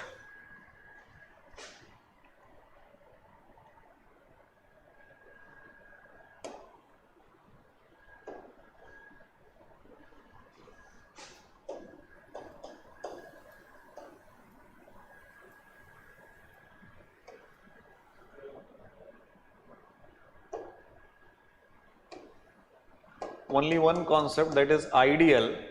Whenever you are moving west to east, there will be a gain of a day. So west to east means gain of a day. So gain of a day का मतलब होता है कि if here you will have the Monday, so here you will not have the Tuesday, rather you will have the Sunday, because Monday means you already have lived the Sunday, and when you will cross this international date line that more or less follows the 180 degree longitude, तो आप Monday से जब east में जाएंगे और Monday में आपका क्या है, this is Siberia, this is Alaska. So Siberia Monday आप क्रॉस कर लिए international date line, you have reached to Alaska, so you will live that day again, so there is a gain of a day. So yes, we have a date line and Siberia, Alaska are few kilometers from each other, but when people are waking up and getting set for the breakfast in these cities, it would be different date. Yes, there will be change in the date if we will cross the international date line. Statement 1 is correct. When it is Monday in Siberia, it is Tuesday in Alaska. No, so it is Sunday in Alaska. So second statement is correct, incorrect, first is correct, so answer will be A, that is 1 only. Moving to the next question, that is 99.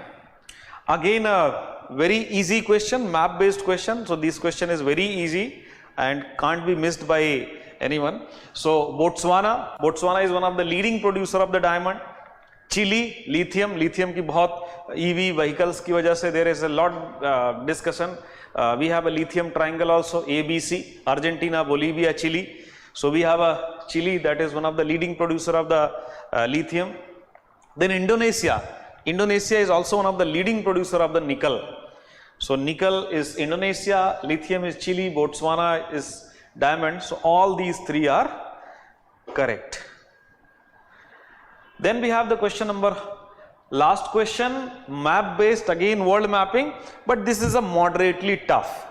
So it is not easy, it's a moderately tough because we cover the Sardinia. So Sardinia we cover it in the Europe mapping. So Sardinia is from the Italy, not the France. So Sardinia is incorrect. And Mallorca, this is also we cover. Mallorca is in Spain. So Mallorca we cover. But this Normandy is a very small island that is present part of the France territory. So this is little bit obscure location. But if you will have these two, then it will become easy. So Europe की अगर आपने mapping किया है, it will become very easy. And the answer of this question will be D. So answer of this question will be none are correct.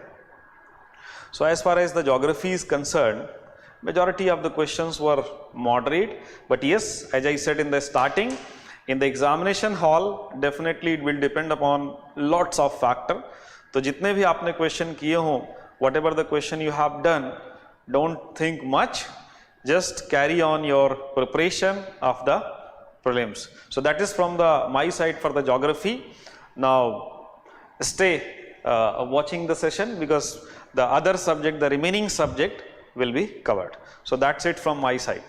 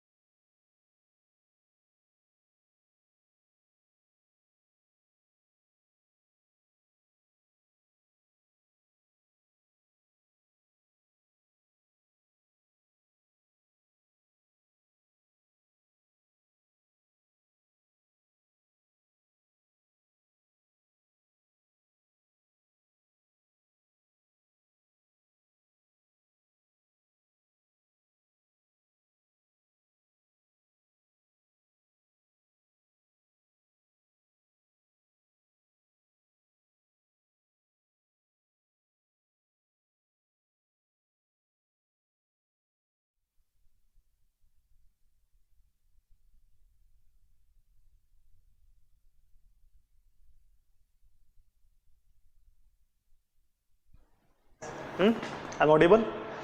Okay.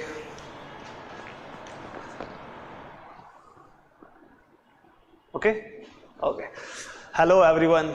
I hope so. You are doing well and you will be fine. So finally we are done.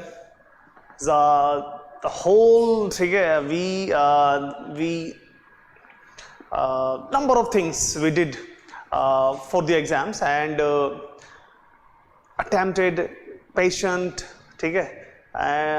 patience and number of things I can say over there. That finally we are done and we have finished that one, and now it's time to explore our hard work, our strategy, our planning, our consistency. Now let's check and let's explore what we achieved and what we have to do, and how many questions are right and how many questions are not right. These are the number of questions that what is the level of the exam, the easy to moderate, moderate to tough, and the moderate level. What kind of questions are floating in our UPSC and prelims mains exam, prelims examinations. There are number of questions that what to do, what not to do, how to understand the behind the concept, and how to find the authentic answers from the different corners, and number of questions are in mind, our mind. So right now we will discuss the number of important things from the environment, and my name is Dr. Abid and I teach environment and ecology in GH Score. And as you know that GH Score has started one of the most beautiful initiative that we are covering the 100 questions through different experts. So right now I will take the environment and ecological sites, and you know that environment and ecology plays very important role in UPSC prelims examination. Almost 10 to 15, somewhere 15 to 18, 10 to 12 questions frequently coming are in our prelims examinations. So right now we will try to highlight and we will try to discuss the level of the questions, and let's solve the questions. Okay, this is the question number 10, and you will notice these they have this question has three statements: statement first, second and third, and on the behalf of these statements we have to find the correct one. So a logic, एक trick है, there is a trick which we have to follow. On the behalf of this trick we can easily identify the correct one. Why I'm saying, please look at the statement first, that activated carbon is a good and attractive tool. Remove pollutant from effluent streams and the remediate contaminant from the various industries. Look, statement first is saying the first word is activated carbon. Getting my point? And the activated carbon, it's another is talking about the attractive tool. Attractive tool means which is able to remove the pollutant from the effluent streams and remediate contaminants from the various industries. Means directly and indirectly we can easily understand that activated carbon is a kind of tool which is very useful for air purification, waste water treatment, and industrial effluent filtration. So it has a multi-purpose. So now we have to identify the rest of these statements. That second statement should be a link to the statement first. मतलब इससे जुड़ी ही बातें ही निकलने आनी चाहिए. That was the reason we will try to find. And the third, यानी कि statement third should be similar to the statement second. And both statements should be talking about the statement first. So let's check. As we know that whenever we talk about the activated carbon, so means it's kind of a different tool which is very useful to remove the pollutant from the air, from the water, from the industrial effluents waste. Getting my point? Now the second statement is saying that activated carbon exhibit a large surface area and strong potential for absorbing heavy metals. Yes, there is no doubt. Second statement is also supporting the statement first, and you will notice over there when I am saying that activated carbon is very useful for air purification. Getting my point? Waste water, regeneration or wastewater treatment plants या wastewater. Next one, ठीक है, industrial effluent filtration. So that's why the second one is talking about large surface area, strong potential for absorbing heavy metals, and as we know that heavy metals are released by the industries. So second statement is supporting the statement first. चलिए बहुत बढ़िया है. Now let's move toward the statement third. Activated carbon can be easily synthesized from environmental waste with high carbon content. As we know that, so activated carbon can be easily synthesized from the environmental waste. So as we know that environmental waste is coming from the air, water and industrial solid waste. So definitely the third statement is also supporting the statement first, and direct and indirect you can talk about that. हाँ भाई दोनों statement तो support कर रहे हैं, means both statements second and third are correct and both of them explain the statement first. Definitely rest of the statements I am talking about the second or third, they are supporting the statement first, because statement first is seems like a superior, and you can notice over there that directly the activated carbon is kind of a tool, remove the pollutant from the effluent streams, means यहाँ पर उसने waste water के बारे में बात की है, and you will notice you can notice over there the contaminants from the various industries, means, and rest of the two and third statements are clearly showing एक इंडस्ट्रीज की बात ही की जा रही है. So that was the reason we can easily solve the question number 10. ठीक है, विदाउट एनी, ठीक है, ये समझते कि हाँ we have to go with the higher deep quality and deep understanding, deep concept clarity. So on the behalf of the basic understanding we can easily solve the question number 10. Now let's move toward the next one. Question number 11. So right now the question number 11, you can notice over there statement first, statement second, statement third, and now same thing is happening in here. So on the behalf of these questions we can easily identify what will happen. So भाई पढ़ो पहले इसको, then you will find कि हाँ भी हम इसको कैसे इसको ठीक है solve कर सकते हैं. Look, same thing will happen over there. ये हाँ, this is one. ठीक है, both statement second and statement third are correct, but both them explain statement first.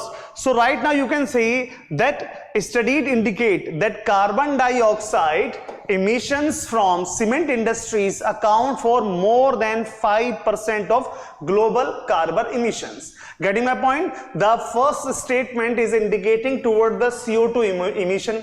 As we know that from the UNFCCC, Kyoto Protocol or Paris Agreement, everyone is talking about the CO2, because we have to reduce the CO2 level, we have to reduce the greenhouse gases level. That's why then we will control the effect of the climate change, means you have to reduce the CO2 level anyhow.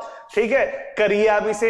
And जैसे हम आगे बढ़ते हैं, we found the cement industries account for more than 5% of global carbon emissions. Means statement first is talking about the CO2 emission first, and another important point is that they're talking about the cement industries. Why? Because cement industries is the leading CO2 emitter. Getting my point? So the statement is talking about more than 5% global carbon emissions. Yes, there is no doubt. International Energy ठीक है शायद agency and UNEP ठीक है, that number of sufficient data are available regarding the cement industries या portable cement industries. Getting my point? That around to 7 to 8% of ठीक है CO2 emissions are coming from the cement industries. Getting my point? And you know that portable cement is highly demandable thing for the construction. And as we know that in the developing countries, the demand of the cement industries is higher as compared to the developed nations. Getting my point? So you can easily understand what is the level and why this is a serious concerns for each and everyone. Getting my point? Because we have seen the 2015 Paris Agreement, इस तरह से solve कर सकते हैं. ठीक है, now we have to discuss another two statements on the behalf of the statement first. चलिए आगे देखते हैं.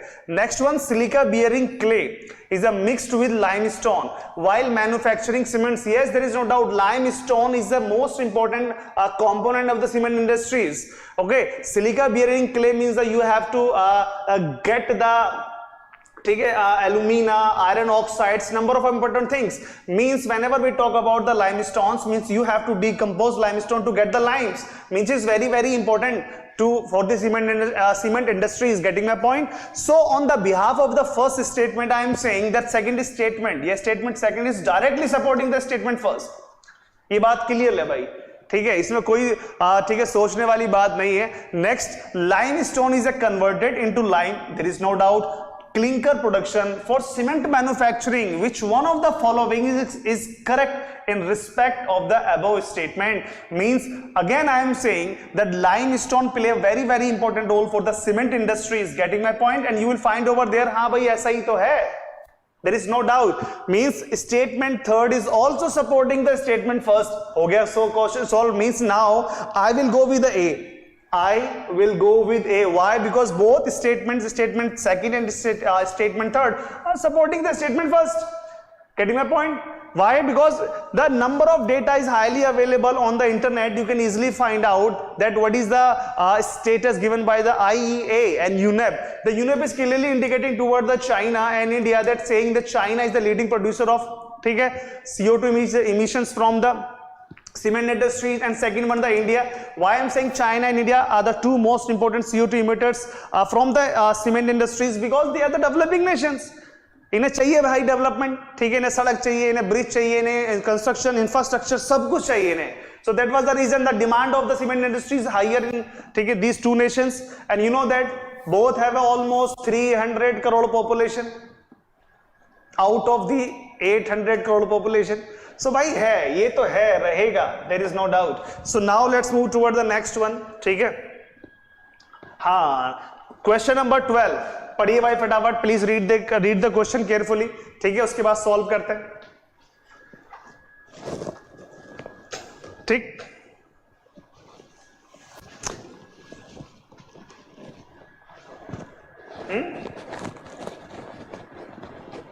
डन, स्टार्ट करें, चलिए स्टार्ट करते हैं. लुक, ठीक है, here is also statement 3. There are 3 statements: statement first, statement second, statement third, and we have 4 options. Now we have to find out the correct one. देखो, I have told you number of time, and we have discussed so many times in the classes and prelims probables and regarding the Paris Agreement, Kyoto Protocol, Montreal Protocol, Ramsar Conventions, UNFCCs, and what are the different objectives they have. And we have discussed so many times NDC, National Determined Contribution, precautionary principles, and CBDR, okay, and market emission, market mechanisms. Number of things we discussed, ठीक है, during our classes. And again the question is coming from the, ठीक है, recently we discussed the COP29 from the Baku, Azerbaijan, and we told and I delivered some important stuffs. And then ठीक है, इससे previously from the UAE COP28. And as we know that whenever we talk about the COP28 या COP conference of parties, means this is the highest decision making body of the UNFCCC. There is no doubt. This is the highest decision making body of UNFCCC. So यहाँ पर क्या है, at the 28th United Nations Climate Change Conference, India refrained from signing the Declaration on Climate and Health. देखो भाई, सीधी सी बात है, whenever we talk about the climate, look, if climate change is happening, there is no doubt. After the Industrial Revolution, it was observed the rate of the climate change is increasing day by day. And you will notice over there, if the climate change is happening, I'm giving some hints. So definitely the global weather, regional weather, and local weather changing rapidly. Okay, and on the other hand, sea surface temperatures is increasing rapidly, getting my point, and snow melting increasing rapidly. Pattern of rainfall is also changing over there, and you will notice over there that ठीक है, cropping pattern is also changing over there. So number of things is happening around the world, and we have a number of examples. And on the other hand, you will notice over there that we, ठीक है, मतलब India के पास जो infrastructure होना चाहिए regarding health, still we are far away from that infrastructure. So we need a high qualitative structures, and we have seen in Corona 2020-2021, ठीक है, number of incidents and number of examples are available. यहाँ पर कुछ ऐसा था, ठीक है, but this is the correct statement. Now let's move toward the one. The COP28 declare on climate and health is a binding declaration. क्या बात कर रहे हो भाई, बाइंडिंग कैसे हो जाएगा? This is a voluntary, ठीक है, agreement या declarations. बाइंडिंग क्यों करेगा? Why still I have an order advanced kind of infrastructure, advanced kind of a health infrastructure, and you are saying that it's a binding declaration? No भाई, this is not a binding, ठीक है, this is a voluntary, and if signed it become mandatory. मेरे हिसाब से तो ये गलत हो गया. Next, if India's health sector is decarbonized, the resilience of its healthcare system may be compromised. Why? अरे नहीं भाई, compromise क्यों होगा? It will increase. Look, देखो, we have taken the pledge. Getting my point? 2030, we have taken a pledge that 50% energy will come from the non-fossil fuels based. Getting my point? And 2070 you will find over there net zero emissions. That's why we are using renewable resources or renewable energy. Why I'm saying means, देखो, India's health sector is decarbonized means, suppose that if we are using the thermal based power energy and now we have shifted toward the solar energy, tidal energy, ठीक है, wind energy and biomass energy है, getting तो ये तो बहुत ही फायदा होगा ना. सो ये चीजें हैं मेरे हिसाब से, और स्टेटमेंट थर्ड भी इनकरेक्ट है. So you will find over there neither statement second और third is correct, option D. Now let's move toward the next one. Scientific study shift to taking place earth rotation, no, it's from the geography, ठीक है. And now let's move toward the, yes, this is again the question from the Paris agreement, article 6. Look, कितनी बार हमने यार इसको पढ़ा है, Paris agreement को लेके क्या ही बताया जाए आपको बस. लुक, देखो, वी हैव 3 स्टेटमेंट्स. भाई एनवायरमेंट ने तो बिल्कुल तहलका मचा दिया है कि एक एक नहीं, दो दो नहीं, 3 स्टेटमेंट के साथ क्वेश्चंस आ रहे हैं. एंड दिस इज, ये ऐसा घबराना नहीं भाई, this question is very easy. Why? Because we can solve this question on the behalf of the statement first. जो स्टेटमेंट फर्स्ट को लीड कर रहा है उससे नीचे ही सारे ऑफ स्टेटमेंट होने चाहिए. That's all. So we have a question from the Paris agreement 2015. सो ये मैंने शायद कराया है डेफिनेटली, ठीक है, क्लास में डिस्कस किया है हम लोगों ने ये. And you can notice over there the article 6 of the Paris agreement means, look, Article 6 is one of the most important component of this question. Second one is from the Paris Agreement toward the climate change. अब क्या कर रहा है? Global discussion on sustainable development and climate change means whenever we talk about the objective of, ठीक है, Kyoto और Paris Agreement, you will find over there CBD, DR, common but differentiate responsibilities, CBDR, PPP, precautionary preventions, and sustainable development. These all are the important component of the climate. ठीक है, Paris और Kyoto protocols. Getting my point? And on the other hand, you are talking about the sustainable development through the climate change. Means whenever you will reduce the impact of the climate change, definitely you will increase the ratio of the sustainable development. Because you have to give the earth to the next generation. वही वाली जो आजकल, ठीक है, internet पे ज्यादा shift कर रहे हैं हम लोग, ठीक है. So first statement is talking about article 6. Now let's see statement second. देखो भाई, article 6 of the Paris Agreement on climate change sets a principle of carbon market. Yes, carbon market, carbon mechanisms. ठीक है, means you have to reduce the level of the carbon. Getting my point? And you have to reduce the temperature from 2 degrees to 2 degrees Celsius to 1.5 degrees Celsius around the 191. ठीक है, तो बहुत सारे इसके अंदर चीजें हैं which we discussed during the classes. Getting my point? चलिए, now let's move toward the statement third. Article 6 of the Paris Agreement. ये देखो, ठीक है, ये वाला on climate change intend to promote inter-country non-market strategies to reach their climate targets. Means this is the perfect one, that Paris Agreement on climate change intends to promote inter-country non-market strategies to reach their climate targets. Means every country, specifically developing countries, means देखो, बहुत सीधी सी बात थी, the developed nation had to transfer the fund, number 1, and the developed nation has to transfer the technologies. Getting my points? Means fund and technologies you have to transfer to the developing nations. Getting my points? ठीक है, अब ये basic सा फंडा था. And you know that inter country non market strategies means whenever we have adopted number of important things regarding the, ठीक है, Paris agreement on climate change. So statement third is directly supporting the statement 1. So on the behalf of these all things, I can easily calculate that option A is the correct one. Why? Because both statements second and third are correct and both them explain statement first. Simple सा fact था, on the behalf of a statement first alone, you can solve the question easily. यहाँ भी कोई rocket science की जरूरत नहीं थी भाई, आप इसको आराम से निकाल सकते थे. Now let's move toward the, ठीक है, क्वेश्चन नंबर 17, ठीक है, पीकॉक ट्रेंटुला, गूटी ट्रेंटुला कंसीडर. ठीक है भाई, देखो सिंपल सी बात है.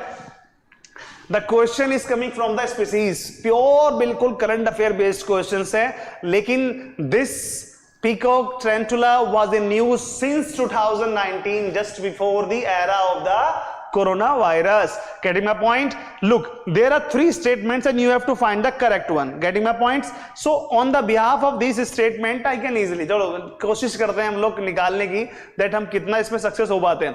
Getting my point? It is an omnivorous crustaceans. Peacock tarantula, gouty tarantula, consider the following statement regarding the, ये एक spider है. Getting my point? Have a multiple legs, arachnids type name, that they have a arachnid and they have a multiple legs with the vertebrate something, कुछ ऐसा एक इनका unique structure है, and you can find over there. And whenever we talk about the peacock tarantula, gouty tarantula, so generally it is not a omnivorous, ठीक है, it is a carnivorous. Getting my point? So first statement is incorrect. So on the behalf of these, I can remove the option A and option B. Now let's move toward the next one. It is natural habitat in India is only limited to some forest areas. Yes, there is no doubt. So it is found only 100 square kilometer forest in Andhra Pradesh, means southeast India. मतलब specifically Andhra Pradesh is the only native place where peacock tarantula is found. Rest of the country है ही नहीं उनके पास, कहीं रहती नहीं है, मतलब ये कहीं जाती भी नहीं है भाई, एक जगह रहना ही पसंद करती है. Getting a point? Next one, it is a natural habitat, it is arboreal, it is an arboreal species. Yes, there is no doubt, पेड़ पे ही रहना पसंद करती हैं ये peacock tarantula. Getting my point? So this is an arboreal species. So statement second and statement third are correct. On the behalf of these, I can easily find the option D is the right one. ठीक है. So this is the pure static questions from the news side. Getting a point? लगातार पढ़ते रहिए the Hindu newspaper. Now let's move toward the question number 18. So please बताइए question number 18. You have a 3 options and you will find the correct one. Now the statement first, yeah, option number first, CO2 emission in India are less than 0.5 ton CO2 per capita. क्या बात कर रहे हो यार? China, ठीक है, India, ठीक है, these 2 countries are higher per capita emitter of CO2. Whenever we talk about the India, अरे भाई 2 more than 0 ton CO2 emitters per capita in India की तरफ से है. Getting my points? So first statement is correctly, मतलब ये तो incorrect है भाई. So on the behalf of the first, I can easily remove, ये गया, ये भी गया, ठीक है. And now let's move toward the option number second. In terms of CO2 emissions from fuel combustion, India ranked second in Asia Pacific region. Getting a point? इसमें है क्या? The China, India, Japan and Indonesia. You will find over there only 4 countries which is highly developing. Japan तो developed है, लेकिन these are the 4 nations which are highly responsible for CO2 emissions. Means per capita CO2 emissions is higher in these 4 nations. Generally belong to the Asia Pacific regions. I'm not talking about the USA or Russia or Brazil or South Africa or Germany. ठीक है, we are talking about the Asia Pacific region. So according to me, second option is correct. Electricity and heat producers are the largest sources of CO2 emissions in India. Yes, why I'm saying electricity? Because look at, recently a government published a reports, Ministry of Statistics, I'm talking about the Ministry of Statistics. You will find over there almost 79% of electricity are coming from the coal based, ठीक है, energy, means thermal power plants. So you can easily assume what kind of, ठीक है, pollutants are coming from that side. Means whenever you will talk about the greenhouse gases, so CO2, CO, SO4, S2, N2, NO, ठीक है, and number of fluorinated gases, and 2.5, 2.10, PM10, PM2.5, these all are highly responsible and coming from electricity. ठीक है, तो ये बात हकीकत है कि electricity and heat producers are the largest sources of emissions in India, there is no doubt. So according to me option C is a correct one. तो भाई ये भी ठीक है, बस एक गलत है. Getting my point? So this question is highly, we can say pure factual tha, and this was in news, frequently is in news, and you can read number of reports from the Paris Agreement, you can read over there. ठीक है, International Energy Agency you can read over there, and the reports specifically PIB, so you can notice over there. तो ये बराबर चर्चा में था, इसीलिए आपको ये प्रीलिम्स में दिखाई दिया. Next one, the question is coming from the species, ये भी है floral species, so you can write plant and descriptions. So cassava, ginger, malabar, spinach and mint and papaya. Getting the points? So on the behalf of these 5 options we have to find the correct one. Whenever we talk about these all kind of structures, so you find over there बहुत ही tricky, बहुत ही close fight होती है यहाँ पर. Means cassava, woody shrubs, there is no doubt. Semi woody और woody shrubs, वो correct है बिल्कुल, there is no doubt. And ginger is a herb with pseudo stem, there is no doubt. Herb भी है and pseudo भी है. Malabar spinach, herbaceous climbers, there is no doubt, this is correct. Mint, annual shrubs, no, this is not the annual shrub, this is a perennial shrub, means grow over the year by year. Getting my point? And papaya, woody shrub, no, papaya means papaya is not a woody shrub, it's kind of a different shrubs, it is not considered in the woody shrubs. So according to me, option 4th and option 5th are incorrect, and just option 1, 2 and 3 are correct. Now let's move toward the next one. This question is highly depend on your basic understanding. ठीक है, वैसे नहीं, generally ये question तो मेरे हिसाब से geography से है, because rain forest produce more oxygen than produce by the oceans. No wrong. Rain forest produces more oxygen. No oceans produces more oxygen as compare to the rain forest. बहुत छोटा है भाई इसका रेशो. ठीक है, rain forest का as compare to the Amazon forest और Congo forest और Indonesians, these are the very less. गलत है. ठीक है, लेकिन basically this question is from the geography side, so you can go and check their questions level. Okay, Raja Ram Mohan Roy. Now let's move toward the question number, I think so 70. In the last one you will find the question. कहाँ भाई जल्दी आओ, कहाँ छुप गए भाई. ठीक है, 57. ठीक.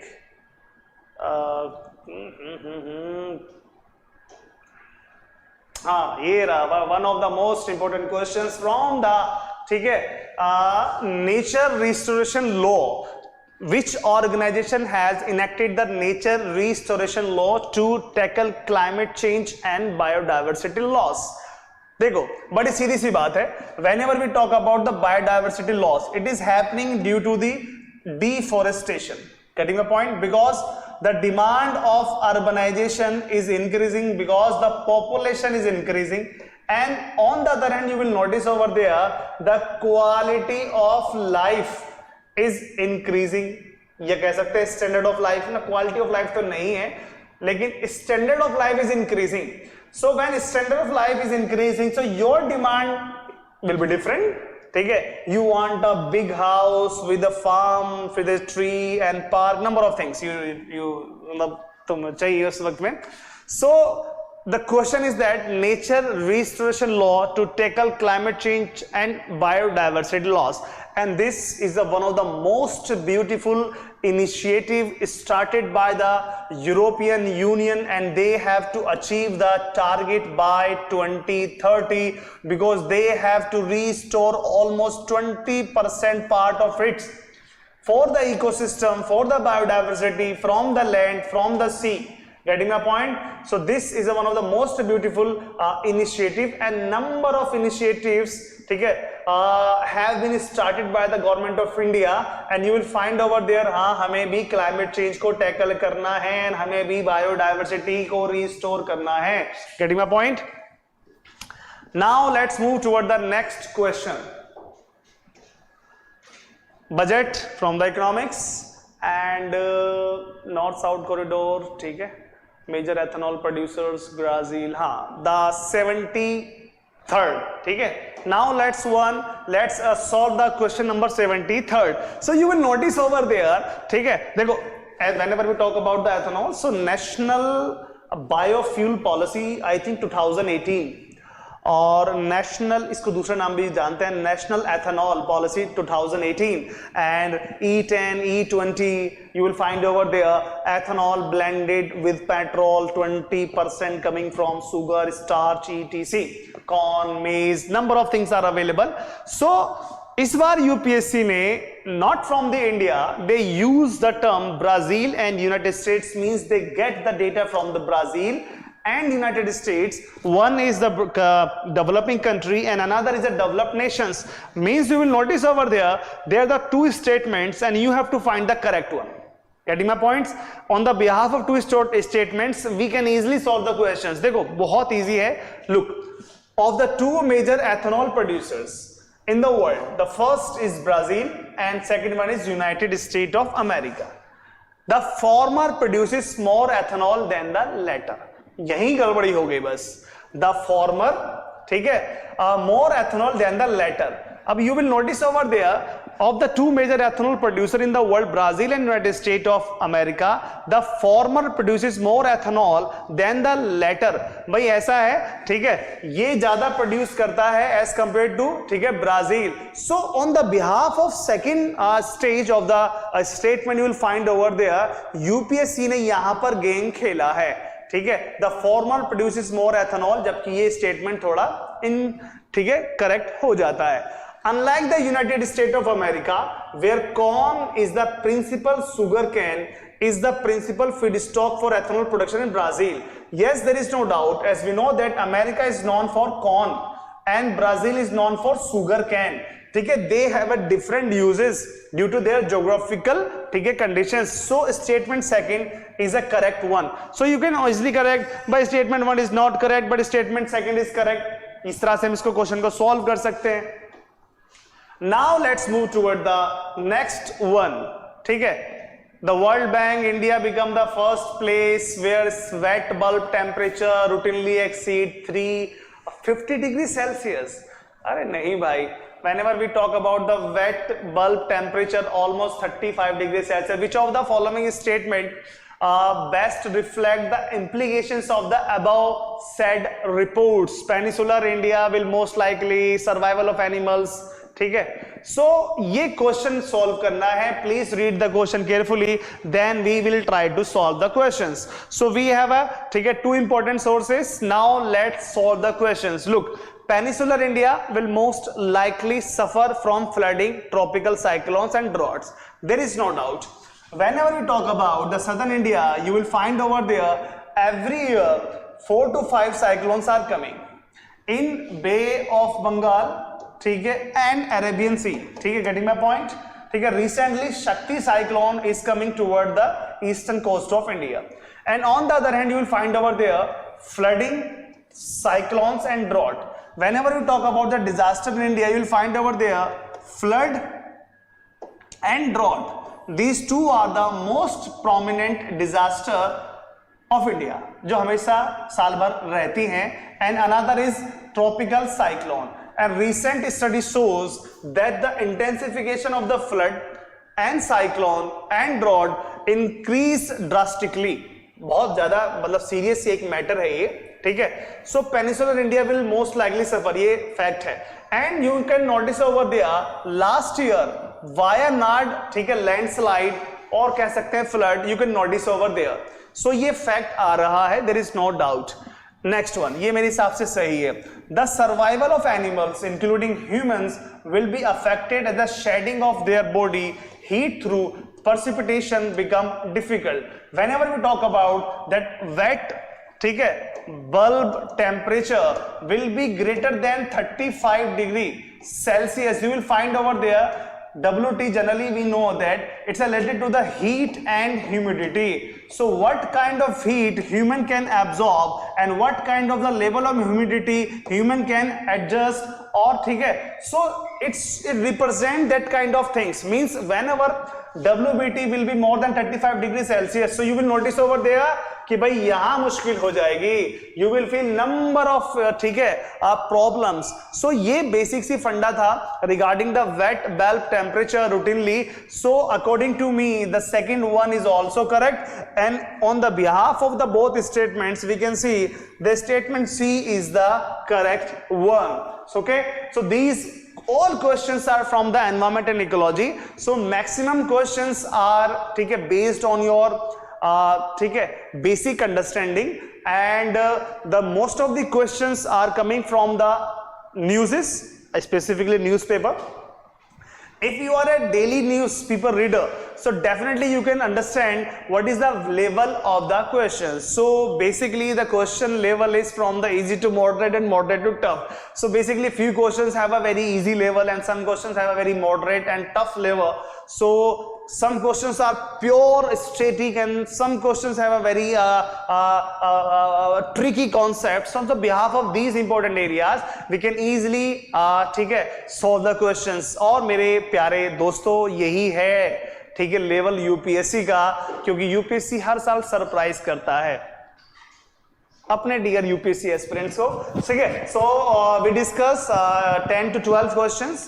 ठीक है, so this is enough from this side and see you soon with surprise package. ठीक है, take care, this is Abid, see you. ठीक है.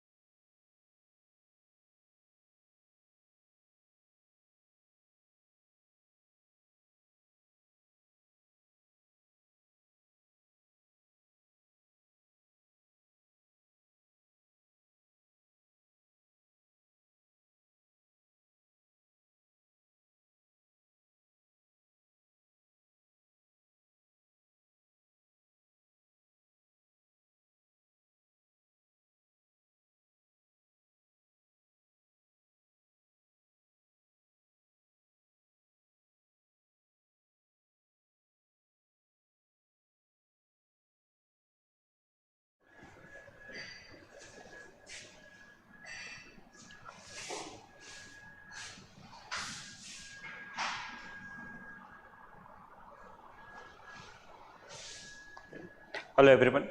So we will be discussing about science and technology questions. 16 questions are there. Let us go through them. So first question is, consider the following types of vehicles. How many of the above are considered as alternative powertrain vehicles?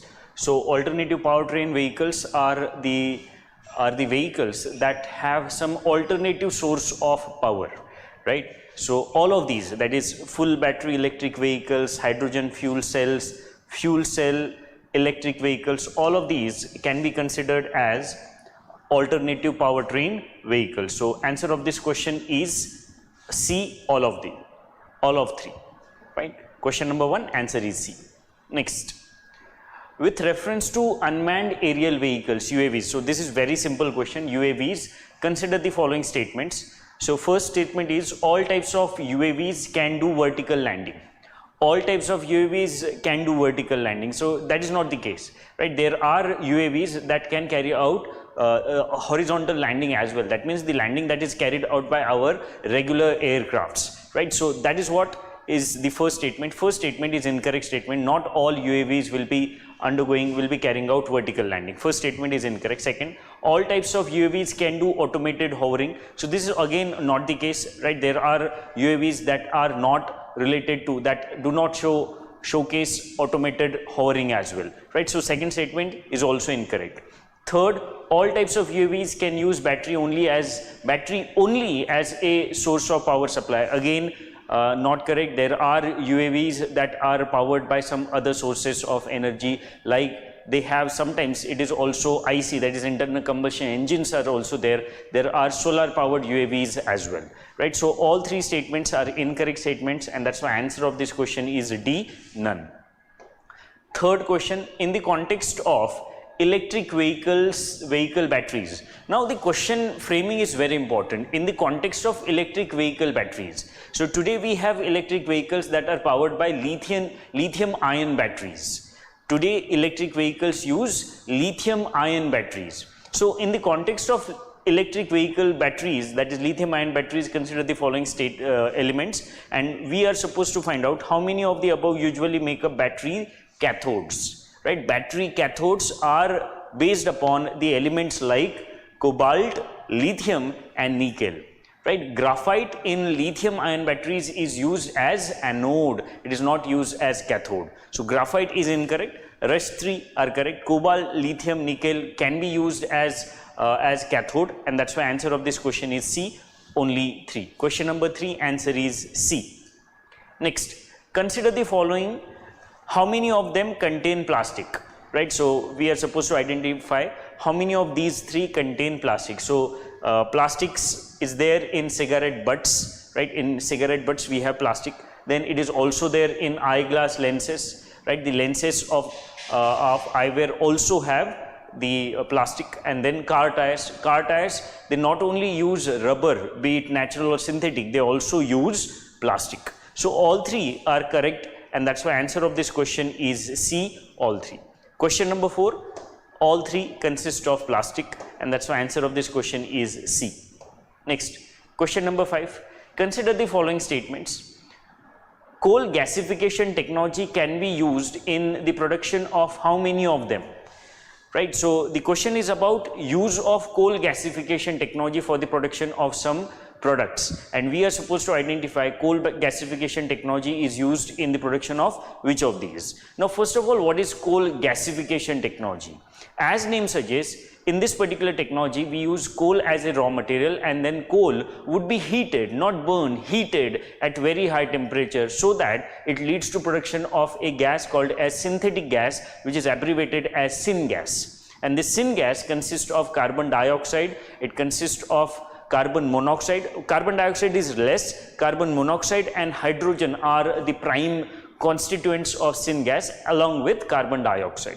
Then we can use these 3, that is carbon monoxide, hydrogen and carbon dioxide, for the production of various products. For example, it can be used for the production of ethanol, right? We can produce ethanol from the syngas. Then we can also produce urea from the syngas. And through various reactions in a very, let's say, using various number of reactions, we can even produce nitroglycerine as well, right? Nitroglycerine can be produced, but the reactions that are let's say carried out are very lengthy reactions for the production of nitroglycerine. So we can say that for the production of ethanol and urea, directly we can use coal gasification technology.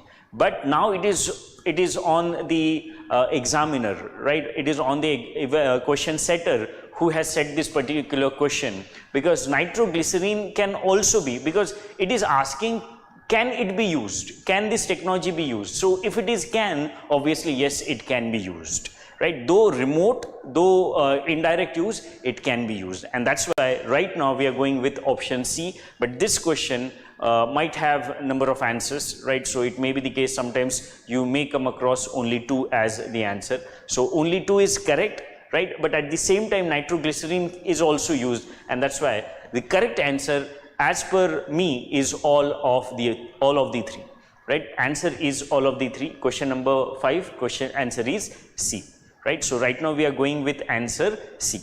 Next, question number 6. What is the common characteristics of the chemical substances generally known as Cl20, HMX and LLM105, which are sometimes talked about in media?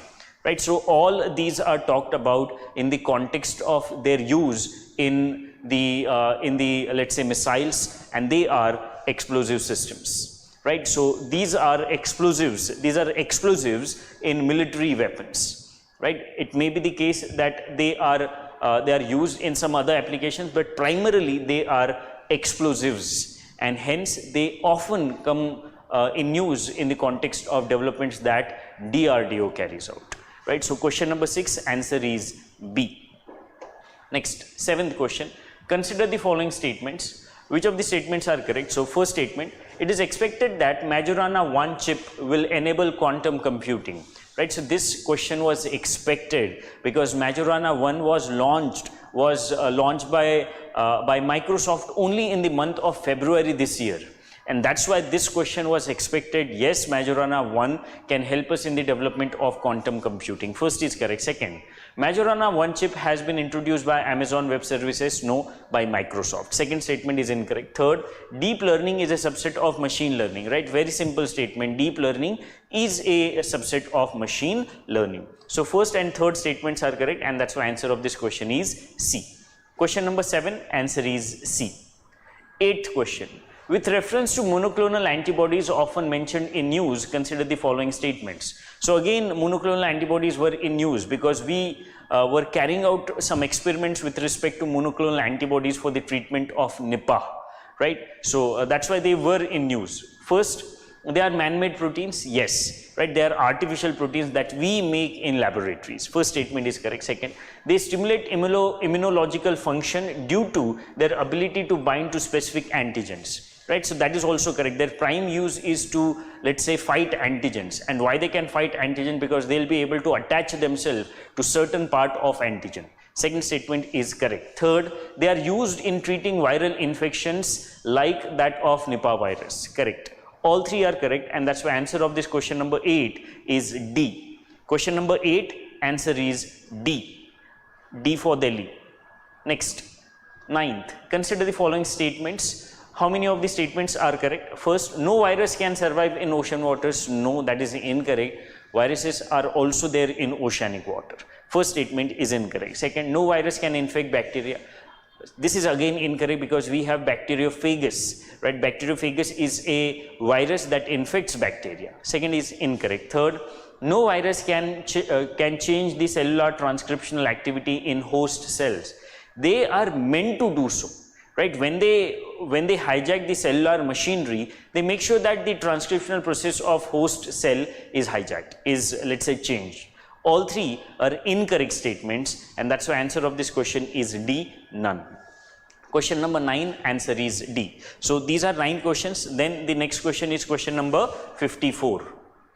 The next question from Science and Technology is question number 54.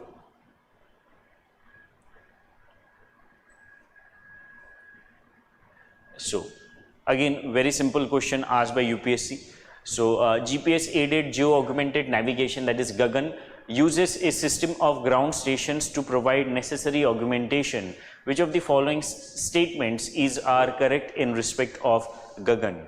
First, it is designed to provide additional accuracy and integrity, right? Correct statement. It takes data from GPS and that data would be augmented, enhanced, so that accuracy and integrity of that data increases. First statement is correct. Second, it will allow more uniform and high quality air traffic management, right? So primarily Gagan is used for air traffic management. Second is also correct. Third, it will provide benefits only in aviation but not in other modes of transportation. No, that is not correct. It can also be used for maritime shipping. It can also be used for other, let's say, navigation services, right? First two statements are correct. Third is incorrect. Answer of this question is D, 1 and 2 only.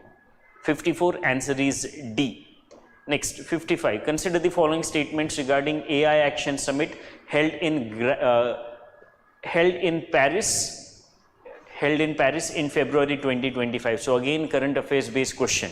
First, co-chaired with India, the event builds on the advances made at Bletchley Park Summit held in 2023 and the Seoul Summit held in 2024. Correct statement, right? India and France chaired this particular summit. So co-chaired by India. First is correct. Second, Along with other countries, USA and UK also signed the Declaration on Inclusive and Sustainable AI, right? So it should be AI. So this statement is incorrect statement. Why? Because it is not signed by, the declaration was not signed by USA and UK, because they think that this kind of declaration may be a kind of let's say obstacle in the development of AI, right? They think that this declaration is too much regulation for the development of AI, and that's why they did not sign it.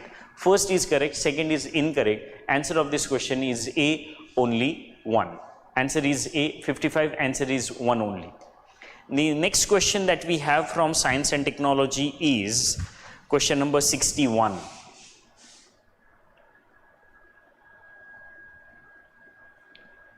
So consider the following statements. First statement, some rare earth elements are used in the manufacturing of flat television screens and computer monitors. That statement is correct. We have europium and terbium, rare earth minerals, rare earth elements that are used for the production of monitors. First statement is correct. Statement 2, some rare earth elements have phosphorescent properties, right? So they release phosphorus, and that's why we'll be able to use them for the production of monitors. So both these statements are correct, and statement 2 is an explanation of statement 1, and that's why answer of this question is A. Both statement 1 and statement 2 are correct, and statement 2 explains statement 1. 61 answer is A. 61 answer is A. Next 62. Consider the following statements. First, Indian Railways have prepared a National Rail Plan NRP to create a future-ready railway system by 2028. Now, this statement is incorrect statement. Why it is incorrect? Not because of the statement, but because of this year. Right, because of this year it is incorrect. It is by, so the Indian Railways have prepared this plan called as National Rail Plan, wherein they want to make sure that the railways become future ready by 2030, not by 2028. So first statement is incorrect. Second, Kavach is an automatic train protection system developed in collaboration with Germany. No, it is indigenously developed by RDSO. Right, it has been indigenously developed by Research Design Standardization Organization, Standards Organization, Research Design Standards Organization. Right, so second statement is also incorrect. First two are incorrect. Third, Kavach system consists of RFID tags fitted on track in station sections. Right, so that is correct statement. So third statement is correct. Kavach system uses RFID on the tracks. So only third is correct, but we are supposed to find out statements which are not correct. So first two are not correct, and that's why answer of this question is A, 1 and 2 only. 62 answer is A. Consider the following space missions. How many of the space missions given above encourage and support microgravity research? Right, microgravity research is supported by which of these missions? It is supported by all three. Axiom 4, which is upcoming mission, it is a private organization that would be carrying out mission to International Space Station. It would support microgravity research. Second, SpaceX. Again, SpaceX is the mission that was carried out by ISRO in January 2025, and that also is the mission that supports microgravity research. And the upcoming mission of ISRO, that is Gaganyaan, would also be a mission that would help us in microgravity experiments. All three are correct, and that's why answer of this question is C. 63 answer is C. 64. With reference to India's defense, consider the following pairs. So on one hand we have aircraft type, and on other its description. We are supposed to find out which pairs are correctly matched. First, Dornier 228, it is matched with maritime patrol aircraft. Yes, that is correct. It is used for maritime patrol aircraft. So first pair is correct. Second, IL-76, which is Russian aircraft, it is matched with supersonic combat aircraft, which is incorrect. It is military transport aircraft. It is used for transportation purpose in military primarily. So second pair, IL-76 pair, is incorrect. Third, C-17 Globemaster 3, it is matched with military transport aircraft. Right, so first and third pairs are correctly matched. Second is incorrect, and that's why answer of this question is B, only 2. 64 answer is B. Next, 65. Artificial way of causing rainfall to reduce air pollution makes use of, it uses. So artificial rain uses three things. First, silver iodide, second, potassium iodide, and third is dry ice, right? So these three things are used for the production of artificial rain. 65 answer is A. 65 answer is A. Now the next question is question number. So these are the questions that are there from science and technology. One more question is there. Just a minute, let me check.